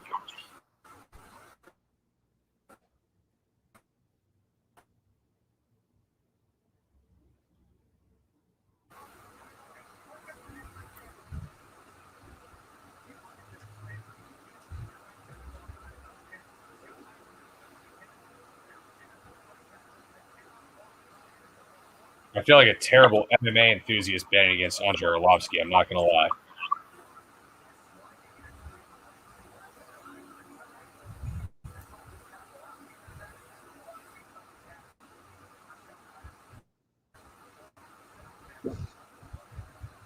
Round 2, Savage. What were the odds? Would you just take Miller just round 2, just irrespective of outcome? Did you take round 2 KO? What were the odds on that thing? Can't believe the guy literally had to get it done 15 seconds into the second round instead of getting it done in the first.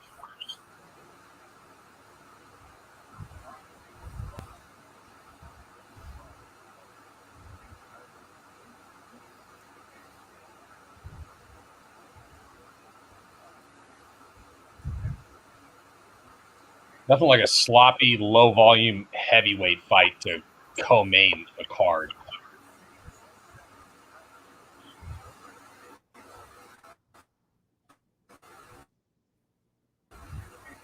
Bad.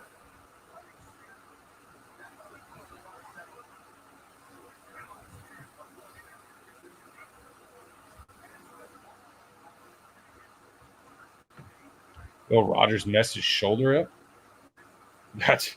That's not good for a Mike Leake offense when your quarterback hurts his shoulder.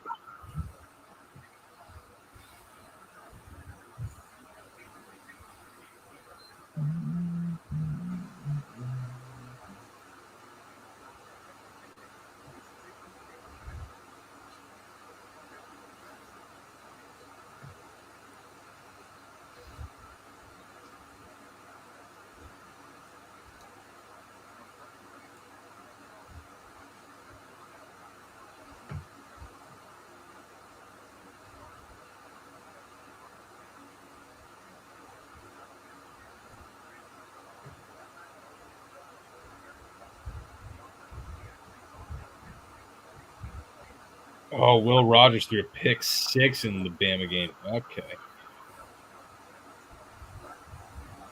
So Bama was up 14-3 after the first quarter, and then there was a Bama touchdown and a Mississippi State field goal, 21-6. Yep. All right.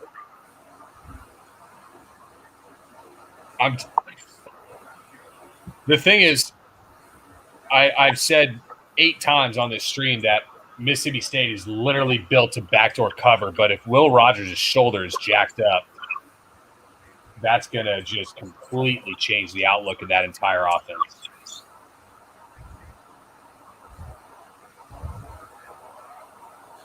That being said, Mike Leach can also run an offense where you literally never throw the ball more than 10 yards down the field and be successful. So, I don't know.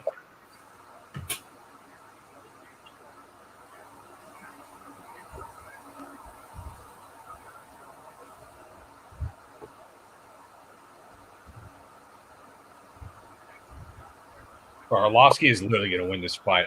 I can't believe I just donated a half unit to my bookie. I'm actually quite bitter about this.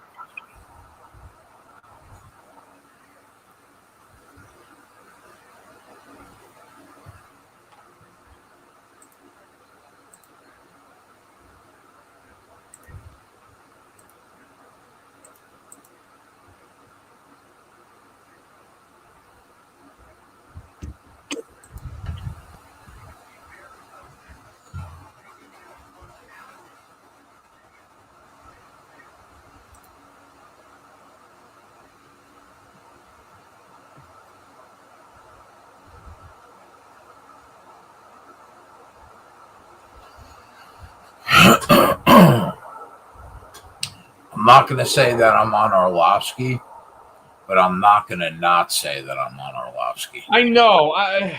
Yeah. You know what? All right. Fine. You want to be like that? No, I don't want to be like anything. I'm just saying. I'm just making an observation.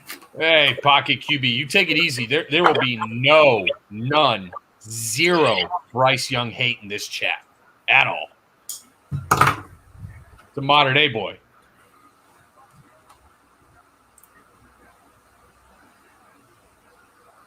Now, is he potentially underwhelming in this game? Yeah, maybe.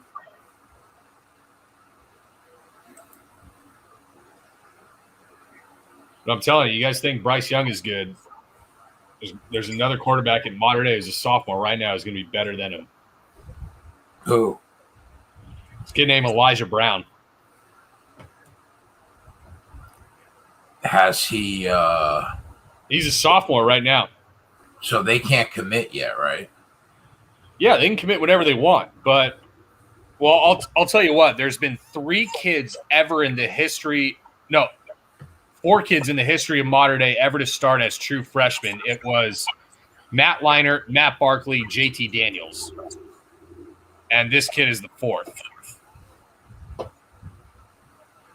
He just beat St. John Bosco by a handle margin. As a 16-year-old, he's going to be better than Bryce Young, I'm telling you.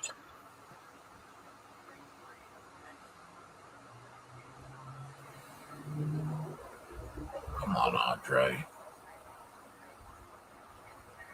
I wouldn't mind being even on the night right quick. Jonathan, brother, I wish you didn't tail me on this. I told you I felt awful about this Felipe bet.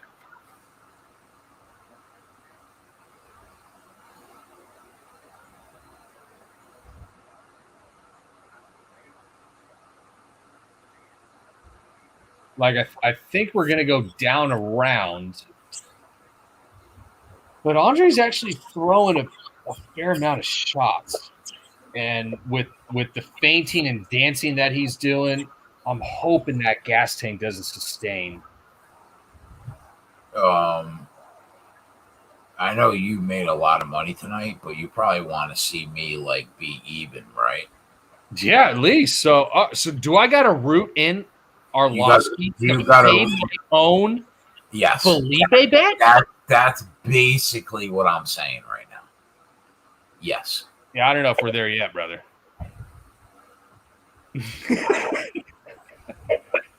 Especially when Jonathan Nelson says, I'm telling you, I'm like, oh, fuck, we definitely got to get Felipe home. But I think we're down around. All right, I'm going to peek at this lot.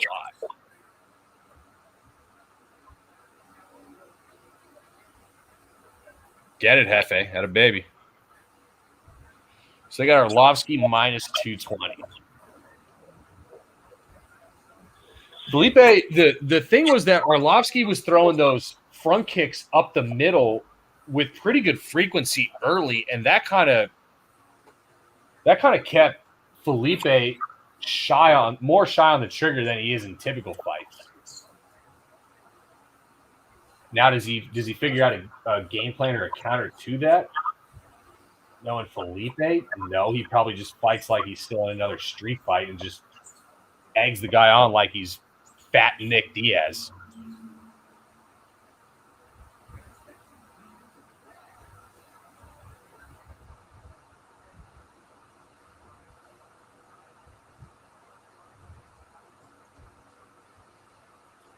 Purdue went into Kinnick. BC shanked a field goal, huh? Oh, God. All right. That is so bad, dude. That is so epically, devastatingly bad for the Iowa program that Purdue goes into Kinnick and actually beats Iowa. I mean, Kinnick, not at night, not on a standalone game, not the home field advantage that everybody thinks. Yeah, but I mean, you still got you still got the crowd there. You still got the kids in the children's hospital watching. I mean, what are we? And well, I'll tell you what, because I've been in two schools where football programs have had, pretty good runs in the top 10, 15, and the pulse and the sense just around campus and the excitement. Like, I can tell you, Iowa is probably filling that stadium. Like, they are excited and gung-ho as they have been in a while for that team. my guy Adam said, can we not? Keg, I asked politely. Can we not what? He's like, he's a huge Iowa fan. Oh, God. He said I asked politely. All right. Adam, I will tell you that my parents' best friends, my dad's best buddy down the street is an Iowa grad, and I have been slapped for less than disparaging Iowa in front of him, but they were highly overrated.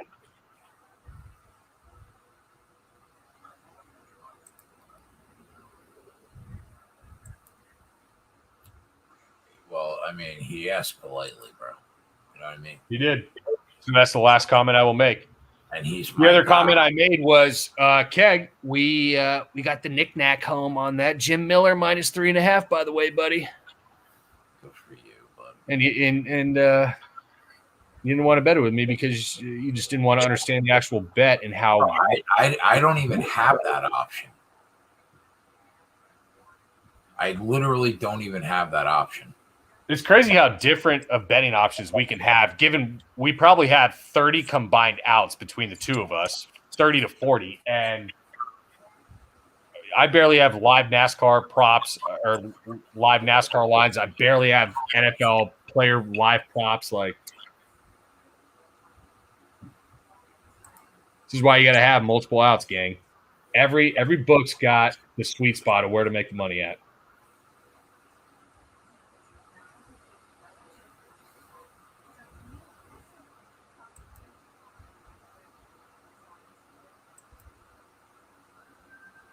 It's like the thing is, Arlovsky's on his back foot the entire fight, but he's winning.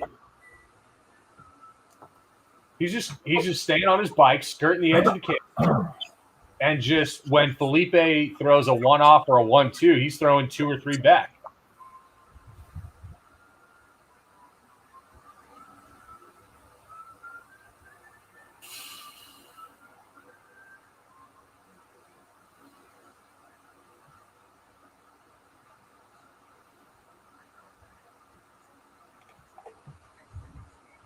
DK has him -320.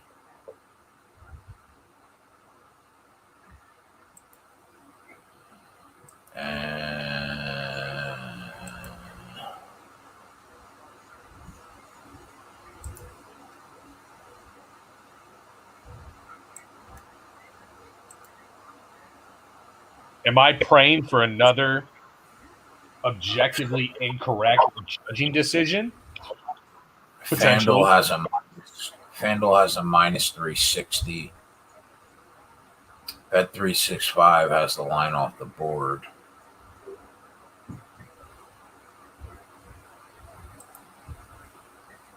No, at this point, I'm just eating the half unit. Like, it is what it is. I'm not chasing.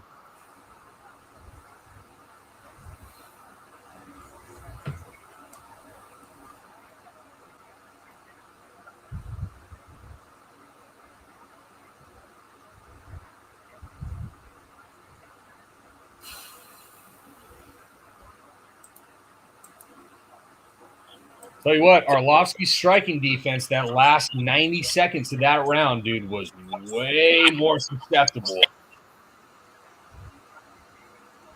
Herb Dean almost got caught with a spinning elbow. That would have been amazing, Keg. What?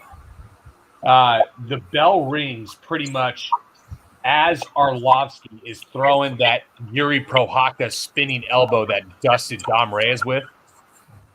And Herb steps in and almost gets caught with the elbow as he's crashing into, round over.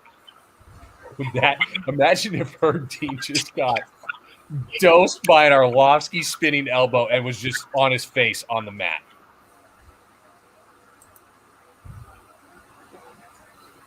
Would reffing improve generally in MMA? I'm not going to say that it wouldn't.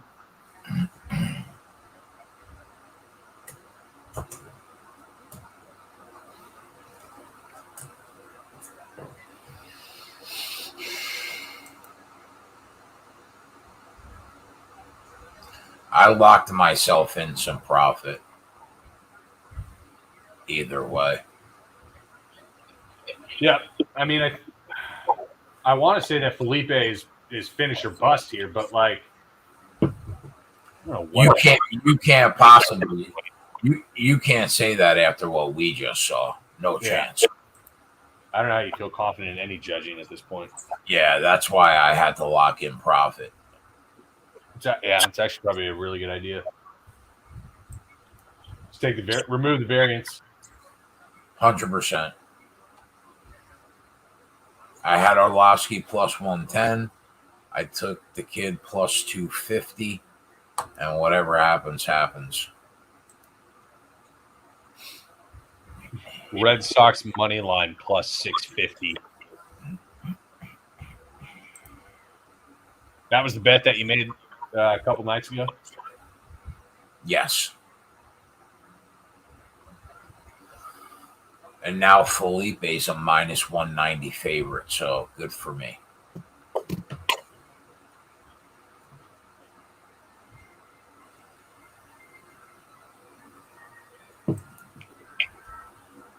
UC Stadium is rocking.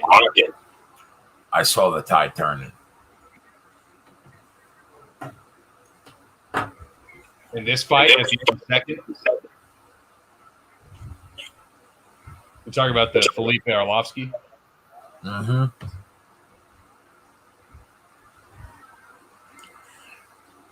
The end of that second round was enough for me to be like, I'm getting out of this bet with profit because I don't know what the fuck's going to happen in the third round.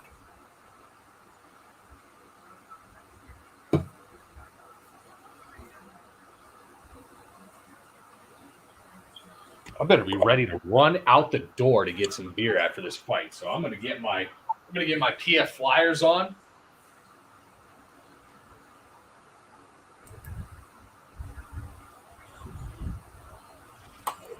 I mean, Felipe's winning round 3. Yeah, I think you can make an argument he won round 2. Dude, this is just gonna be just greasy split written everywhere, all over it. Oh, he got dropped. Was that a drop or was that a slip after a leg kick, though? Honestly, I have no idea.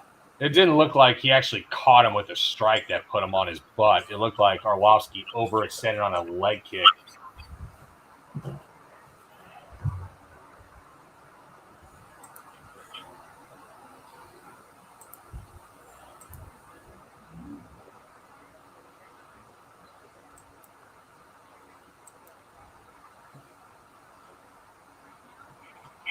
Stay driving.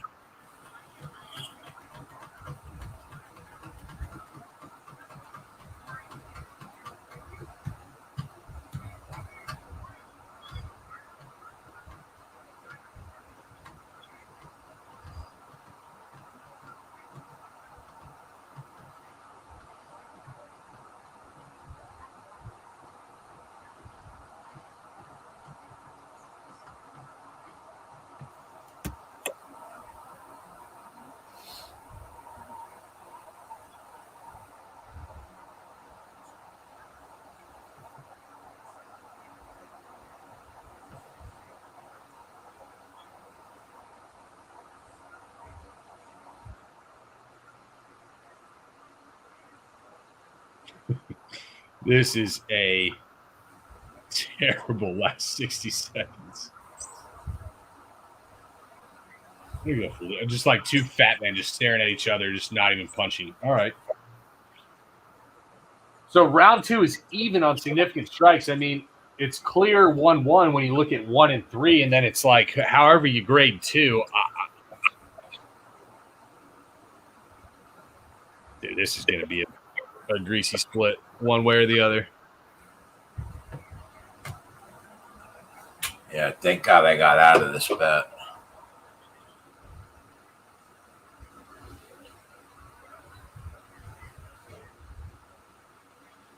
Well, 20 seconds left. Now Felipe's laughing and saying, hey, come fight.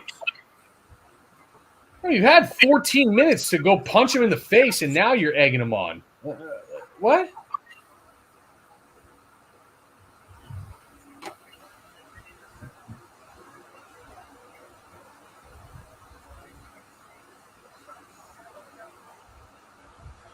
God, that fight was bad, and it might only get worse from here. Is that a pick? Oh, my God. BC almost had a pick in the red zone.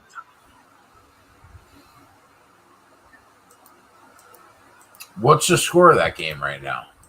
7-up. 7-up, huh? NC State's 3rd and 10 from like the 13, though. Last couple plays of the first half. All right, I'm gonna watch this decision, and then I'm going to briskly walk 80 steps to go get some beer. Yeah, I'll hit the head while you're gone. We'll take a 5-minute timeout.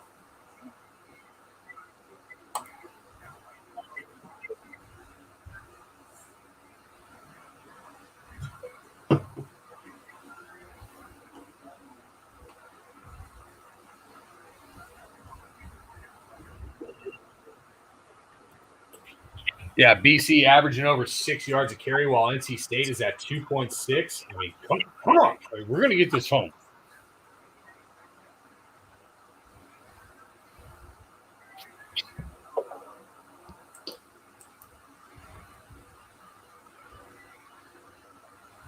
Orlovsky got it. All right. I'll take the profit.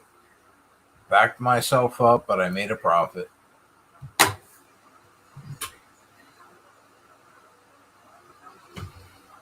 thought that was close, though. I thought Felipe took it. Unanimous 29-28. All right. I mean, I thought it'd at least be a split. I was kind of giving it to Andre myself a bit, but I'll be honest. I kind of had a 29-28 the other way.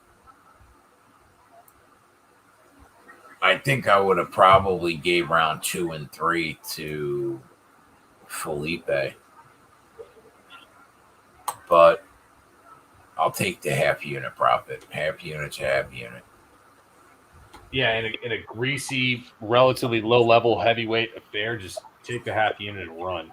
Yeah, if I I were on a bet that I literally felt terrible about 48 hours after I booked it, so you'd love to see that. If I would have held to my guns, I probably would have made a unit and a half and been up money. But I really kind of think Felipe took round 2 and 3 there. So I'll take it. All right, you go get the alcohol. We'll take a 5-minute break, and then we'll be back. Roger. All right, boys. We'll be back in 5.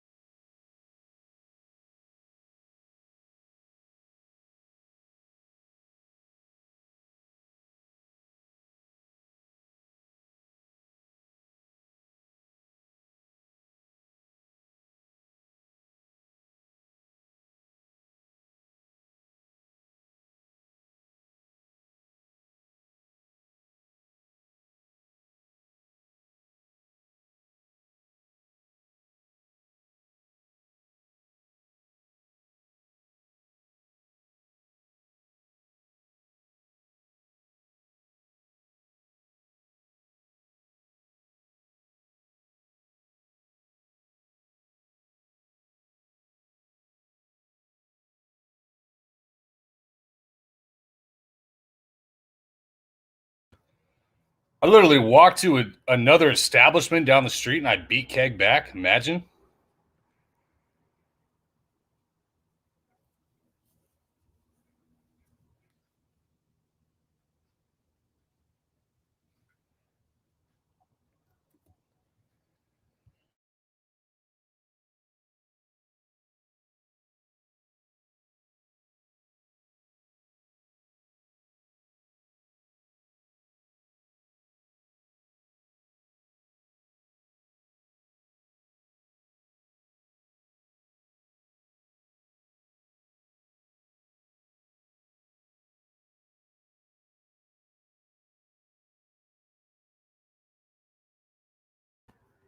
I know, Jonathan. I told you I felt horrible about that bet.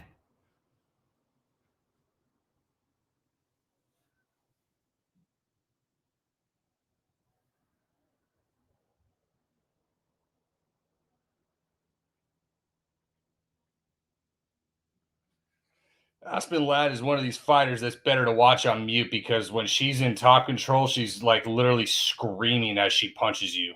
It's just, I just can't handle it.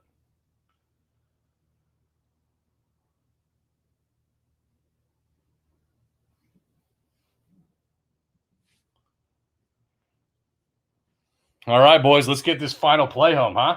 One time for the boys.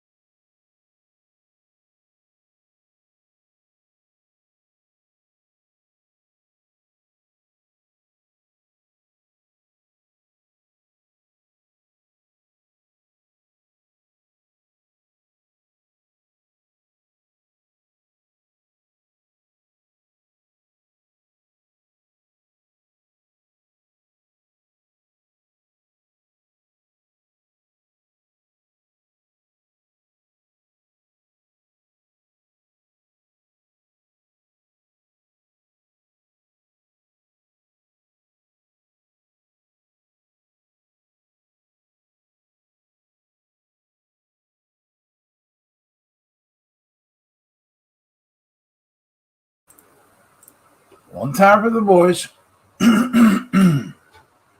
One time for the boys, Norma. Come on, girl.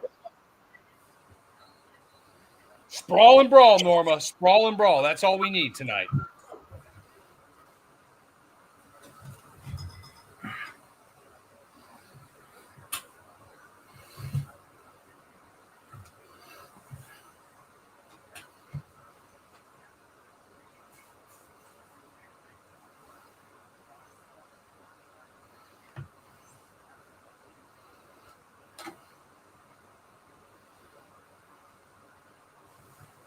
Well, so Sal D'Amato is judging. So literally blind yourself and write two numbers down on a piece of paper between 30 and 27, and that's probably the score of the fight. Sal D'Amato is definitely. Or I guess between 45 and 50, not 27 and 30. D'Amato was all over that Ramazan and me fight. He had to be.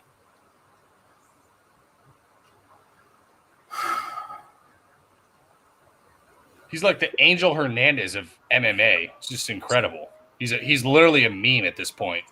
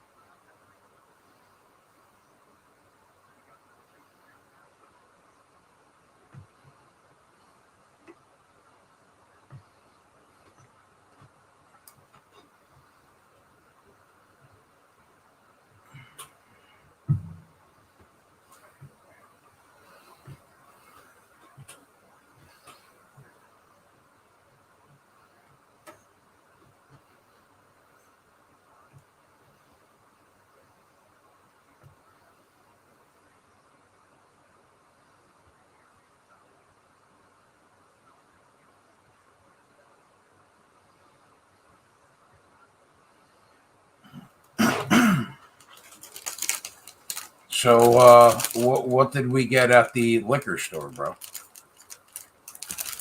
I got some Dos Equis lager, nice, easy drinking beer. Nothing crazy. Yeah, you did.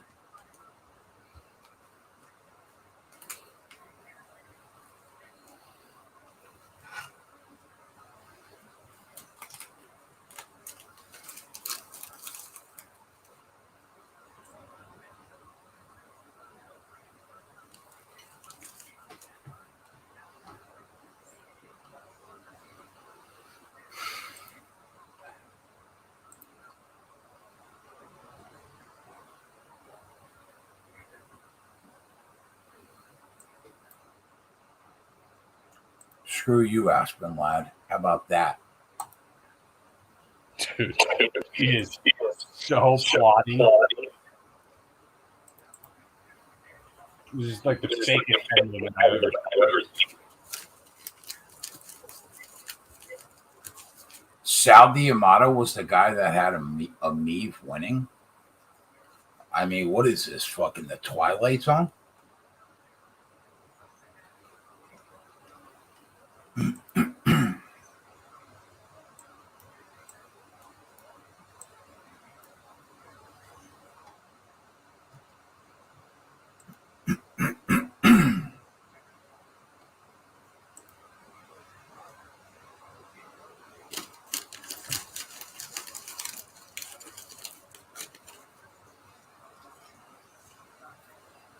Come on, Norma. I mean, they barely even punch each other 2 minutes in.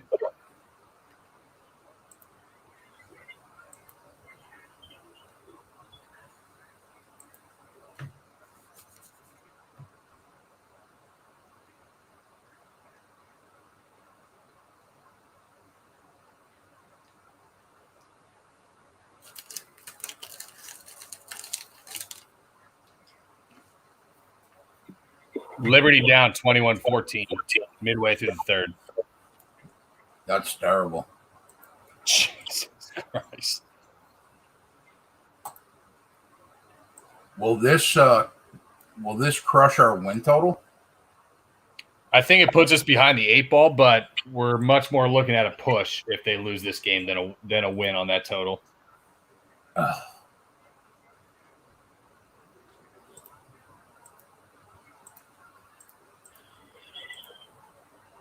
We were kind of we were doing well after that kind of statement win last week. This would put us in a bad spot. Not what I want to hear.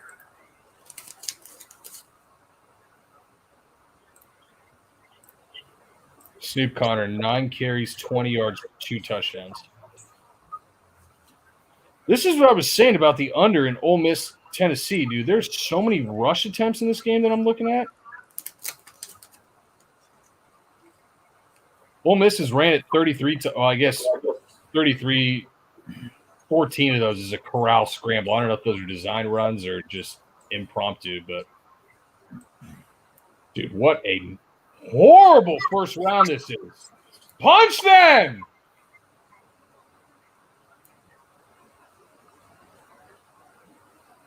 This is where judging actually gets tough. Who knows? Nobody does anything. Who won that round?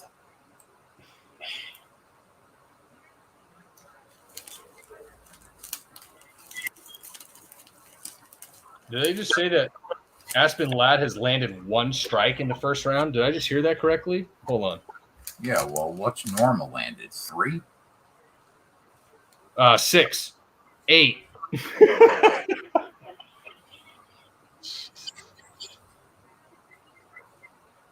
I mean, 2 of 17 striking versus 8 of 42. Are we literally punching at the wind? I don't know what we're doing right now. The Hannah Goldie just wind punch? Literally punch at air? Oh, no. Who's your girl that punches at the air? That's it's not Goldie. It's Caitlin. No. There's going to be no Chikagian disrespect. As much money as I've made on that woman, I mean, but There's a low-level woman who just fought like 2 or 3 weeks ago. It's not Whitmire. Who is it? Do you know how often that Caitlin Chukagian punches out the air? I know how often she screams, and it's every time that her hand moves away from the boxing guard position. I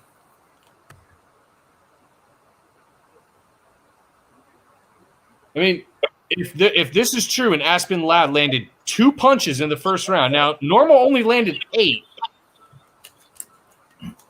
So by no means running away with it, but like I said, a miserable first. I don't know how you gave that to Aspen Ladd. Wow. No. The first round of the Amiv fight was 12-3 Amiv, and he lost it. Yeah.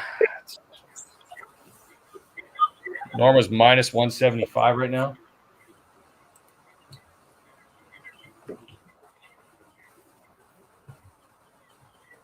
No, I have like minus 120. Yeah, minus 175 bet online.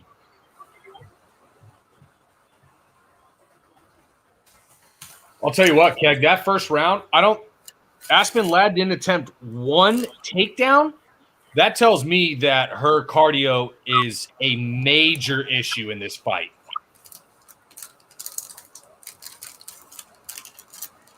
If Aspen Ladd hasn't even attempted a takedown, dude, man. I think she's a little nervous about this weight class, too. I was kind of hoping that she would go for the takedown so that it would drain the cardio even more, given I felt good about Norma defending him. But, dude, this is going to be was last week Santos Walker? Or was that 2 weeks ago, dude? I can't even keep these weeks straight. Last week was Mackenzie Dern and Marina. Yeah. 2 weeks ago was Walker. I mean, that was one of the worst main events we've seen in a long time.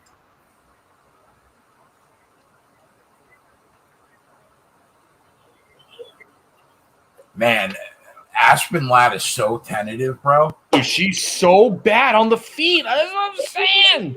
I'm telling you, I have Norma Dumont money line more from when I tailed you. But I did take a piece, at least, of that knockout. For Norma. Yes. Did Ukla score? I don't know. Oh, tell me it was a Charbonnet touchdown, too. Wait. No, I don't have Charbonnet. Damn it. I went down to Zonovan Knight. You hate to see it. Yep. It's Tutter, Ukla. I don't know what Aspen Ladd's doing right now. Like, what are you doing?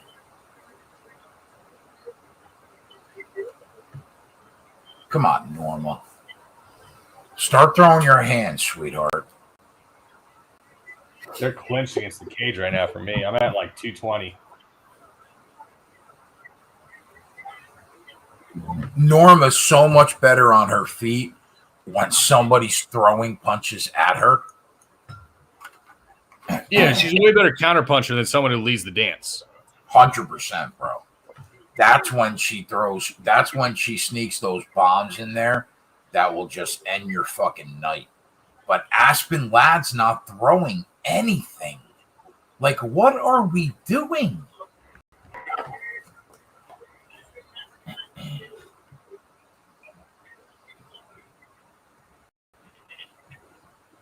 I'm just glad we're on the side of the fighter who's actually throwing punches in a mixed martial arts fight. That's always good to be on. 100%. There's nothing worse betting MMA than betting on somebody who just won't throw their hands. It's just This will put me in the black of the night if we can get here.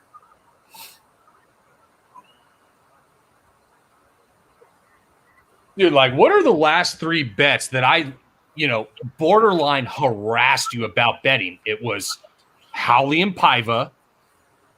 It was Zaruk Adeshev. And it's Norma Dumont.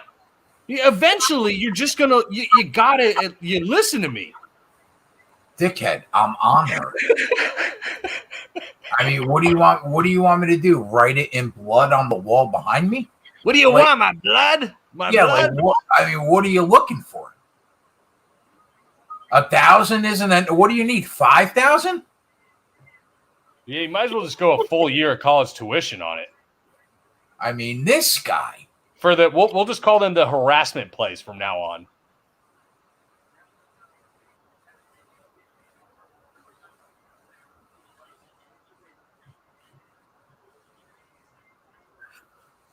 I didn't even look into the fight before I bet it out of respect. Like, I bet it, and then I was like, I should probably look into this fight to know if I hate this bet or not. And then I watched the tape, and I was like, okay, I get it. I'm in. I like it.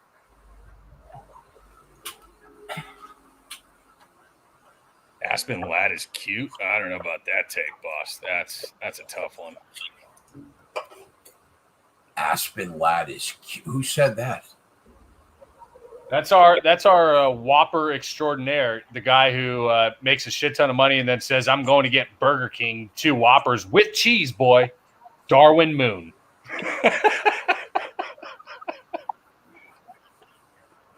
If she was the last chick on Earth, she would be borderline cute. Yeah, that's a 2 a.m. bar decision. Lights go on, and you're like, "Oh shit! All right, well, we'll just spray down the bar and see what works." And at 2 a.m., like, you're really debating it. You're like, should I just go hit fucking the diner up? No, we'll see my girl in a couple weekends. Don't worry, she's coming. Do I hit the baby he-bus? Oh my god! Yeah, you better get in fucking line, big boy. Dude, like, I'm better at minus 127 against Janjaroba. At 2 a.m., you're like, man, that fucking buffalo chicken wrap sounds really good right now. Or do you take Aspen Ladd home? That's where you're at. I'm taking a cheese pizza to go. I think I'm siding with the buffalo chicken wrap personally. But I think this is why we don't have a sponsor, by the way. Probably. I've been telling you from the start, I'm a brand liability. I'm almost certain the last 90 seconds is why we don't have a real sponsor. You know what, bro? Howard Stern took over the fucking world not giving a fuck. So I don't give a fuck either. You know, he paved the way for us to make it happen and not be completely canceled yet. Yeah. Take me as I am, or go fuck yourself.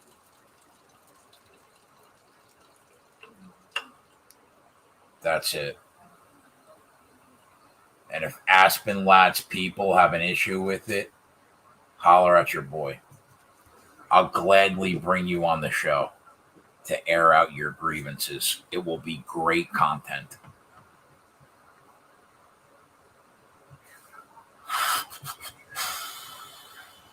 I mean, Keg, this is going to a T of what I said to you was basically bottom line. Norma will sprawl and brawl. Thicker, bigger, already ready for the weight class, already shirred up her striking for the Holly Holm camp. Classes ahead of Ladd on the feet, and if she doesn't just get taken down in the first 10 minutes, she's probably and we're cruising, Keg. I mean, bro, considering that I could have done the same exact thing that's happened so far, I'd say, yeah, we're cruising. Someone in the chat said over 2.5. I know you were laying some chalk on that, but that's about to cash. I can walk around in the cage and not throw a punch too. You know what I mean? I'll tell you what, there is no blood in the octagon compared to last weekend.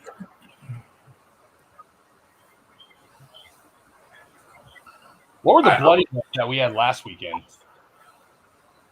It was the first one, Ontiveros Garcia. That was a bloody one. I'm gonna have to bet. Actually, before I say that, let me see what the current odds are. There's no way. There's no way I'm hedging this. I'm just riding out normal. Like, No, bro, settle down. I'm talking what are you looking at live over there? I'm not looking at anything live. What I'm looking at is I'm gonna have to bet my guy Corey Anderson. Like I'm gonna have to bet him. I truly determine whether you end up in the black or not. No, this will get me in the black. If you're in the black, regardless of the Corey Anderson, then bet it. As long as Aspen Ladd doesn't fucking ruin me, then I'm okay. I'm good. Dude, she's literally mean KO, mean sub or bust. Like at this point, if she wins the fight, if Norma wins the fight, yeah, look at Norma just stuffs every takedown. This is I'll be up fantastic to watch. I'll be up 1,800 on the day if Norma wins. But yeah, I mean, I really do believe Corey Anderson's one of the 5 best light heavyweights in the world. It's partly because that division is utter horseshit right now. No, but I thought that when he was at the UFC too. Like, even if you combine the UFC lightweight and the Bellator light heavyweight divisions, I still think he's one of the 5 best in the world. I can't name 5 better guys than him right now at light heavyweight. Here's the thing. Does Izzy at light heavyweight beat Corey Anderson? No. You sure? I think that Corey Anderson would wrestle fuck Adesanya to death. He is an incredible wrestler, bro. He's better than people give him credit for. He's also not Jan Blachowicz. Yeah, I mean, he beat Jan Blachowicz. Yeah, he also lost to him, though. Or whatever. He also lost to him, though. But I mean, he's got to win over Jan. He's got to win over the current UFC light heavyweight champion. Hey, what if Jan keeps taking money? I mean, they're going to force me to bet Glover. Yeah, I'll tell you, man. There's been no UFC fighter over the last 36 months that I've lost more money fading than Glover Teixeira. Yeah. I just no, mine is Jan. I've lost a shit ton of money fading this fucking rat bastard. Like, do you think that Ryan Bader's got anything left for people like Corey Anderson? How old is Ryan Bader? Probably as old as Corey Anderson. Let's check that out. Ryan Bader. Seems like he's been around forever.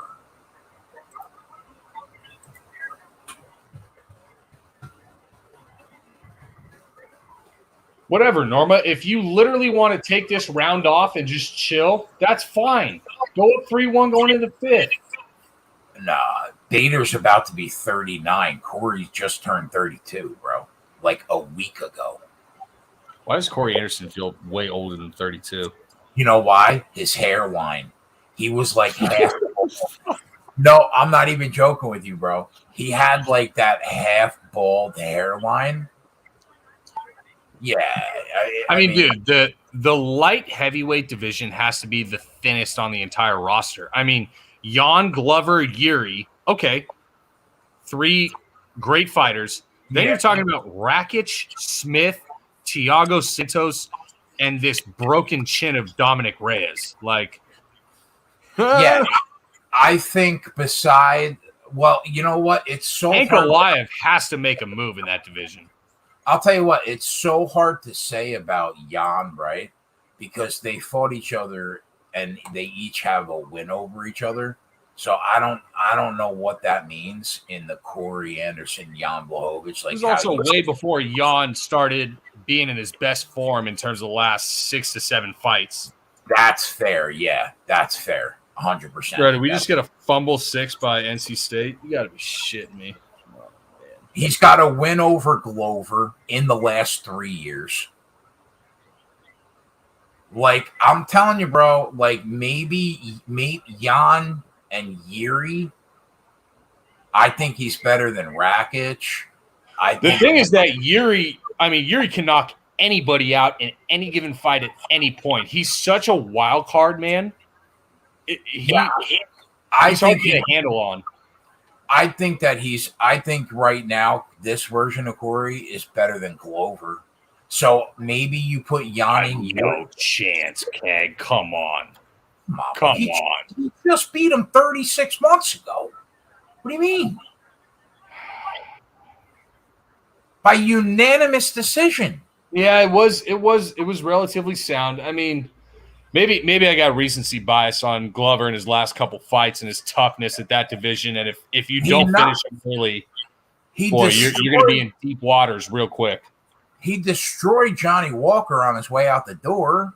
All right. Well, Johnny Walker is literally a mean fighter.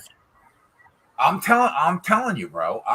You can't sell me on anybody in that division better than him, aside from Jan and Yuri. All right, like you want to tell me Corey Anderson is above Thiago Santos and Anthony Smith? Yeah, Anthony Smith. I'm good with that. Rakic, okay. Probably is better than Rakic too. So yeah, like that's what. That's what I'm saying. Now, where do you put? Is Ryan Bader in your top 8 light heavyweights right now?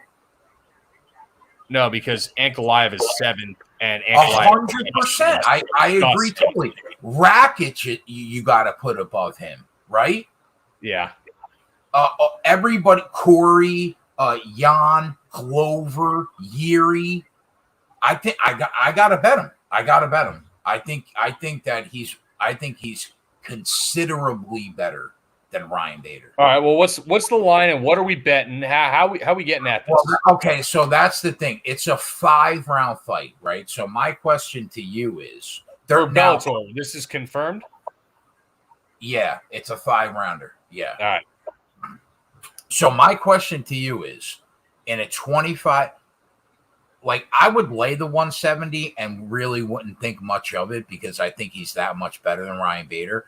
But if you and I were trying to look for an angle, right, in a 25-minute fight, like, do you think that both their wrestling acumen negates the other, and it's a stand-up war? See, I kind of think. Hold on. Who are we talking? We're talking about Ryan Bader and Corey Anderson. Now, I think Ryan Bader. It's going to be, I have to imagine, mostly stand-up. Okay, but my only comeback to that is, I think that Ryan Bader in his prime had the wrestling chops and takedown defense to keep Corey off of him. Yeah, but he doesn't have the gas tank to do it at this point. Can we say that at like almost 39? Because I think if Corey gets him to the ground, bro, his ground and pound is fucking vicious. He will elbow his head into the fucking mat for 5 minutes straight. I mean, just watch the last few Bellator fights he's been. It's like, it's not even close. He's just elbowing people's brains into the fucking mat once he gets them to the ground. So I kind of think, like, if Corey can get him down in a 25-minute fight, I kind of think that he'll get the finish by ground and pound if he can get him down. He's +1. And the earlier he gets him down, the better. Right, I agree. He's +165 by knockout. He's +240 by decision. And he's about -175 on the money line. What do you think?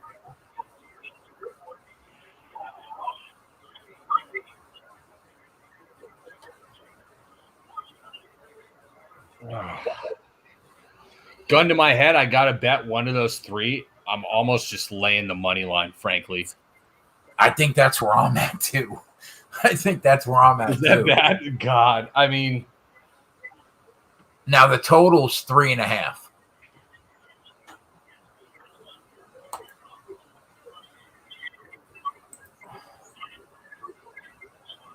Not a fan of betting Bellator overs, frankly. Yeah, I agree.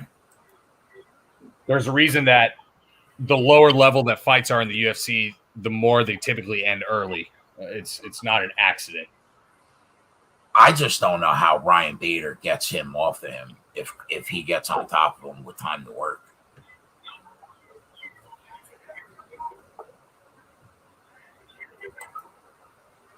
The problem is, are we just homer betting this, or like do we? I mean, we bet one of the three. I'll be honest, bro. I've been talking about this for a while. Like, I know it's Joey's friend, but we, it's. But we don't under know. $2 just sounds like just money line and just lay it to me. Yeah, like, we don't owe Corey Anderson anything. Like, Joey's not even here to watch it. I just truly believe in my heart he's a top 4 or 5 guy in the world. And Ryan Bader is not. Not right now. I'm a big, he doesn't remind you of Curtis Blades, one division lower. No. What do you mean? They're both incredible wrestlers. Blades is a takedown spammer. It's a little bit different. Like Anderson uses his wrestling when it's advantageous. Blades literally goes to his wrestling at every point of the fight. Now, we saw him obviously not shoot as much when Jairzinho kind of caught him a couple times. But still, that's what Do you think that UFC Fight Pass still has Corey Anderson, takedown defense, takedown accuracy, and all that shit? I imagine I wish there was somewhere we could find. Yeah. All right, let me check. I just want to see. Because he reminds me of just a smaller version of Curtis Blades. Let's see. I put Curtis Blades with his style in the division that he fights at in a similar vein of Wonder Boy. Like, in terms of he's such an anomaly fighter that is so different from everybody. And it's not because he's good at wrestling. It's because he literally only wrestles for every fight until this last Jairzinho Rosenstruck fight that we cashed the decision prop on. Thank you very much. Do you have Curtis Blades ranked higher in the heavyweight division than we have Anderson in the light heavyweight division? See, I don't think Tapology has stats like we're looking for. My thing is, Keg, if you had every UFC heavyweight fight one another 1,000 times, whatever, and you had some sort of simulation and actual probability to work with. My thought process is like Francis, Cyril gone. If Stipe still has it, great. And then it's Curtis Blades after that. I don't want to hear about this. Derek Lewis, yeah, he uppercutted him on entry. Okay. You know what? So be it. Oh, I don't disagree there. So be it. Curtis Blades is going to beat, frankly, I think if you had a large enough sample size that he's beating Gane and Ngannou more frequently than a lot of people believe. I don't disagree. I don't disagree with but it's partly because he's such a unique fighter in that division. I think that Derek Lewis caught him and got really fortunate. Yeah, it was literally a mean KO. Like it was hard to watch, but it was just a on the button, right shot, right time from a low volume guy. All right. And if that doesn't happen, he gets suffocated on the ground every round. Yeah. Yeah, I'm in complete agreement. Corey Anderson. That was a fucking terrible main event. My God. Let's get to college football. Norma should win that fight, but let me know how it goes. I can't do that anymore. Thank God the next UFC card we'll watch actually has some real fighters on it. Okay, dude. Average takedowns landed per 15 minutes, 5.89. Come on. Yeah, that is a higher count than I would have thought, Frank. He's a fucking smaller version of Curtis Blades. I mean, that's 6 takedowns per a 3-round fight. That's stupid. BC's giving up 3rd and 7s. Keg, we are in trouble here. NC State on the doorstep. He's got an 83% takedown defense, which is good considering he's fighting Bader. He's got a 50% takedown accuracy, and this was when he left going into Bellator, which I would assume it's all improved because every fight that he's been over there has ended with him just smashing people on the ground. So what's the best money line number that we could find on the board? That's not a touchdown, you meatwad. He fucking dropped the ball. Put it on the board, Norma. Let's go, Gav. Yo, fuck Norma if NC State can't get this, or if BC can't get this home, these rats. Well, wait a minute now. What's the score? 17-7. NC State's on the doorstep. They just threw it in. The guy clearly dropped the ball, and they're reviewing it. What are we doing here? Oh, you might have already been down before. Oh, yeah, that's tough. That's going to be down, actually. We're down 17-7? Oh, we're about to be down 24-7. Oy. All right. Not position A by any means. It's all right. We're here.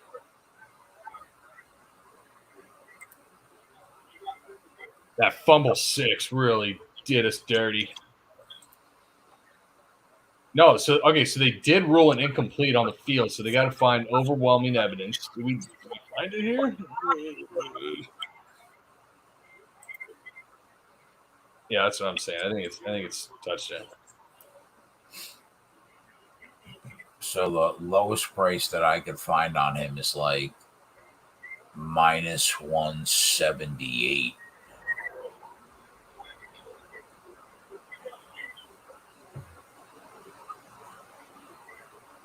I'm gonna bet that for a half unit. I think I'm going to too. Team Corey, let's go. I don't even think I'm going to mess around with props. Let's go, Team Corey. I just Bader has to be 10-minute KO or bust. Yeah, I kind of feel the same way. All right, I bet. In Bellator, I would feel like it's more alive than ever, but man, Corey Anderson just got to stay out of the fire. Right.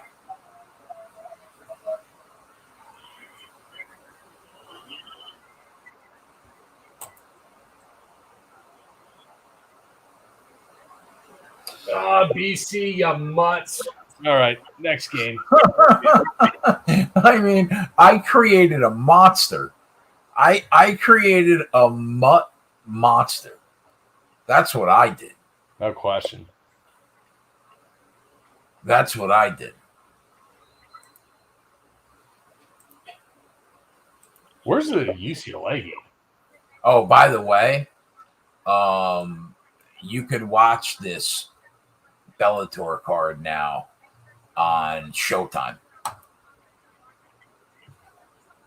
don't even know if I want to watch the card, frankly. I'm kind of interested to watch Benson Henderson and Brent Primus. I've seen I've seen plenty of Benson Henderson in the form that I would prefer to actually view and watch Benson Henderson in. I don't need to watch this version. You think he's got like one more round like Rocky? I don't want to bet on it. No, I don't want to bet. I don't want to bet on it either. You think he's got one more round left in the tank? Good old Benson boy. Oh, it doesn't even start for another 10 minutes.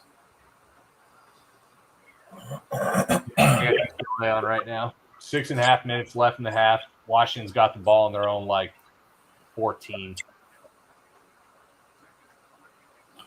All right, what other college football winners we got going here?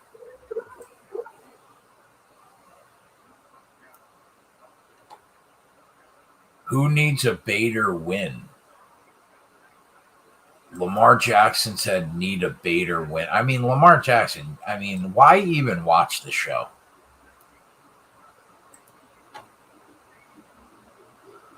Bro, there's no way that Washington gets anything going through the air this game.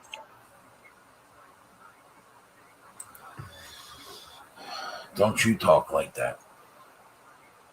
I mean, we get a score out of UCLA in the next possession or two, and they get up where Washington is forced to throw. We're going to be in position A.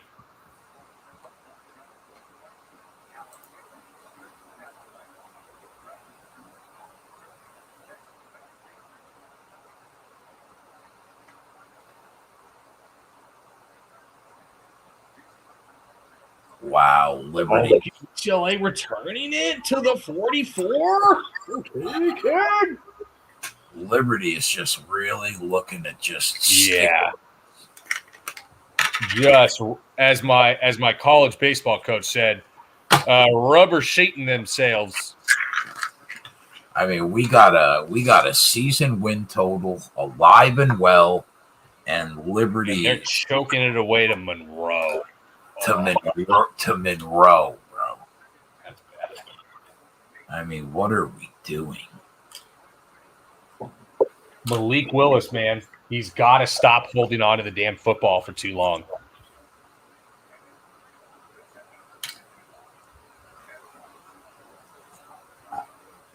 When you were on the throne earlier, I was talking about just how much I love Sam Howell. Yeah. That dude's he's going to be so good in the NFL. He's going to go late first round because he slid a bit because he was supposed to be a Heisman hopeful and didn't have quite the season. You're talking about the kid from UNC? Yeah, Malik Willis was supposed to be in that conversation. He's toast. In terms of being a high first rounder. I don't disagree with Sam Howell. I thought he looked incredible last year. Bro, he's running the ball a shit ton this year. That's what's kind of crazy. And he's a big dude. He's not a super tall quarterback. He's I think 6'1 or 6'2, but he is a thick boy. He bounced off a couple of tackles in the red zone and ended up taking another 10 yards for a rushing score. I think he did it twice that game. If the NFL draft was next week, who's the first quarterback off the board, you think? Matt Corral. Yeah, the Ole Miss kid. Yeah, Yep. I can see that. 0 interceptions. Just What's the score of that Tennessee game? it's 24-9 or something like that. 24-12 at half. Right now, it's still looking like a dead nut under. What do they got to put up? 48 to push? No, 52. 50. They got to put up 50 in the second half, basically. Oh, fuck off. How was I not on that under? Well, good. I get my quarter unit back that I splurged on the Red River Shootout under. I'll tell you what, bro. If they hang 55 in the second half, You know they're going to. What's this live line, actually, now that you say that? you are going to fucking throw up. 74.5. 74.5 to, am I at 82 or 83 and a half? I'm at 83 and a half. So Do you remember what the pregame close on the side was? it was within a point of pick'em, dude. It was Tennessee took some heavy money. Look at UCLA. Go, UCLA. Let's go. 6-yard line, first and goal, Kegger. Did that bet happen while I was in the bathroom? Bro, how many times tonight have I said I'm on UCLA money line? I don't know. I've been in my own world. I think at least 3. You're probably right.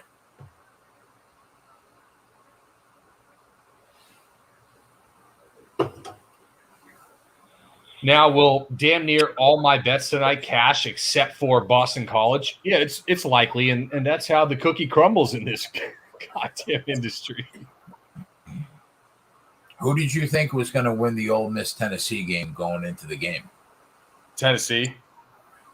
Really? Yeah, I don't like Corral on the road. He's like 2-9 straight up on the road in his career as a starter. Completely different quarterback versus at home.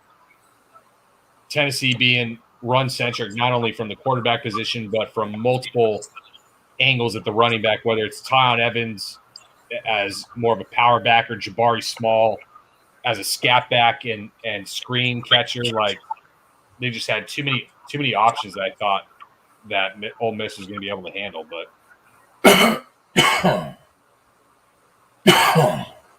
we will see.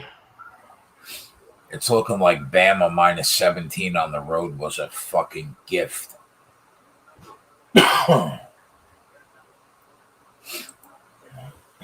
Yeah, I'll tell you. I mean, like, look, betting Nick Saban, Bill Belichick, these historic coaches off a loss is never going to be an unprofitable strategy ever. Like, I agree. You just do it. You don't even look. You just bet it, and you just ride it, probably blindly, and you're probably profitable long term. Did UCLA just get stuffed at the 1? They get in? I'm so confused.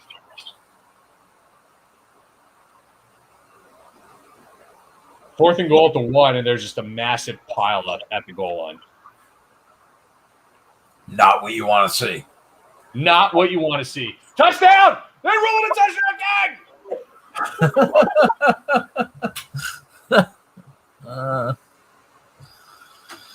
DTR. God, I think he's such a substandard quarterback given his expectations coming in. I can't believe he motored that thing in. He was stuffed at the 1.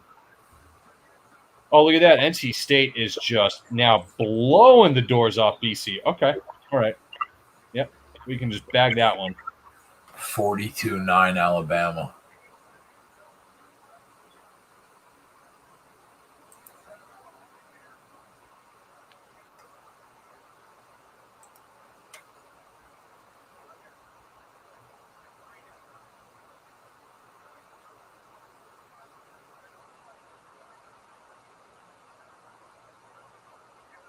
BC, tisk. What a tough showing.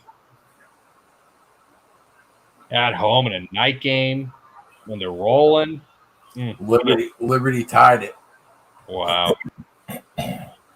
That's big, bro. That was one that we should have looked at live. Yeah, we need this.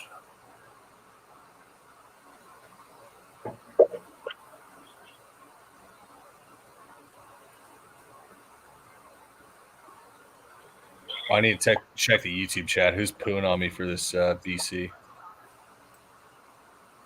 Nobody.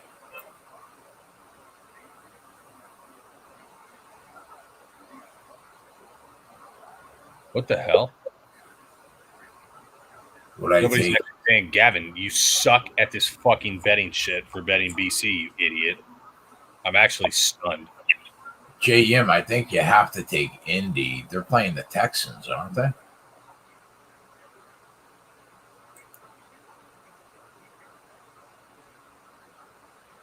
Yeah, I think you would have to take Indy.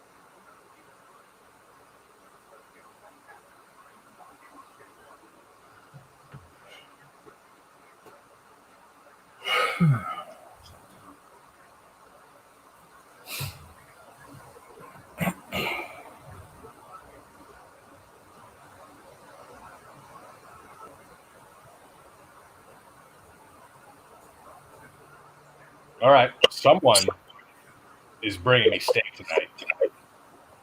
Okay. Question is, who's it going to be?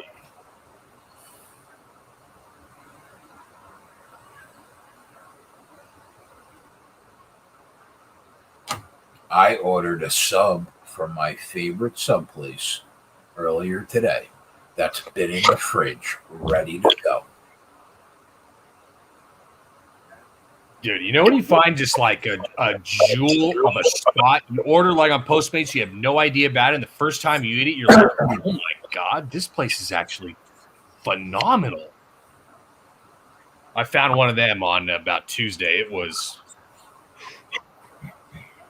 great little sandwich spot. Now, we don't have the real, East Coast delis out here, but we got to make do, and it is damn good. You know a sub shop in Jersey is the nuts when it closes at like 1:30 in the afternoon. Yeah. And doesn't give a fuck. Get your sandwiches by 1:30 or forever hold your peace. Yeah. Like, we sell out of our bread so fast that we close at 1:30, and if you get here at 2 o'clock for lunch, you are totally fucked. Go home, come back tomorrow.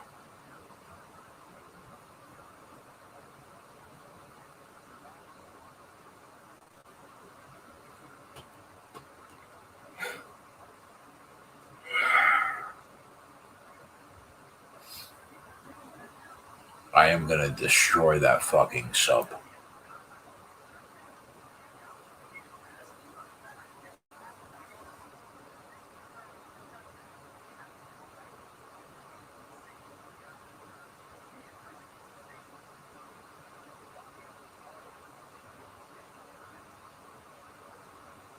"36 games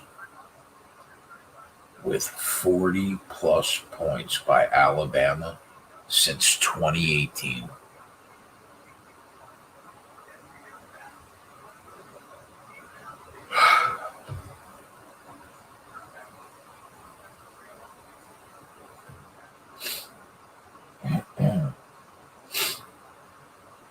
Alabama right back in the college football playoff tomorrow.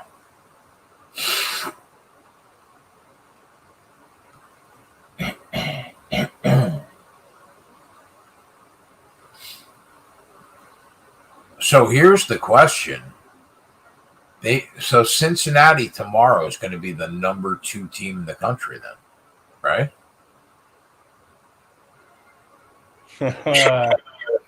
I have to imagine so. Well, wait a minute. Were they 4 today or 3? It was Georgia. Well, I think it probably potentially could depend on what poll.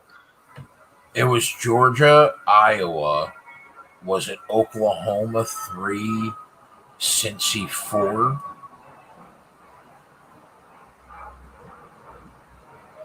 Cincy to make the playoff plus 150.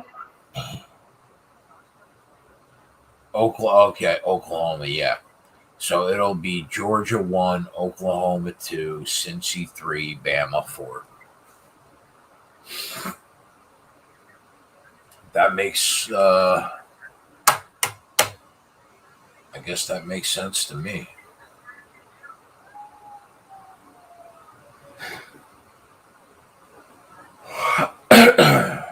Colorado State busting up New Mexico. Although, like, if you told me that they put Cincy 2 and Oklahoma 3, I wouldn't mind that either. Like, yeah, I mean, Oklahoma has not been so impressive to the point where they just command, the 2 spot. What tipped you off? Starting a rookie quarterback and putting a fucking Heisman candidate on the bench? Ugh. I'll tell you what, dude. You give me – just keep throwing people to play quarterback in the Oklahoma system. Eventually one of them is going to stick with Lincoln Riley. I don't care who. Like, so if Rattler ain't getting it done, fine. Maybe Caleb Williams is the answer for them. I don't know. But he's much more in the Kyler Murray mold than Spencer Rattler is. So who would number 6 be? Michigan's undefeated, right, in the Big Ten? Yeah, and they had a bye this week, so they can't really go down unless multiple teams leapfrog them. Do you put a one-loss Ohio State team above an undefeated Michigan team? No.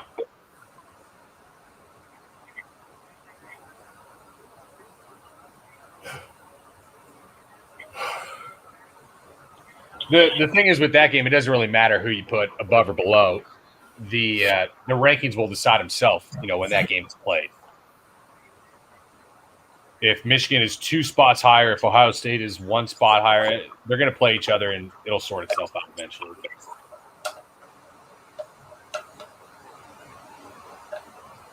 Oh, no. Oklahoma was ranked 4th today, and Cincy was ranked 3rd. So Cincy's going to be the number 2 team. Yeah, I think it's just depending on what poll you look at.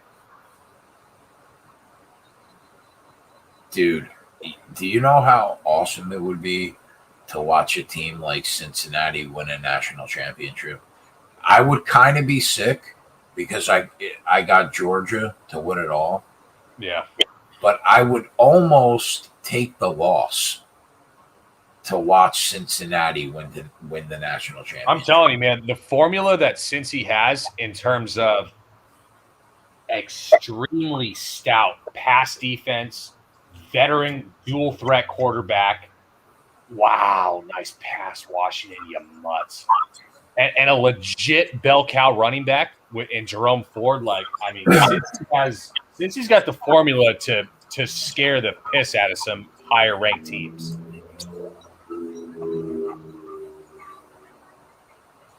I'm going to have to put a cap on your mutt consumption.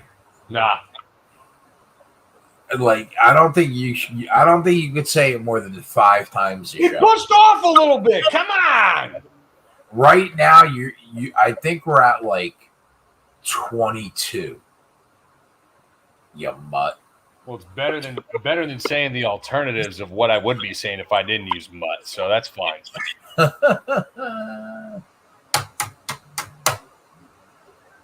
Somebody tried to put horseradish in my mashed potatoes, and I told them that I would never eat there again if they put horseradish in my mashed potatoes.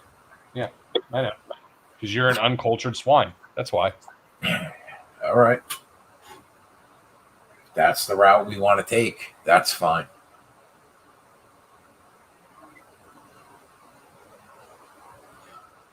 I'm going to have to ask my mom about that.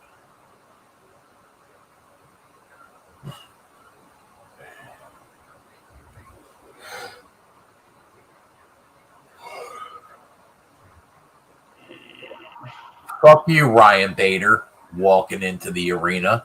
Eat my ass.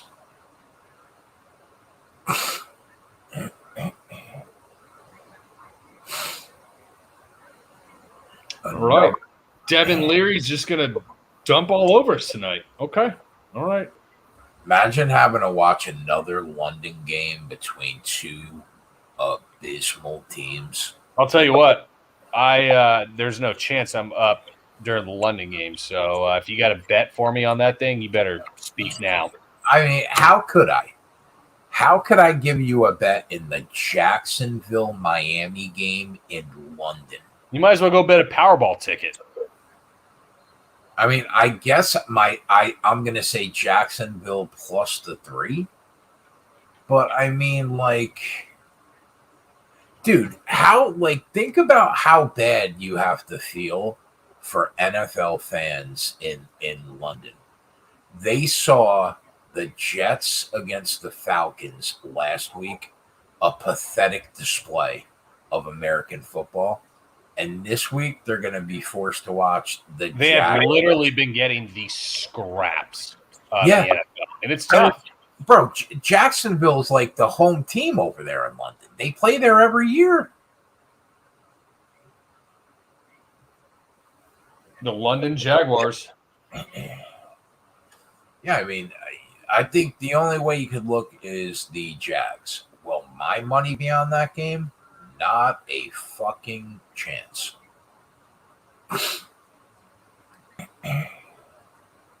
UCLA's got a chance to get some points here in this drive somehow. Dude, Dorian Thompson-Robinson, the guy throws a 4-yard pass like he's trying to throw a no-hitter. just like, 94 at the hip. Dude, have some touch on the football. Jesus.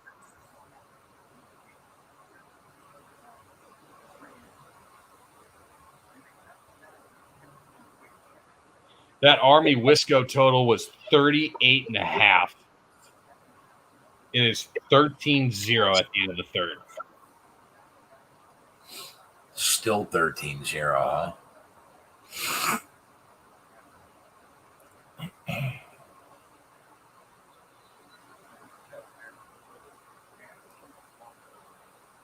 I have a feeling that Green Bay is going to fucking destroy the Bears.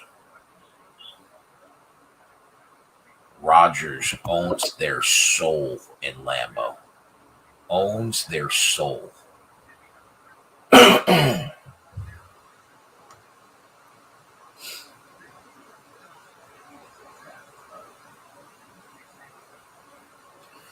Wow, that Cleveland Cardinals game went to 3.5 because of the wind. Fuck you. That's going to have to be a live bet spot now.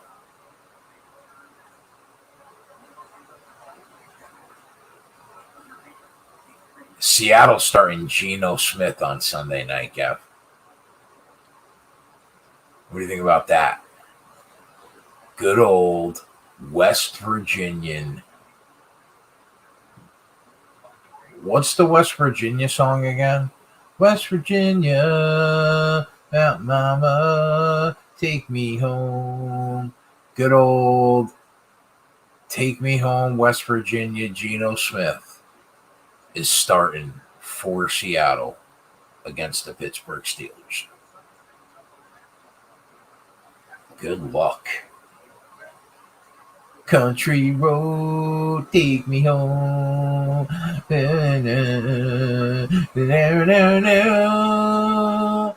Geno Smith fucking blows. Good luck against that defense, Geno. Big boy.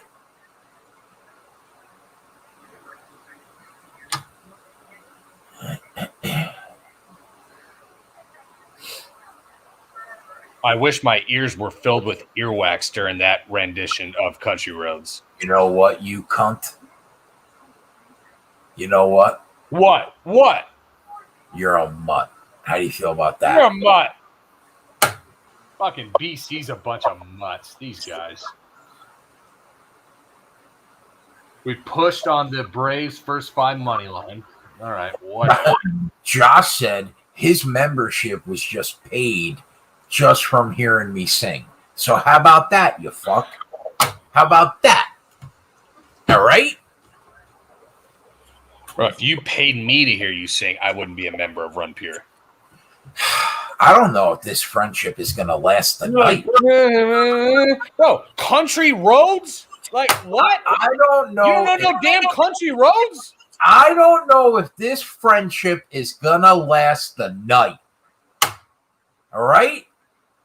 The real OGs will understand the line, yeah, that John Denver was full of shit.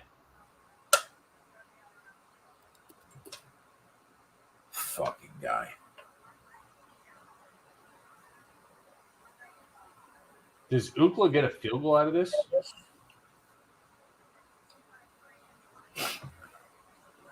Why Ookla, though? Like, why the disrespect? Why the disrespect? It is like nobody one of the worst collegiate institutions on the face of the earth. Does anybody say, fuck this USC team? Does anybody say that? No, because that's a real institution. Ookla is like basically a glorified junior college. I mean, the disrespect.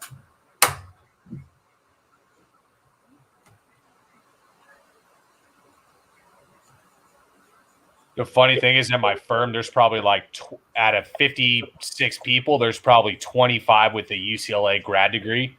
I am the only SC guy there. Do you shit on all of them? Do you walk around? When we beat them, yeah. Do you walk around telling them how much they all suck? No, what I have in my office is a framed picture of when SC and UCLA played basketball 2 years ago. There was a student in the SC student section that had a sign, and it said, "Public school is for peasants." And it basically it was all in red lettering, but there was a blue U, a blue C, a blue L, and a blue A. It was just perfect. I have that framed in my office. The office that you haven't seen in like a year. Oh, I have not been in that office since literally the first round, the second day of the first day of the ACC basketball tournament. 18 months. I gotta tell you, bro, I think you have a built-in excuse now to work from home for the duration that you work at that company. That's kind of what I was angling for. I'm telling you, I think all you have to do is be like, COVID. You know what I mean? Well, the thing also, the CEO understands that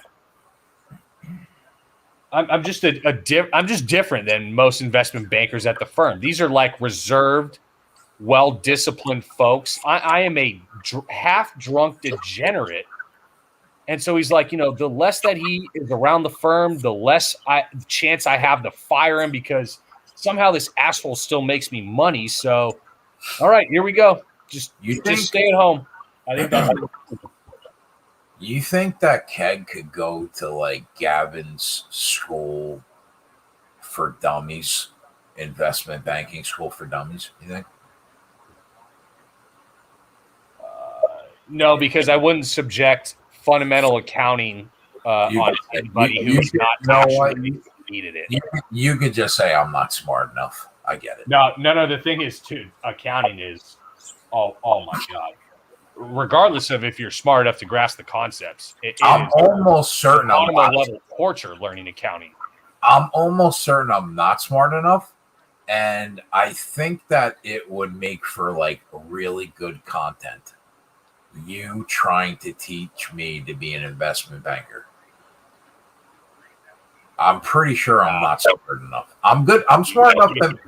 I'm definitely smart enough to make money betting on sports. I can do that. But like investment banking, probably not. Probably not. I'm not going to lie about it. I'm not going to sit here and be phony. I'm not going to sit here and be a fugazi. That's not what I do. Well, the funny thing is that everybody in the firm, is like a 3.7 Ivy League GPA. And then there's me, like, 2.9 from SC, just kind of as long as I was eligible, we're rolling, baby. So it's so fun. Does my degree, does my degree from the Berkeley School of Music translate to investment banking? Or that's going to be a no? You would barely be on the radar if you had a finance degree from Cal Berkeley, much less the Berkeley School of Music. I'll have you know it's one of the 3 best music schools in the nation. Yeah, that's where John Mayer went, right? Yeah. That being said, will that transfer over to my investment banking skills, you think? No.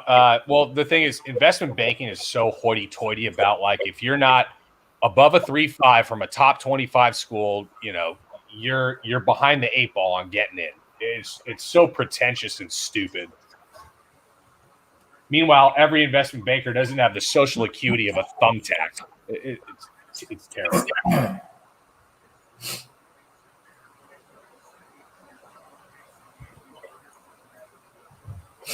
Kevin Taylor said, "Fuck, I just heard Jay sing. I'm cashing out my bets and going to bed." Well, the sweet serenading. Let the record show I did not go to Berkeley for my vocal talents. I want to put that out there. Dude, can you believe I played viola for 2 years in middle school? Just kill yourself. Second of all, can you kick me in the fucking nuts for not betting Alabama? I mean, what am I doing? No, I'm going to kick myself in the nuts for betting BC. Oh my God. 50-9 off a Nick Saban loss. How were we not on Alabama today, Gav? I mean, what are we doing? This is like fucking romper room. I don't know. Someone said that Will Rogers banged his shoulder up early. I don't know to the extent how much that hurt, but fucking amateur hour over here. Yeah. You know, everybody blind bets Bama first half. How about Bama first half off a loss? Can we revisit I played viola in middle school? No, yeah, okay. Yeah, here's what I'm telling you. You want to understand niche and how to yeah, I'm about to rewind it for you. So get your lawn chair and get ready. 90-second spiel. All right. You were forced to play a musical instrument. I wasn't going to blow no fucking recorder by any means. And you chose viola? There were 50 people playing violin. There were 3 playing viola. I said, I want to play that one that nobody's playing. Yeah, fine. Why not? I mean, hello. You know, I was the second best viola player in the school. Yeah? There was only 4 of them, but I was the second best. You know what I did? I played an instrument that fucks. Okay? I played the old guitar. I played the drums with a minor and saxophone. Both those instruments fuck. The kid playing the viola is the kid that got like food thrown at him in the fucking orchestra. You know what I mean? You know what? I played viola and I literally won the athletic decathlon at the school too. So you know what? Yeah, maybe I played the viola, but you know what? Really? I was forced to, and I was damn good at it, being the second best in the entire school of 1,200 kids. Thank you very much. The athletic decathlon. See, like my instruments fuck, bro. You know what I mean? Like this explains a lot now. No wonder why you became almost an MLB pitcher, because you got so ridiculed. No, it wasn't that close. It wasn't almost MLB. We were quite a ways away. All right, in the rotation at a fucking major D1 school. Okay.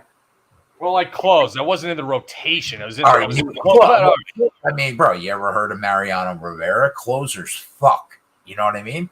And they only got to pitch 1 inning. You pitch 1 inning and you go. Well, never mind. I'm just gonna sidestep that one.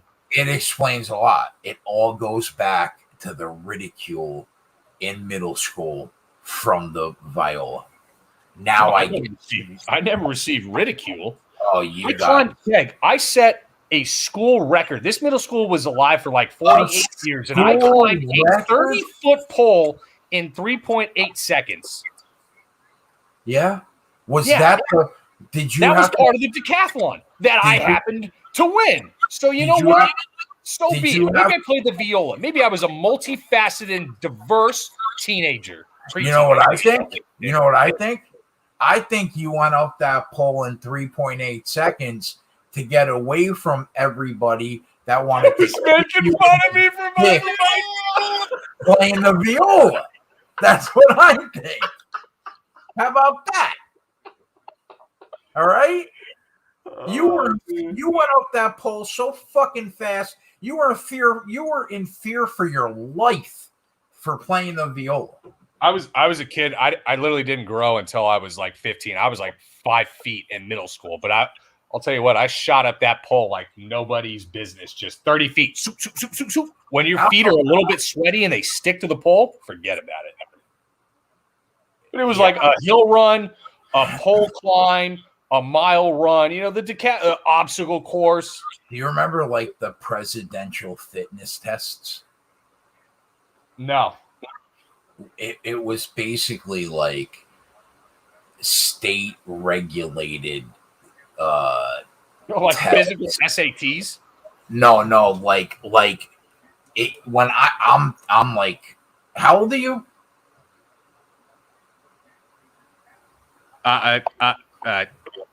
31. Okay, so I'm 40. And so it's about almost a decade probably before your time. So they used to call it the presidential fitness tests.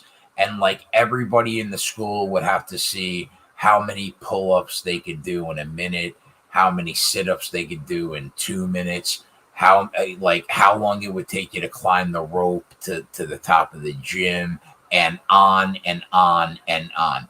And it would grade you, and it would put you in like the certain percentile of students that could do that in the country. When I did the presidential fitness tests in middle school, it said I was borderline deceased. I was almost dead. Physically disabled. Yeah, I was slightly above a dead person. That's where I ranked in the presidential fitness test. You know what I mean? I'll tell you what. Sorry to sidetrack, but this Caleb Williams, this freshman for OU, I know TCU's defense is shit. This kid looks good, man. Oh, my God.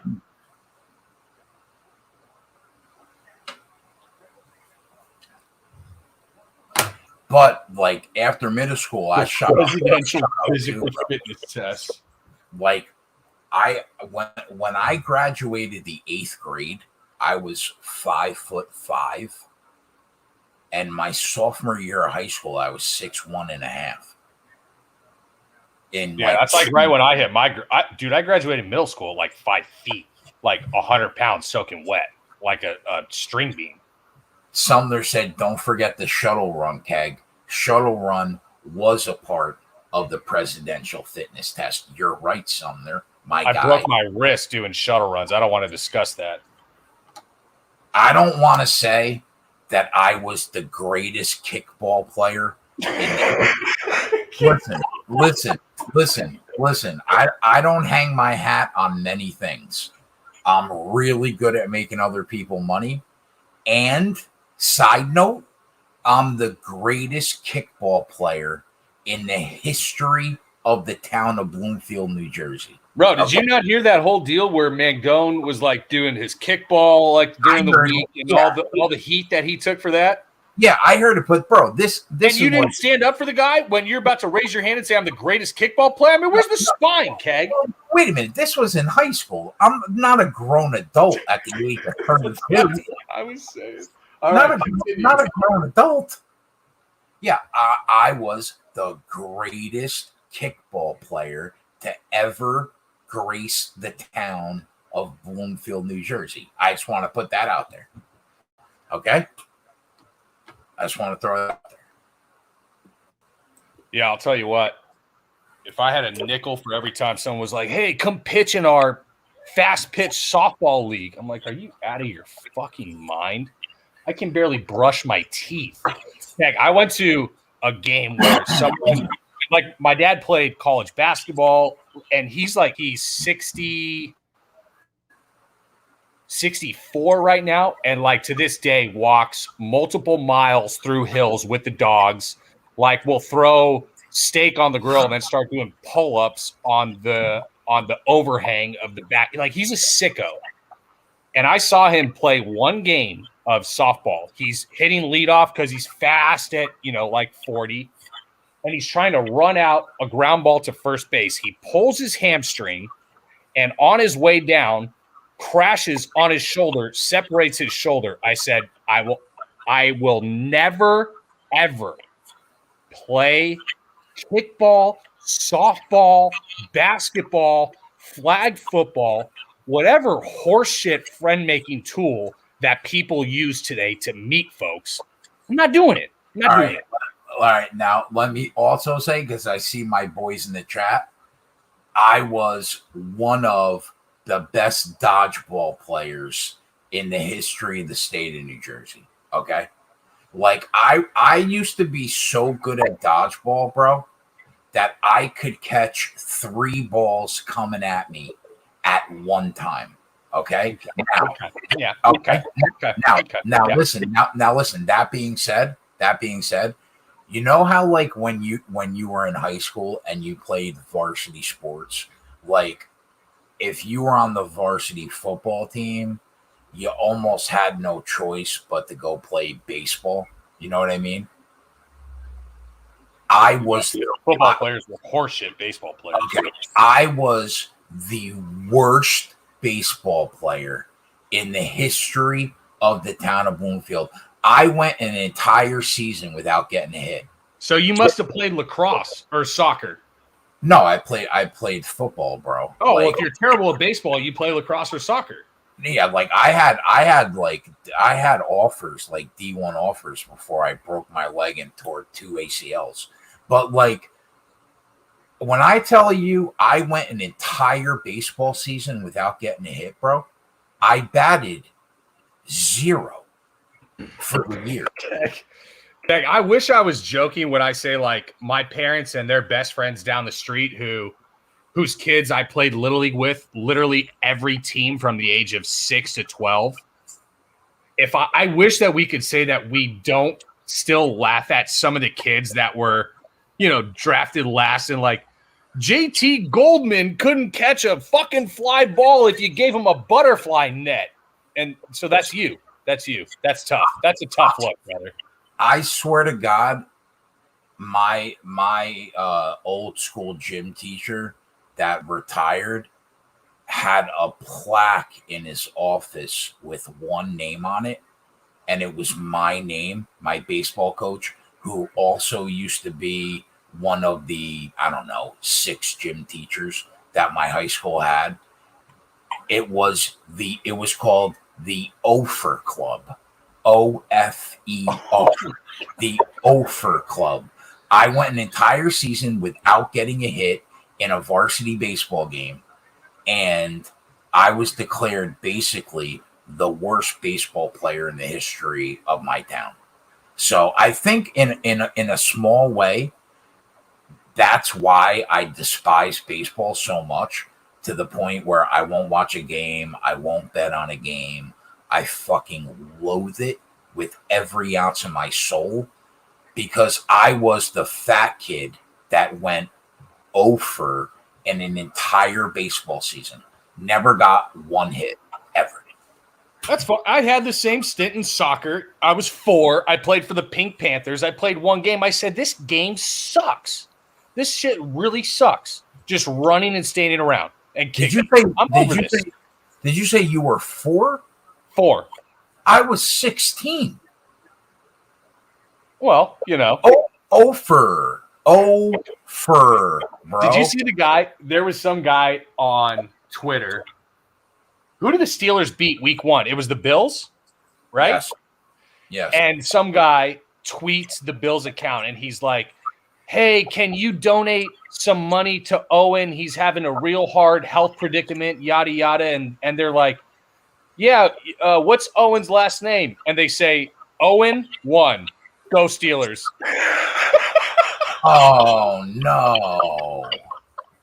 That's not nice. Bro, that was one of the best mic drops I have seen of 2021 that's just not nice. No way. Just laid him up, drew him in, and just yanked the pole and hooked him. It was, just perfect. Listen. They're like, yeah, what's Owen's name? Owen 1. Go Steelers. The next time that you and I don't bet Nick Saban off a loss, when I see you in Vegas, whatever year it is, if we do it every year, I'm going to kick you square in the dick. Yeah, no kidding, huh? Yeah. How were we not on Alabama today? Fuck me. Because I thought that betting Boston College would be a good idea. Can you imagine? Listen, we all have bad calls, bro. Okay. All right. What? I don't know. We probably got a fight or two before our Corey Anderson bet comes in. Let's take a look. Story time's over. Let's try to find an angle. Story time. We're done torturing the chat. I'll be honest though, I love talking about like the old days. It's been a long time since I told somebody the Ofer story. If I picked my mother up tomorrow afternoon and I said and I brought her in here while I was doing the show tomorrow and I said, "Mom, what's Ofer mean?" She would say, "Oh, you mean when you mean the season that you didn't get a hit for the whole year?" And I'd be like, "Yep. Thanks, Mom. Appreciate you." All right, Ole Miss 24-19. Wow, dude, how were whatever? I'm just riding out the under and getting my quarter unit back from that Red River shootout. I can't believe I didn't bet that with you. Like, shame on me. It was like a spite quarter unit bet. It wasn't like I had a serious stance. I know, but like you're gonna hang an 84 in an SEC game, and I'm not gonna take the under. Versus two teams that, even with the tempo that they play at and the explosiveness that they have through the air, are actually way more relatively run-centric than you would think. This is what I mean, man. You know how much money that we would make if, like, we didn't make mistakes? I fuck up a lot still.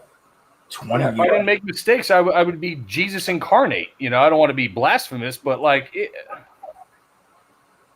bro, how many opportunities of betting do we have going on any given Saturday with, you know, if NASCAR's going on, college football, MMA, college basketball starts in a month. Oh my God. I can't wait. I'm gonna drain you. I'm pitching a 10 over here just thinking about it. I'm gonna drain you like Dracula for those college basketball winners, bro. You better get ready. The unloading plays is when Boynton and I come to the same conclusion on a game without talking to one another. That was when we scraped DFS lobbies. Where Steve and I would be like same exact lineup other than like a 2v2. And it wasn't a chalky build. Oof. I literally can't wait. Dude, we were doing the data sheet, man. Oh, yeah. So, no, I'm going out to Chicago to visit Steve. And Gonzaga and Texas are playing November 13th. Oh, my God, dude. When does – I didn't even realize that NBA starts on fucking Tuesday night. Yeah, whatever. NBA. No, I know, but like, I can't believe it's here already. Like, what day does college basketball start? 3 weeks. And then I think the second week is when I'm going to visit Steve. And it's, dude, Gonzaga, Texas is going to be. I said, Steve, what bar will let me watch the game with my pants at my ankles? Are those the two best teams in the country to you? For my money, yes. And frankly, I kind of want to bet Texas money line, but I think it takes them a month for Chris Beard to figure out how to implement all these different options that they have. Chris Beard's not at Tech anymore? Dude, he took the job at Texas. He walked into the transfer portal, flopped his meat on the table, and said, all of the best transfers come to Texas. And they all said, okay. I mean, he's one of the best coaches in the country, right? Top three. Yeah, top three, top five at worst. Top three easy, I think. Wow, I didn't. You know, college basketball, I got weird affinities for, like, you know, Craig Smith, who just took the Utah job from Utah State. Like, you know, these under the radar guys. But Chris Beard is as good as they come. I think he is the next version of the Bill Self, Roy Williams, Mike Krzyzewski, pretty much lifetime contract coach. At this point, I mean, I would take Beard over Bill Self any day of the fucking week. Yeah, the problem is Kansas brings back 4 legit starters, and they bring back, or they got the top transfer in the portal. as a point guard who kind of stirs the entire drink for that team. Like he's such a ball movement attack. Oh my God. Kansas Texas is going to be a just ridiculous game. So who is the coach now at Texas Tech?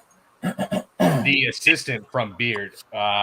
What's his name? He was the defensive architect. The no middle zone guy.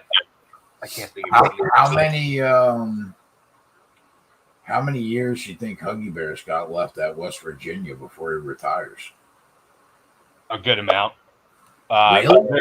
Yeah, I'm close with a business owner who is one of the main boosters of West Virginia, who is like he went to West Virginia with Huggins, like and is good buddies with him, and he says, yeah, he's probably got 6 to 8 years at least.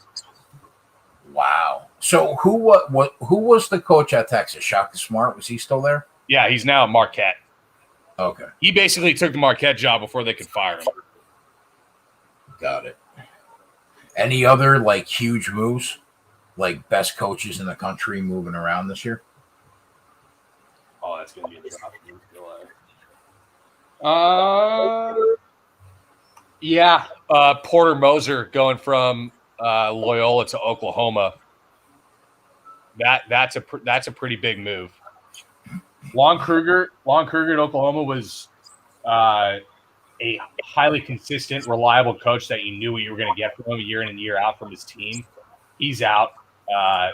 Porter Moser is a phenomenal coach. But that being said, it took him like 3-4 years really to get Loyola clicking. And then he got Cam Krutwig, and he became the crux of everything that was successful of Loyola. I think that's a pretty crucial move. Fucking Loyola's been the real deal the last few years, man. Yeah, he was the dude at Loyola, and he just took the OU job. I thought he was going to get the Indiana job, just being in their backyard, and Indiana just shit the bed. They're we'll take it. Hopefully Mike Woodson recruits. All right. So wait. Wait. Doesn't Indiana have the guy that was at Marquette? No, Indiana has Mike Woodson, the former Knicks coach. What happened to the guy that was just at Indiana? Archie Davis? No. Who am I? No, Archie Griffin. No, what's Archie? Oh my God! I'm thinking of the wrong guy. Remember the guy that used to be at Marquette but took a huge job somewhere? Steve Wojciechowski. Who's the coach of Arizona? Maybe he's at Arizona now. No, Tommy Lloyd. He came from Gonzaga. Why can't I think of the fucking guy I'm thinking low-key potential coach of the year. If you can ever bet coach of the year props, Tommy Lloyd is a great long shot odd in the Pac-12. So top 5 teams in the nation right now to you are who? Gonzaga, Texas, Kansas. I think there's a pretty good drop-off after that, frankly. I don't think that Kentucky and Duke are as real as people say. And what about Baylor? Did Baylor lose everybody? Yeah, they lost everybody. They got a Kinjo, another ball-centric, kind of high-usage point guard who's as much of a scorer as he is a creator and a facilitator, which is good. But, if you're betting Baylor, you're relying on Adam Flagler, Matt Mayer, Flo Thamba to make big, big strides if they want to even play near where they were last year. Good last year. Illinois and Auburn, where are they at this year? I have a future on Auburn to win it all at 80-1. I think that team is scary. Did they return a lot of guys? They returned. They didn't return a ton. They got a top 7 recruit. They got Walker Kessler, who I thought was one of the most underutilized bigs in all of college basketball at North Carolina. He basically played behind Garrison Brooks, Armando Bacot, and Day'Ron Sharp, all 3 of who will be NBA draft picks. Sharp has already been picked. Kessler was the 4th big as a freshman last year. And when he got run, when Brooks was out, when Sharp was out, he popped and played well. He's an inside-out big in the up-and-down style of Auburn. I think he's going to thrive in that. Auburn is one of those teams that if they get hot at the right time, they're going to beat anybody that walks in front of them because of the style, the tempo, and the offensive lethality that they have. Did Auburn make the Final Four last year? 2 years ago. 2 years ago. Yeah, not 2 March Madnesses ago, which was 3 years ago. What about the Hurleys? Arizona State and do not bet Arizona State at all. Like, where the other Hurley that coach team is down to Connecticut. UConn. Dan Hurley. Yeah, Danny Hurley. Yeah. I'm not looking to bet on UConn. Losing book night is tough, and when they were so reliant upon him to actually score and do all the offensive work for him, I'm not looking to bet UConn in any form or fashion until I see, like, what are we relying on? RJ Cole, a little midget lefty point guard? Like, we say little people. No, he's a fucking dwarf. Like, oh my God, he's like 5'8". It's a joke. The Hurleys are like gods in the state of New Jersey, bro. I know, and they the dad is the St. Anthony's. St. Anthony's, yeah. Yep.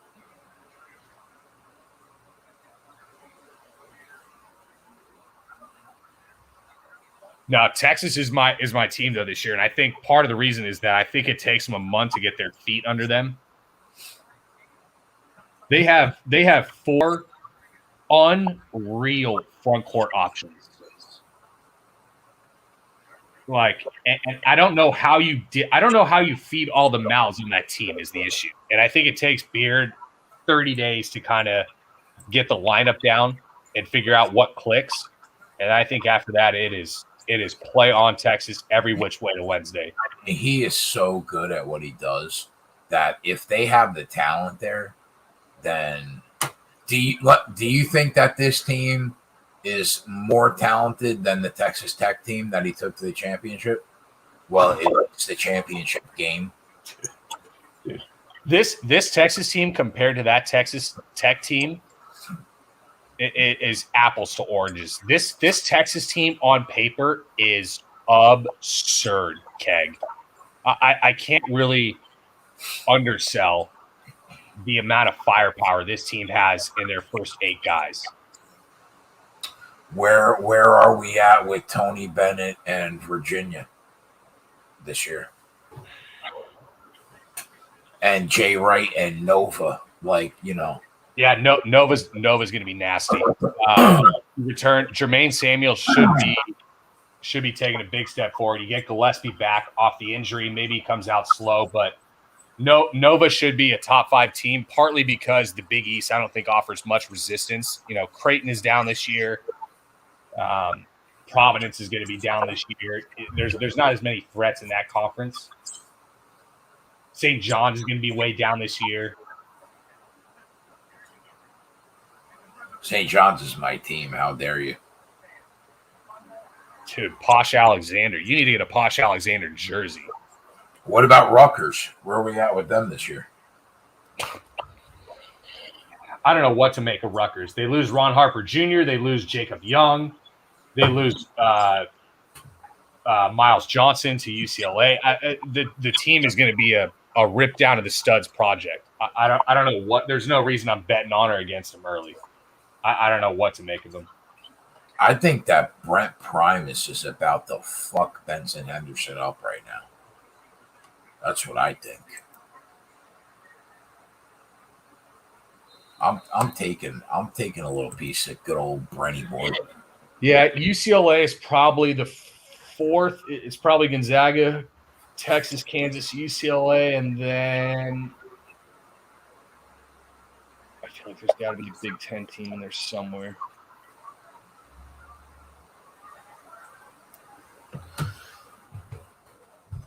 I threw $100 on Brent Primus because I'm bored. When's the Anderson fight? It should be. I think we're gonna get. Actually, it might be the next fight, and then who we didn't rank in our light heavyweights? Where do you put Vadim Nemkov? in those rankings. He's next after this fight, Corey, and then the fight after that is Vadim Nemkov. And I want Nemkov to fight Volkan Oezdemir after Ankalaev does. And after he fights Oezdemir, I'll have a much better handle of where this kid is going to end up at. I think the winner of I don't know what to make of him, frankly, though. I mean, Nemkov #1 is a little stupid to me. I don't believe that. But so I think that the winner of the Bader Anderson fight is going to fight the winner of the Nemkov Angelikas fight. And then whoever wins that fight will be the light heavyweight champ. Now, Nemkov is -850 in that fight. That's going to happen after Corey's fight. But did you bet Corey on the money line with me? Yep. A little buyback. He's at 170 now. So I kind of like Brent Primus. I'm not even going to lie. I think that he's looked really solid his last few fights. Now, I threw 1/10 of a unit on it. I literally threw $100 on it. But you. Whenever you're talking Bellator or DWCS, man, or if God forbid if I'm betting Cage Warriors, dude, I'm just more apt to bet highly juiced prices in one form. Just with the built-in inherent uncertainty and volatility with these non-UFC fighters, a lot of times without a lot of tape on them, it's just hard to gauge where they're at. So I'm just like, I'll tell you what, Gav, I think that Primus, I don't know if he was in the UFC, but if he wasn't, I think he would do well in the UFC. If he was previously in the UFC, I think that this version of him would fare much better than whatever the fuck he looked like. True. Let me check to see. Why is Nevada on the 2-yard line? Keep in mind that, like, when Gavin and I are betting Bellator, I mean, I literally bet 1/10 of a unit. Like, I threw $100 on him. But I like him, man. I really do. I like him a lot. And no, he's 10-2, never fought in the UFC ever.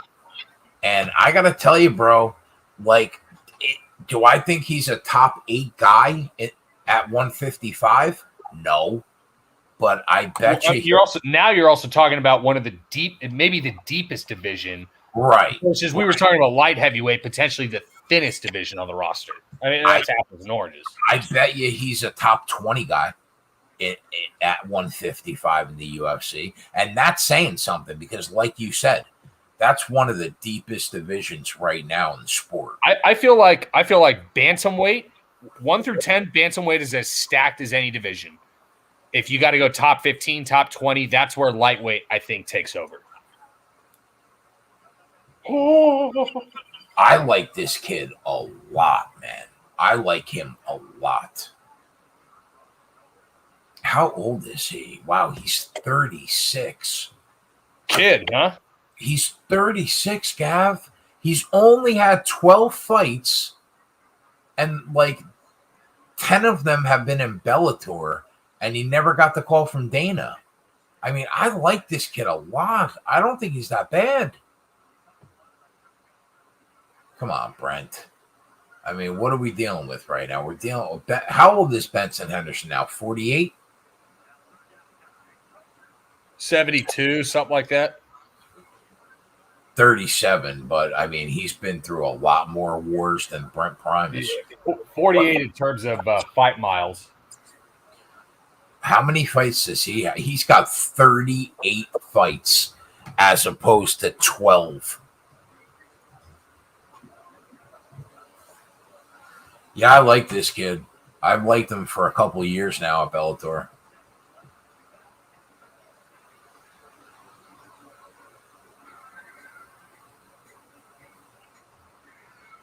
Why is he still fighting? Like Benson Henderson could go into coaching, which would be. Well, it's the same reason Anderson Silva keeps fighting, dude. These guys are addicted to this shit. Like they love it. And I can't fault them for it, man. When you're so passionate about something like that, even if you go out on your sword, so be it. Like, here's my argument, right? You're in it for the glory of being the best in the world, right? Yeah, that shit's a long sale for him. You can't tell me that however much money he makes in 2 fights in a year at Bellator, he can't make the same amount of money like owning a gym and cornering, like being a coach. Yeah, it's probably more stable in terms of regular. Yeah, but like I don't get it. Like why? You're washed.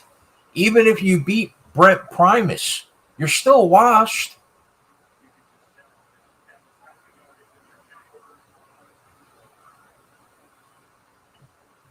You see any live angles right now in college? I've had the board up the whole time. 31-19. What a dead nut fucking under. I can't believe I didn't bet that under. 2 bets I'm angry I didn't make today. The under in this game and Alabama. Those are the 2 bets I'm mad at myself for not betting. Yes. Saban off a loss might just have to be a blind bet going forward. Has to be. And I'll tell you what, it's not going to probably happen that often. I think that's part of the beauty of it. It won't get overplayed or saturated. What did you think about the TCU Oklahoma game going in? 10 minutes left in the game, 14-point game. I thought if Duggan was healthy at all, that game was screaming over.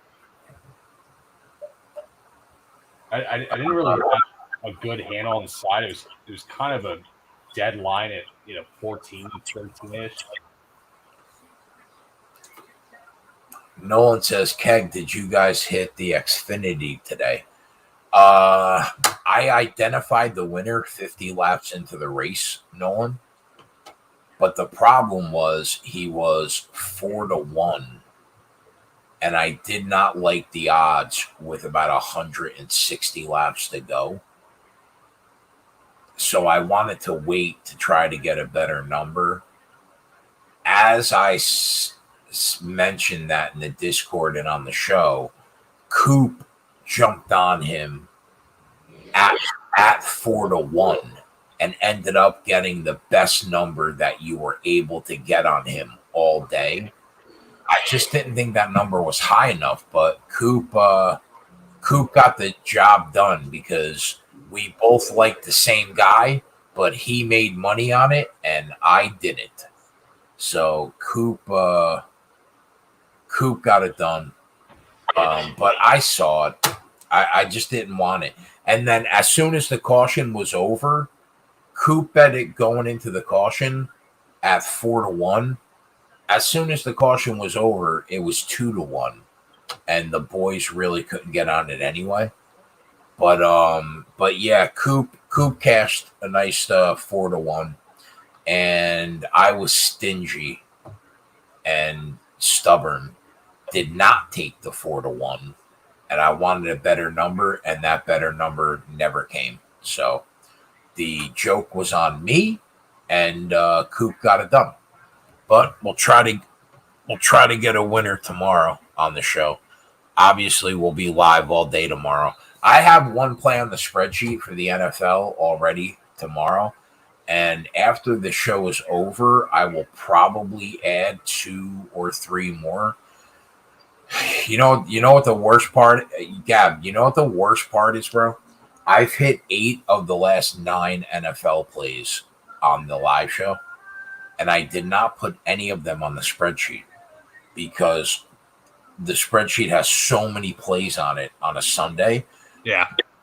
For the last week and a half, I didn't really want to add to the clutter. But now I'm going to fire after hitting 8 of the last 9 on the show. And now I'm probably going to go like 0-4 because I'm an asshole. But I'm still going to try. Still going to try to get it done. Go ahead, Brent Primus. You ride Benson Henderson like the buck that he is. Fuck you, Benson. Yeah, but I'll throw a couple more plays. I think I'm waiting to see if the lines are going to move. There are a couple plays that I want the lines to move about a half point until I hop on them. But the only play that I bet so far this week, aside from the 2 winners that I hit on Thursday Night Football, the live show, I made one play in the Cowboys-Patriots game, which I won't give out because this is not a subscriber show. But I have a play in the Cowboy-Patriots game on the spreadsheet, and I'll probably add 2 to 3 more, hopefully, as long as the lines move the way I would like them to in the next 5 or 6 hours. But I'll be live tomorrow at 1 o'clock with Tyler all day from 1 o'clock to 8 o'clock. And then that'll be it, boys. That'll be another 30 hours in the books. Another week at the office. Another week at the office. Me and Tyler doing football. I would assume that Coop is going to join me and Tyler during the NFL day while the NASCAR race is going off. We're getting close. I have 2 futures on the spreadsheet for Kyle Larson to finish in the top 3 and for him to win the championship. I think at 6 and 2.5 to 1. We're winding down. Pretty soon, we're either going to cash that or we're not going to cash that. We're getting close.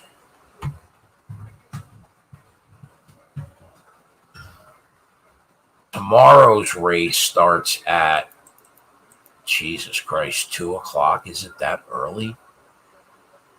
So basically, as soon as the halftime lines come out for the 1 o'clock games, when Tyler and I really start to dig in to betting the early slate live plays, that's when NASCAR is going to start.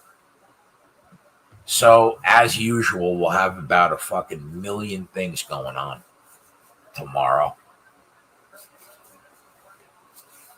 But we'll still try to find the winners.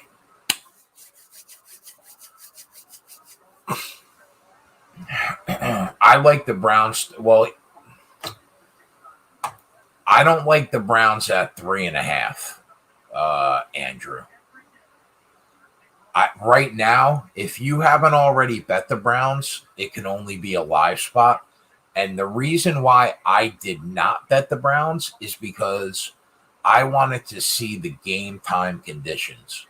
If it's really going to be 25-mile-an-hour winds and it's almost impossible to throw a fucking football straight, then I'll be all over the Browns live. But I'm not going to lay more than a field goal. It's a wait-and-see game. Because if the weather conditions are fine, it becomes a much harder game to get an angle on. Now, we're not going to have Chubb, but Kareem Hunt can carry the load. That's not a problem.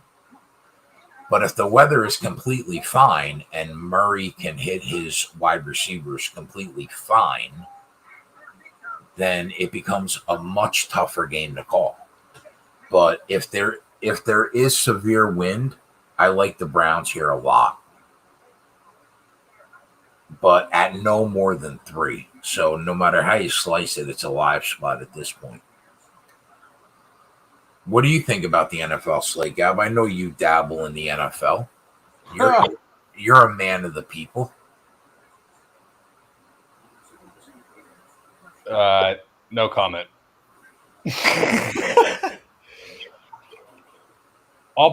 Tomorrow I'll play some bad DFS plays and I'll ride out Sunday like we typically do. Just waiting for Keg to feed me with a couple live plays. He said no comment. a couple live plays that you can't bet. Yeah, when you bet these sketchy player props live, yeah, I don't have those. I mean, like every legal book in the universe has those. God, Jaden Hazel was going nuts.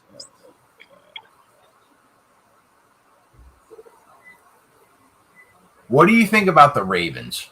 Are you in their Fugazi with me, Lane, or do you think they're legit at 4-1? I can't.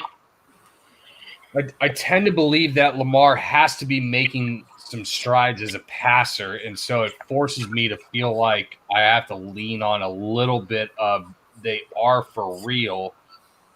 But when you have no running game to speak of other than Lamar, I don't know what to make of that team. I think I'm probably a little bit down on them because when you're going to face the upper echelon of competition and you have no real run game outside of just the Lamar Jackson run where the defenders aren't. I'll tell you, I think that you bring up one good point that in all the shows I've been on this week that I've spoke about this game, I haven't really brought up, which you just did, and it's a good point. He's definitely making a conscious effort this year to stay in the pocket more, and it appears like he is throwing the football better than in years past. I agree with that.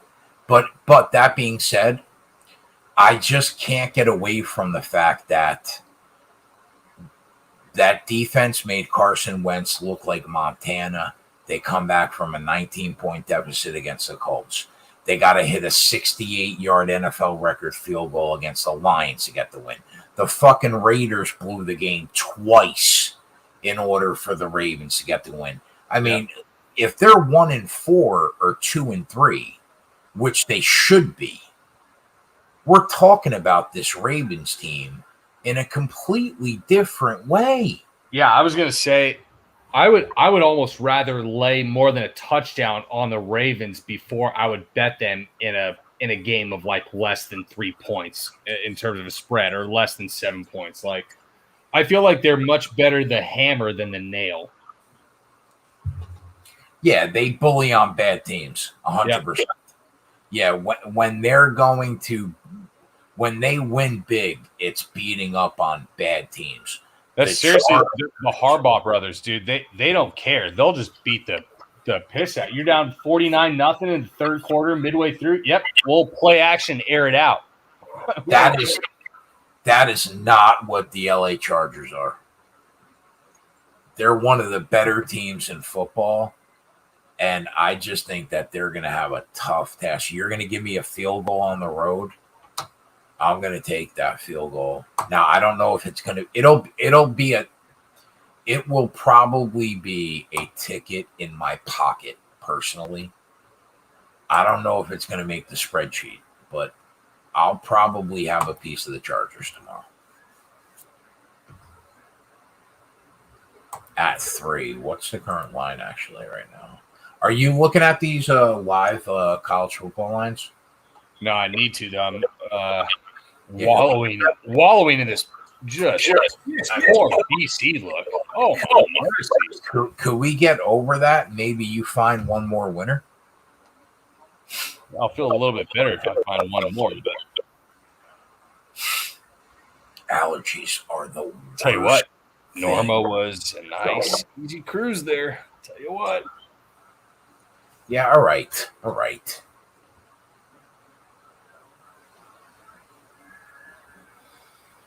We're just going to call them harassment plays. 3-0 on harassment plays.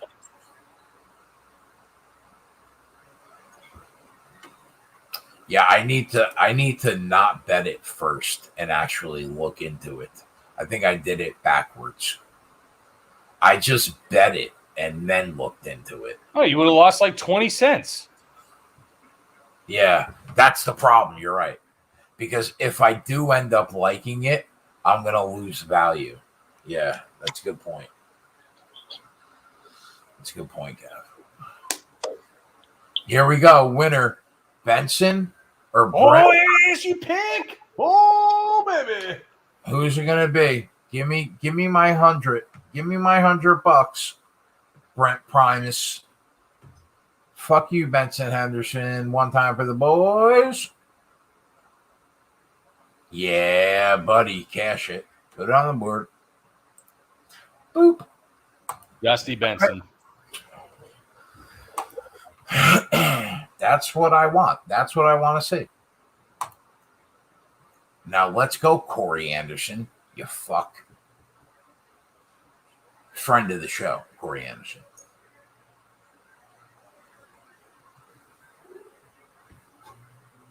This UCLA game is a total shit fest. Yeah, it's getting a little out of hand here.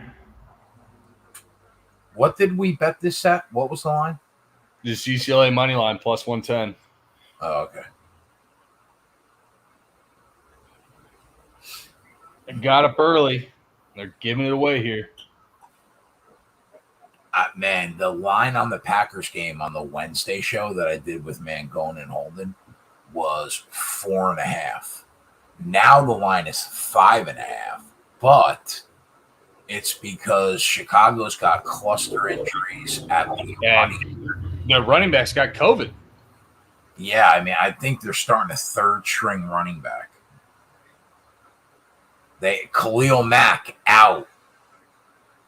I think their two best defensive players are not going to play. I can't think of the other guy's name, the other linebacker on Chicago. Roquan Smith? No, what's the other guy? Khalil Mack, and there's the chart.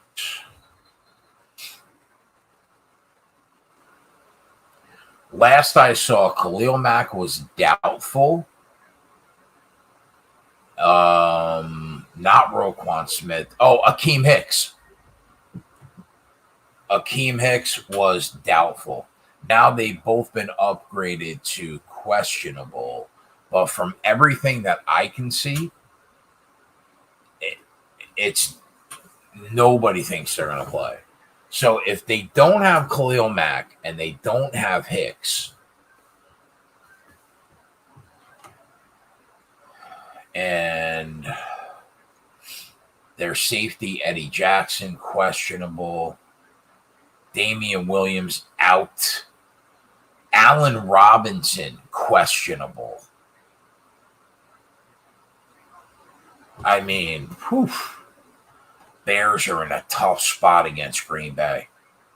That's why this line went from 4.5 to 5.5. I'm tempted to lay it. I'm not going to lie.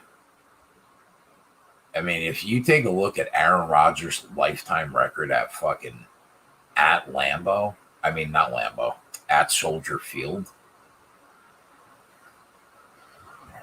Aaron's not great on the road, but he's pretty fucking good at Soldier Field. So he's not good at the road. It's just when you compare it to what he does at Lambeau, it's like yeah, but he's like a 500 quarterback on the road lifetime.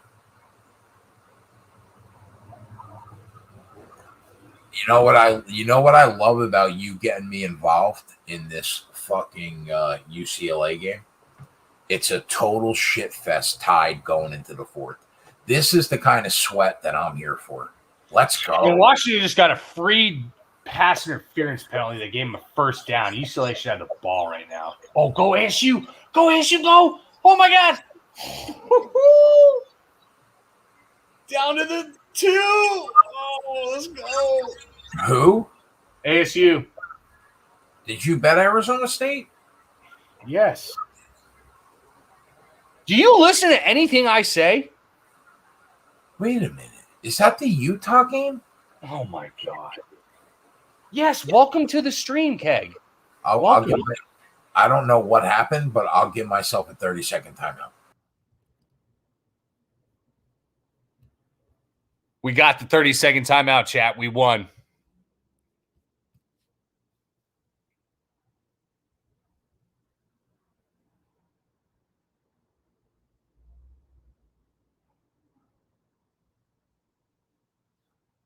UCLA gets the pass interference penalty that gives Washington the first down. Oh, all right. 3rd and 9, midfield for Washington. Okay. Yeah. Tell you what, chat. I could be interested in Oklahoma going forward if, Caleb Williams, dude. 18-23, 295 yards, 4 touchdowns passing, 9 rushes, 66 yards rushing, and a touchdown with a 41-yard run.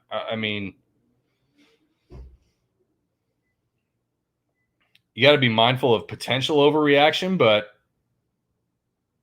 when a team has a material change in the middle of the year, whether it's college basketball losing the point guard or quarterback change at Oklahoma, tend to want to ride those teams earlier than later and try to jump on it. But that being said, TCU is not the most impressive defense. So with somewhat a grain of salt. But just box score peeking, dude. This quarterback for OU, this freshman might be the dude. Let me ask you a question. Don't ask if Utah is playing Arizona State. No, forget that. Clearly, I missed the boat on that by not paying attention. I'm with you on UCLA, though. If I told you like an NFL team was something like 2-15 against the spread their last 17, would and I didn't tell you how good the team was or how bad the team was, would it be an auto fade every week at this point? That you just bet the other team against the spread? Now, what fucks everybody up is it's the Kansas City Chiefs. That's the problem. Yep. I think they've only covered 2 or 3 of their last 17 games. So if you're betting against them every week on the spread, you are absolutely slaughtering NFL Sundays. And with this public with a team as that is, if you are going to bet on that team to turn around, you're going to need to be on them like starting tomorrow, and continually on them, thinking that they turn around. But it's like 2-16. There's first of all, they got the worst defense in football, and they're on pace to be one of the worst defenses of the last 2 decades. Okay. So the problem is I'm not running to take the boot. Daniels, get in Arizona State. I'm not running to take the Washington football team plus 6.5 against the Chiefs, but this will be another week where I don't bet it, and it's probably going to be a 4-point game, and I'm going to want to kick myself in the twiff. You understand? Well, that's the thing is, once they do cash, they're going to cash, by a wide margin. And everyone's going to be like, oh, why did I pick this week to bet the Chiefs? But you could have said that about the last 15 weeks that they've lost out of 17. So no one said Joey works the GOAT, Gav. Guy's obviously just been dick kicking baseball. Did Joey win a bet? Do I have to put it on the board? What's happening right now? You know what? I'm thinking since they're the number 1 offense and the number 32 defense, instead of taking Washington plus 6.5, why aren't we on the over 54? Dude, do you know what the total preseason would have been on this game? Thinking how Washington was supposed to have a top 3 defense. Yeah, people thought that defense was way better than it turned out to be. That's the issue. And the Chiefs were supposed to be a middle-of-the-road defense like last year, 17-18. This total would have been 48, 47.5. It's 54. That kind of tells you everything you need to know. I'm telling you, bro, I think this game's going to go over. I do. It would surprise nobody for the Chiefs to score 40 tomorrow. Yeah. And they can't stop anybody from scoring. So you could pencil Washington in for 21-23. And it flies over by almost 2 touchdowns at that point.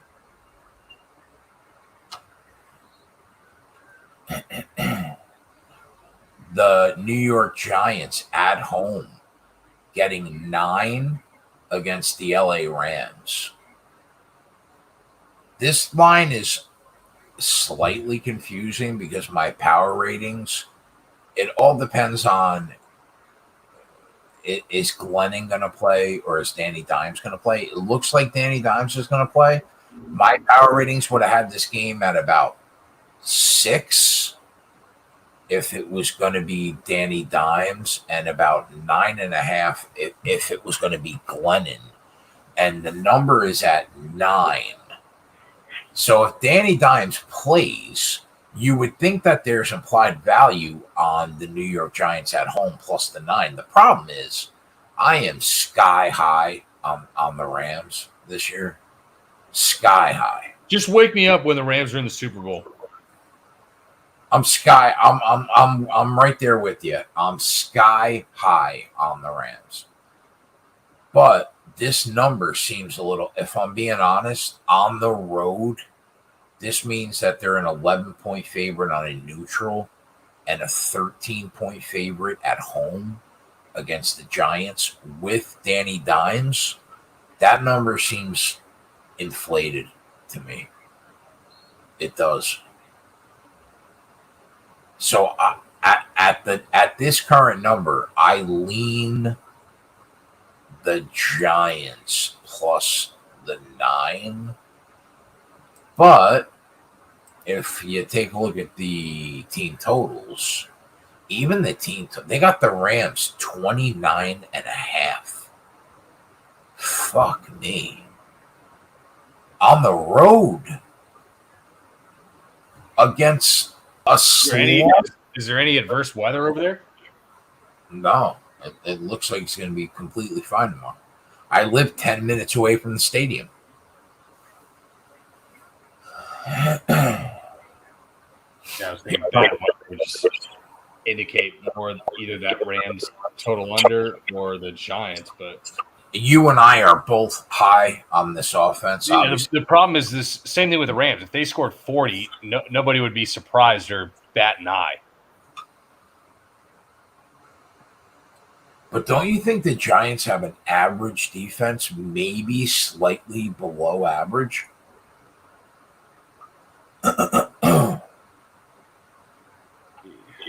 Yeah, is that good enough to stop the Rams as much as Stafford's airing it out?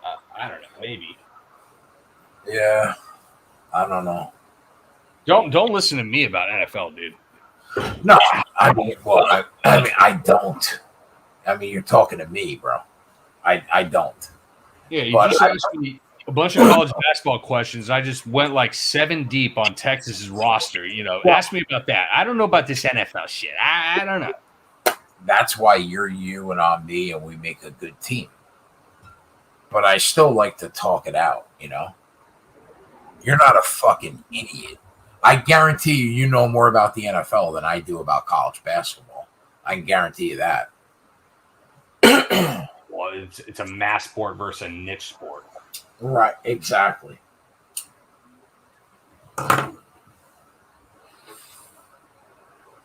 But you got to make the bookies pay when you have the informational edge. And that's where I got the biggest. Yeah, I mean, just the fact that my fucking power ratings are dead balls accurate and 99% of the public doesn't even know what a power rating is. I mean, just puts you in a position that nobody else is at except the 1%ers. That's part of the reason why I like betting college. power ratings are dogma in NFL. You have to live and die by them to pick off the best numbers, at the right prices, given your power ratings. I would consider myself above all else a spot better.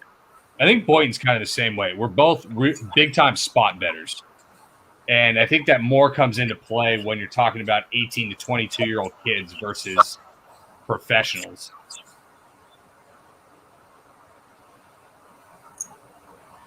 It just presents more opportunity at the college level. Not to mention, college basketball is just probably the greatest sport on earth. I think last week my power ratings edged out in the right direction. 11 out of 15 games. It's pretty good. I'm very happy that you took the shot with me for a couple bucks on Corey, so we could root this in together. Let me know when it catches. I'm trying to see if we can find anything live in this Arizona State game. Are you not watching? No. All right, I'll put it on. God damn it. I do have Showtime.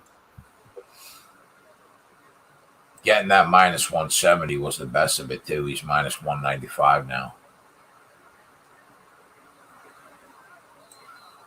I didn't bet like a ton of money, but I got, a few hundred on it. Come on, Corey, one time for the crew. Corey Anderson, friend of the program. Let's go, Corey. Notable wins: Glover, Jan, Johnny Walker, Manhoff. Manhoff? Okay. Let's go, Corey, for the boys. Ryan Bader's fucking dusty.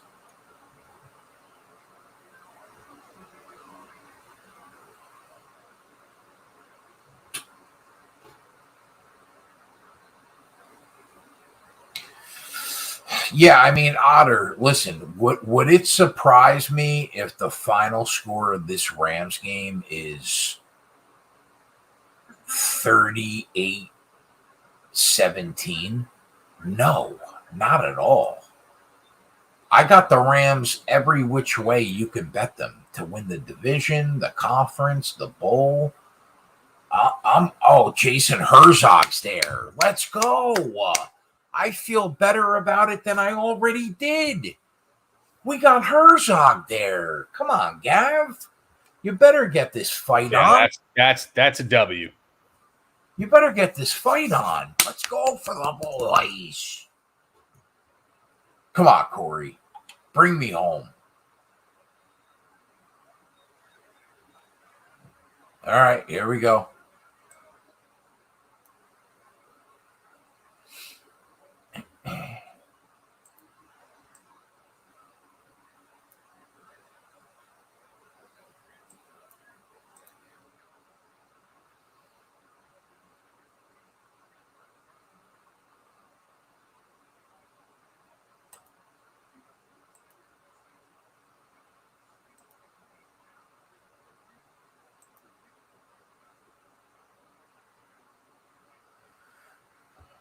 Oh, he's on top of him already, bro. This is about to be over in about a fucking minute. Come on, Corey. It's over. Cash it. Let's cash it. Let's go. Top 5 in the world. It's not even a fucking question. Not even a question. Put it on the fucking board. Easily top 5 in the world. Easily top 5 in the world. Kid might be top 3 in the world. He is going to fuck Nemkov up. He doesn't have a fucking prayer. And Ookla Tutter. Put it on the board. Fuck out of here. Let's go, Corey. Let's fucking go. Oh, let's go. Hawaii up 7-3 on Nevada. What's the line on this game right now? Fucking Ryan Bader. Get a life. It's time for one of the easier minus 170s we've bet in a while. It's time for the fucking glue factory, bro. Stop. Glue factory. It's time for the glue factory. You can't handle that fucking smoke.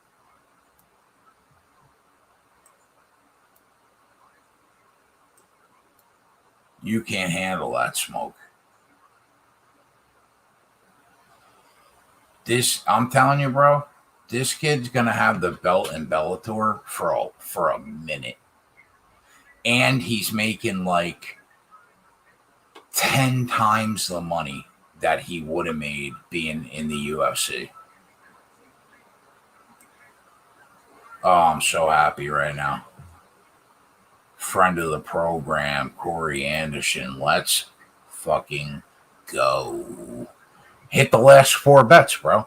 I'm in the black. I'm 3K in the black now. I mean, I got some steak, potatoes, and cream spinach on the way. You know, I mean, we could do worse off. I mean, the night did not start off that good. I'm 3K in the black. Let's go.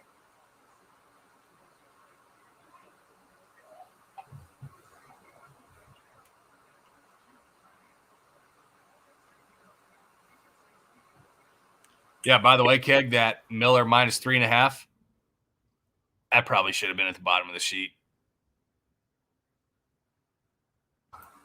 Yeah, probably.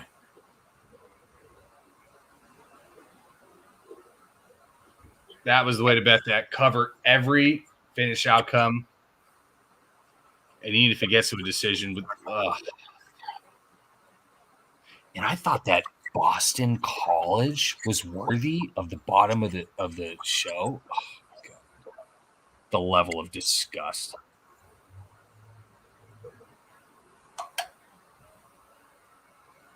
There's not a soul that, yeah, I know Hefe. He was crazy. He's been crazy impressive for like 18 months. There's not a soul that can touch him at 205 at that fucking place. Has anybody watched this Ole Miss Tennessee game? This has to be a typo that Matt Corral has 28 rushing attempts and 200 yards on the ground. That has to be wrong, right?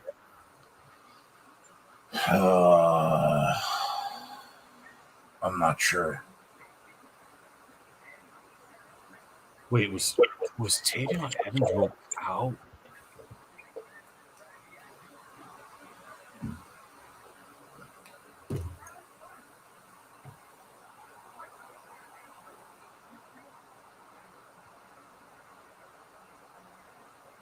Yeah, this is why I don't like playing afternoon slates on Saturday. I'm never glued to the news. Evans had to have been out for Tennessee. Jabari Small got 21 touches. Oh, my God.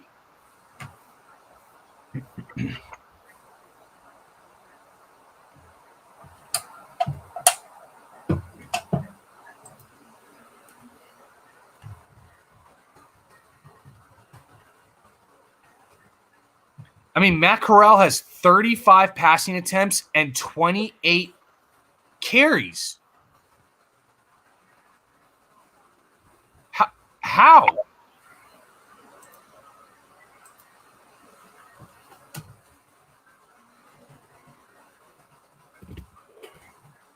SEC Network? I might have to turn this on. This is absurd.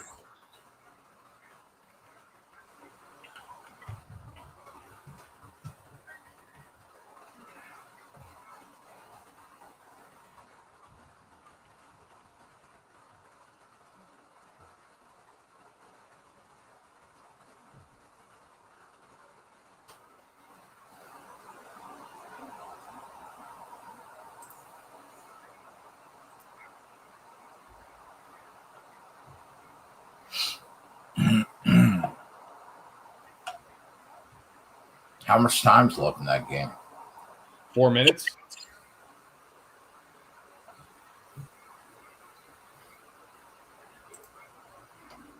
Dude, this has to be wrong. Corral is 29 rushes and 200 yards as the quarterback? Whoa. I mean,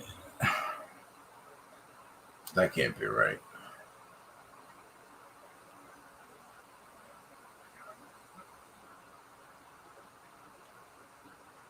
I mean, Snoop Conner got 2 early touches.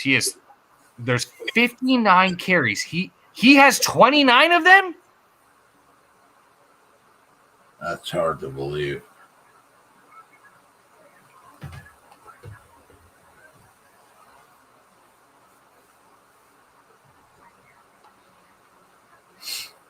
I mean, dude, Ole Miss is about to break 100 plays on the game. Like, this is going to be insane.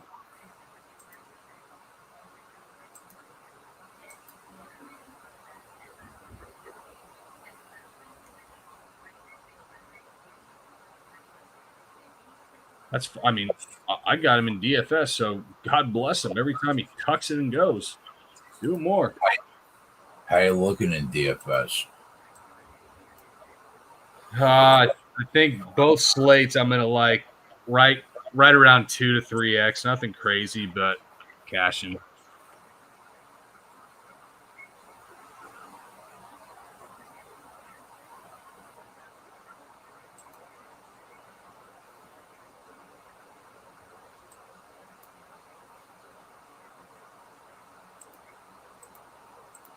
God, I picked the Ole Miss receiver that literally got hurt early in the game. I mean, come on. That's bad. Otherwise, be in a good spot here. Well, at least it ended up being a good night. We got that going for us. Let's get UCLA and Arizona State home, and then we can start talking about a splendid night. I would love to.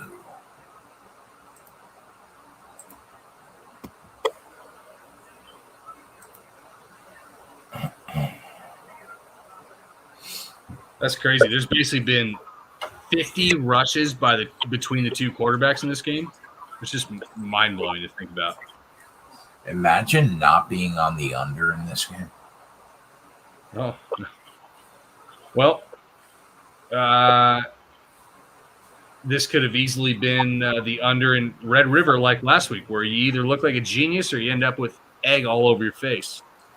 Last week, egg on the face. This week, genius. Keg, all egg on the face this week. That was a quick $4,500 swing in the right direction over the last hour and a half. Norma, Corey, Primus. Look at you guy.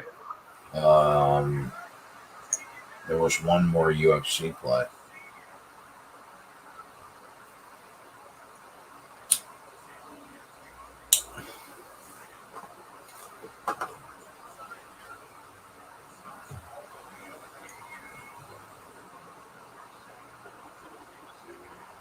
Plus, at least I had Cincy and LSU before we started the show, which helped because Klein.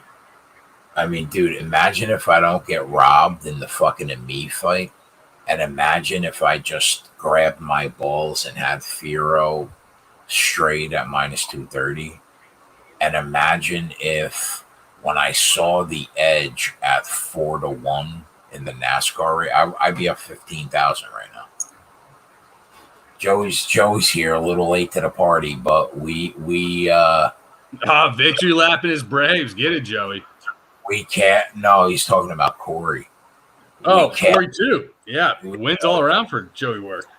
Cashed it, Joe. We picked up the dime. We rooted him in. I said there was a 0% chance that he doesn't destroy Ryan Bader, and top 3 in the world at 205. Period. Full stop.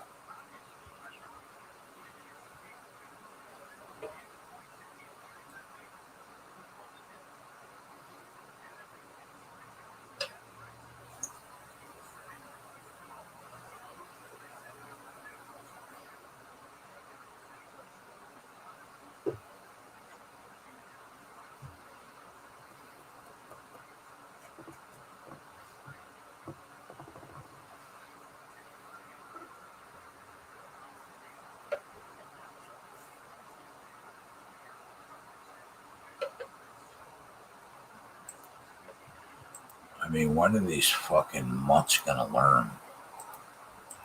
Like, just stop. Just go away.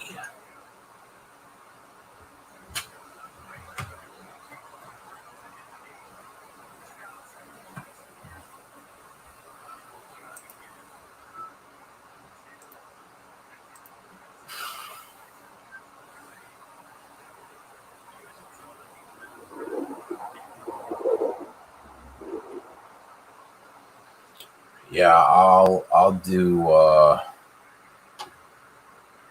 the studying tonight, Viral. I have no idea what I'm going to bet for this NASCAR race tomorrow. First thing I have to do is figure out, dependent on line moves, exactly what my action's going to be in the NFL. I made a couple bets early on Tuesday morning, but I want to see how the late action sways these lines. Then I'll deal with NASCAR because 99% of it's all live betting anyway.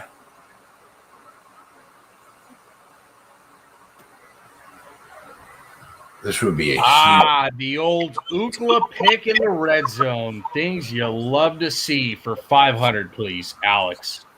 Rest in peace. Wait, don't we have Ookla? Y2J's all sorts of rolling on the floor laughing.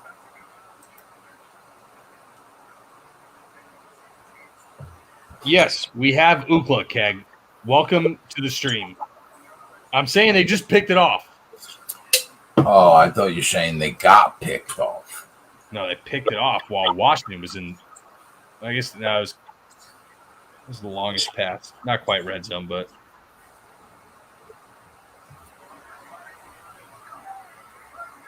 Couple first downs, Keg, and we are.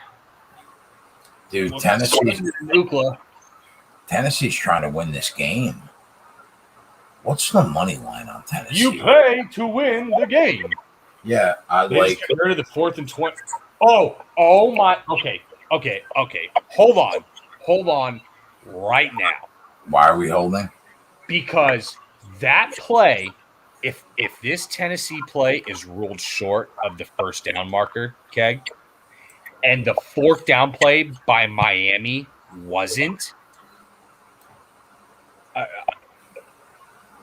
the TV's going to get sent off the balcony. And I'm not even betting this thing past the under. That's already capped. But here's the thing. If this is a first down, just based on how the last hour has gone, I'm going to have to score by a full yard, like, at least where the spot is right now. Now, they're actually checking the spot of the ball in this. Imagine. But if UNC Miami, I don't need to check the spot. No chance he's short. What are you talking about? His whole body was in the air. Where did need a different view from the other sideline? Yeah, that's exactly what we need. You're right. That's a tough spot. That's a bad spot, bro. But imagine you actually review a call like that. Tell me it doesn't look like his whole body's in the air as he's crossing that line right there. I need multiple views right now. Are you out of your mind? Are you out of your mind? Wherever the spot is in this Tennessee game, they're a full yard short if that's where they're keeping it. Bro, come on. It's much closer than that. No. Yeah, it's a bad spot. I'm going to turn on this UCLA game. I'm going to try to watch them ice it away here late.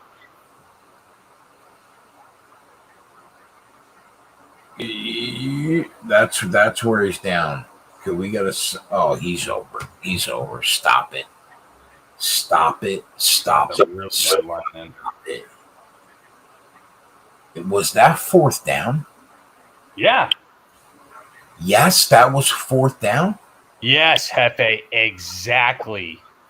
We couldn't even get a freaking check for the spot in that Miami UNC game. They just rolled right through. Like, wait, just so we're clear, was that 4th down? Yes. Oh, no.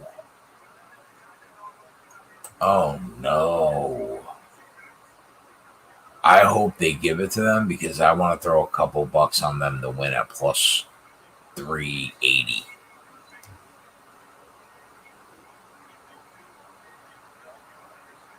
I mean, come on, dude. Are you kidding me with that spot? Are you actually kidding me with that spot? Is this referee crew? In the end zone?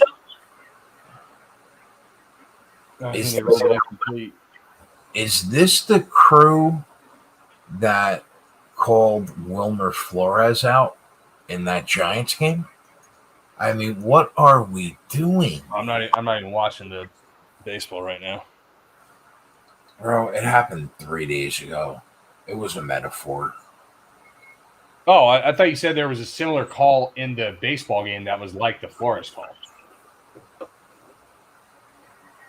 You don't ever win or lose the game on one specific pitch call. So irrespective of whatever happened. Did you not watch the last at bat in that Giants game? I watched it. Oh, okay. There's no chance that he went around on a called strike 3. That was a fucking joke. That call. Yeah, there's no chance that Miami made it on that 4th down either. But here we are. Who got the first down? First down for who? Did they give it to Tennessee? I don't know. No, I think they gave it to Ole Miss. I think it was short. What a travesty. That is a travesty. Not that Tennessee was just going to immediately march down and score it, but they would have been on the 40 going in. Oh my God. There was a flag in the ASU game. Otherwise, Arizona State's about to be up 21-7 going into half. UCLA trying to ice it away, Keg. Come on. Yeah, so where are we at? We got Oklahoma. 2.5 minutes left. First down, UCLA on their own 28. Let's go. That'll be a nice way. Washington is down to 1 timeout. That'll be a nice way to end it. That will be a nice way to end the show. And then I'll see everybody tomorrow for football, maybe, depending on when I wake up. Hopefully at 1 o'clock, could be 4.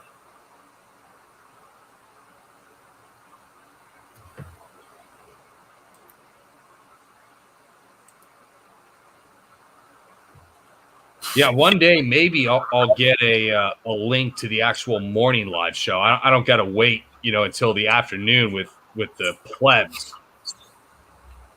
I mean, like, you do realize that your friend invented and hosted the show. All you have to do is ask. And I can't even get a link still. Can you imagine that? That's wild to think about.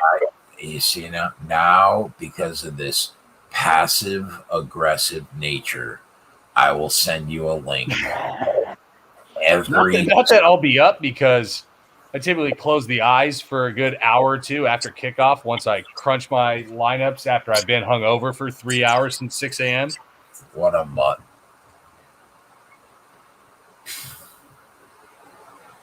So basically, you want a link to a show that you're not even going to watch. I'm going to listen to. Just the eyes. I should be all right tomorrow. I'm not going to be hungover. I've only had like 10 beers. Good chance I wake up at like 3 o'clock tomorrow. Breaking news. Keg wakes up in the middle of the afternoon. That is breaking news on Sunday. I should start invoicing you for these betting Reader's Digest stream of consciousness text threads that I send you.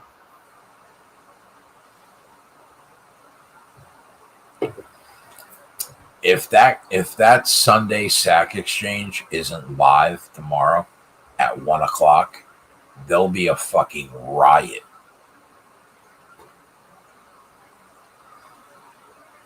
Hey, how about third season of Narcos Mexico, my friend? How How about you get ready for Succession Season 3? Dude, tomorrow don't night? even try to put Succession in the same category as Narcos.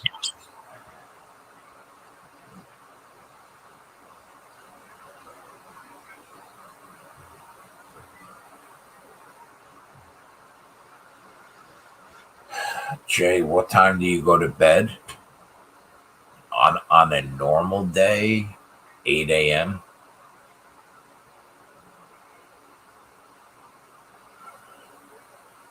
I stay up long enough to look at the overnight lines, and then I go to bed.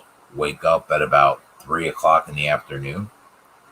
But because of this Sunday NFL show, I have to be ready to do content at fucking 1 o'clock. Sometimes when I'm awake.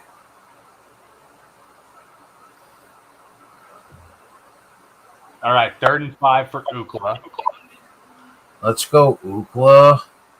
They convert this first down right here, and I don't want to say it's done after that, but it is pretty close to in the books if they can get this first down, 3rd and 5. Hey-oo. Dude, South Carolina beat Vandy by 1 point. How about, So bad. how about that?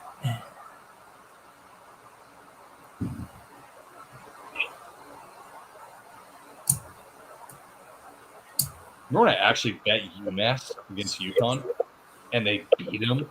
Like, oh. Vandy.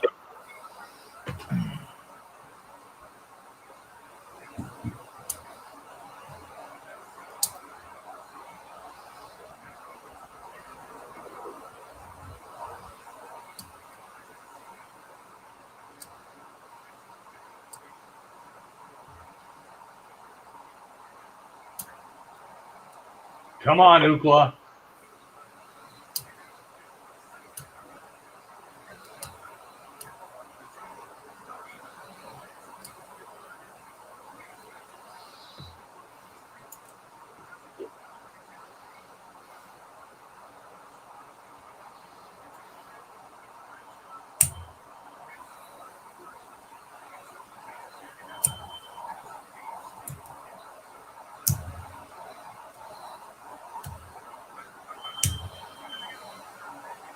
Go. Let's go. Got the first one. Did we win? If we find a way to lose this bet, it would be a bad beat night of epic proportion. Biblical, historic proportion. Historic, even though we both made money on the night? Yes, because we've already been just literally bent over by referees in 2 instances, 30 minutes apart. Yep. And if UCLA doesn't finish, there's a minute 30 that's first down. They're kneeling. Yeah, it's over. Come on. I didn't realize Washington used the timeout. Put it on the board. Just give it another 90 seconds or so. You had more winners than me today, but I will take the 3,000 and keep it moving. You probably made more money than I did today, but considering how it was looking, ASU pick at the end of the half, up 21-7 going into the break. Things you just loved. I actually might look at the middle in this game. That a boy. I mean, what are we even here for, you know?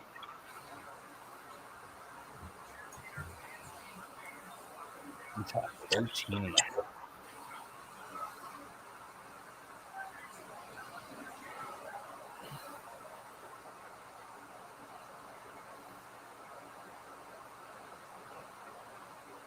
People are throwing shit at Lane Kiffin. Now, Keg. Yeah. You can put Ookla on the board. All right. Did we put it on the board for Corey Anderson? We did not. All right. Put it on the board for Corey Anderson. Put it on the board for our guy Gavin with the UCLA winner. We're clappers in 2021, you know, Gav.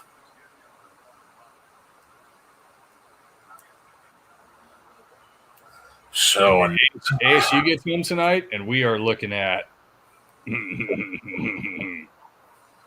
So what time do we start at? 4. It's midnight. 8 hours. 350 an hour. Can't complain.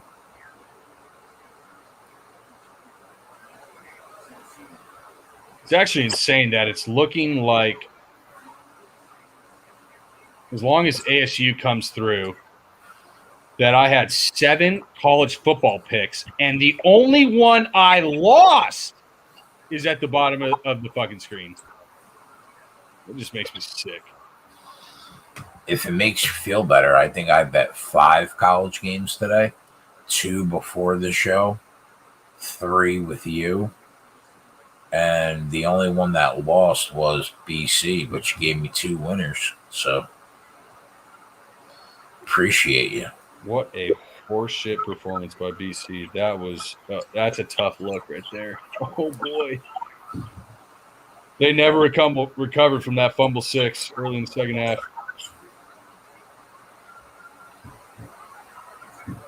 Lost Felipe, but I said from the start, I felt like shit about that bet. We still got to put it on the board. Come on. Let's get back to your nice shining face. Oh, sorry. Coop asked both teams to score 2+, include 2, right? Doesn't mean 3 needed to cash, right? Sometimes it amazes me that like Coop only started betting on sports like less than a year ago, but he's so good at it already. Yes, 2+ means 2 or more. Anytime you see the plus symbol next to it, it means 2 or more, 3 or more, 1 or more. So yeah, if you get 2, that's a winner, Coop. You cashed that ticket, my friend. All right, boys, we're fucking out of here. We made you money. Gavin, thank you, my friend, for hanging out with me all night. I love you to death. I'll be back, and I will give Gavin the link to the early show now that I know how much he wants it. I'll be back tomorrow, hopefully, at 1:15. Me and Tyler. And then the NASCAR race starts at 2. Well, first of all, we'll be live all day for NFL content. People, anybody that wants to know, I'll probably have a couple more plays on the spreadsheet for NFL tomorrow in the next couple hours. Tyler and I will be live for the 1 o'clock games. We'll be live for the 4 o'clock games. Live betting the NFL all day long. On top of that, the NASCAR race starts at 2 o'clock tomorrow at Texas. We're in the playoffs. So you know that I'll be there, and Coop is going to come on like normal, and we'll be grinding out these NASCAR winners in addition to the NFL. And aside from that, that's all I got. Hope your action runs pure this weekend, boys. And I will see you in about 13 and a half hours. For Gavin, for myself, we are out. See you guys tomorrow. Later.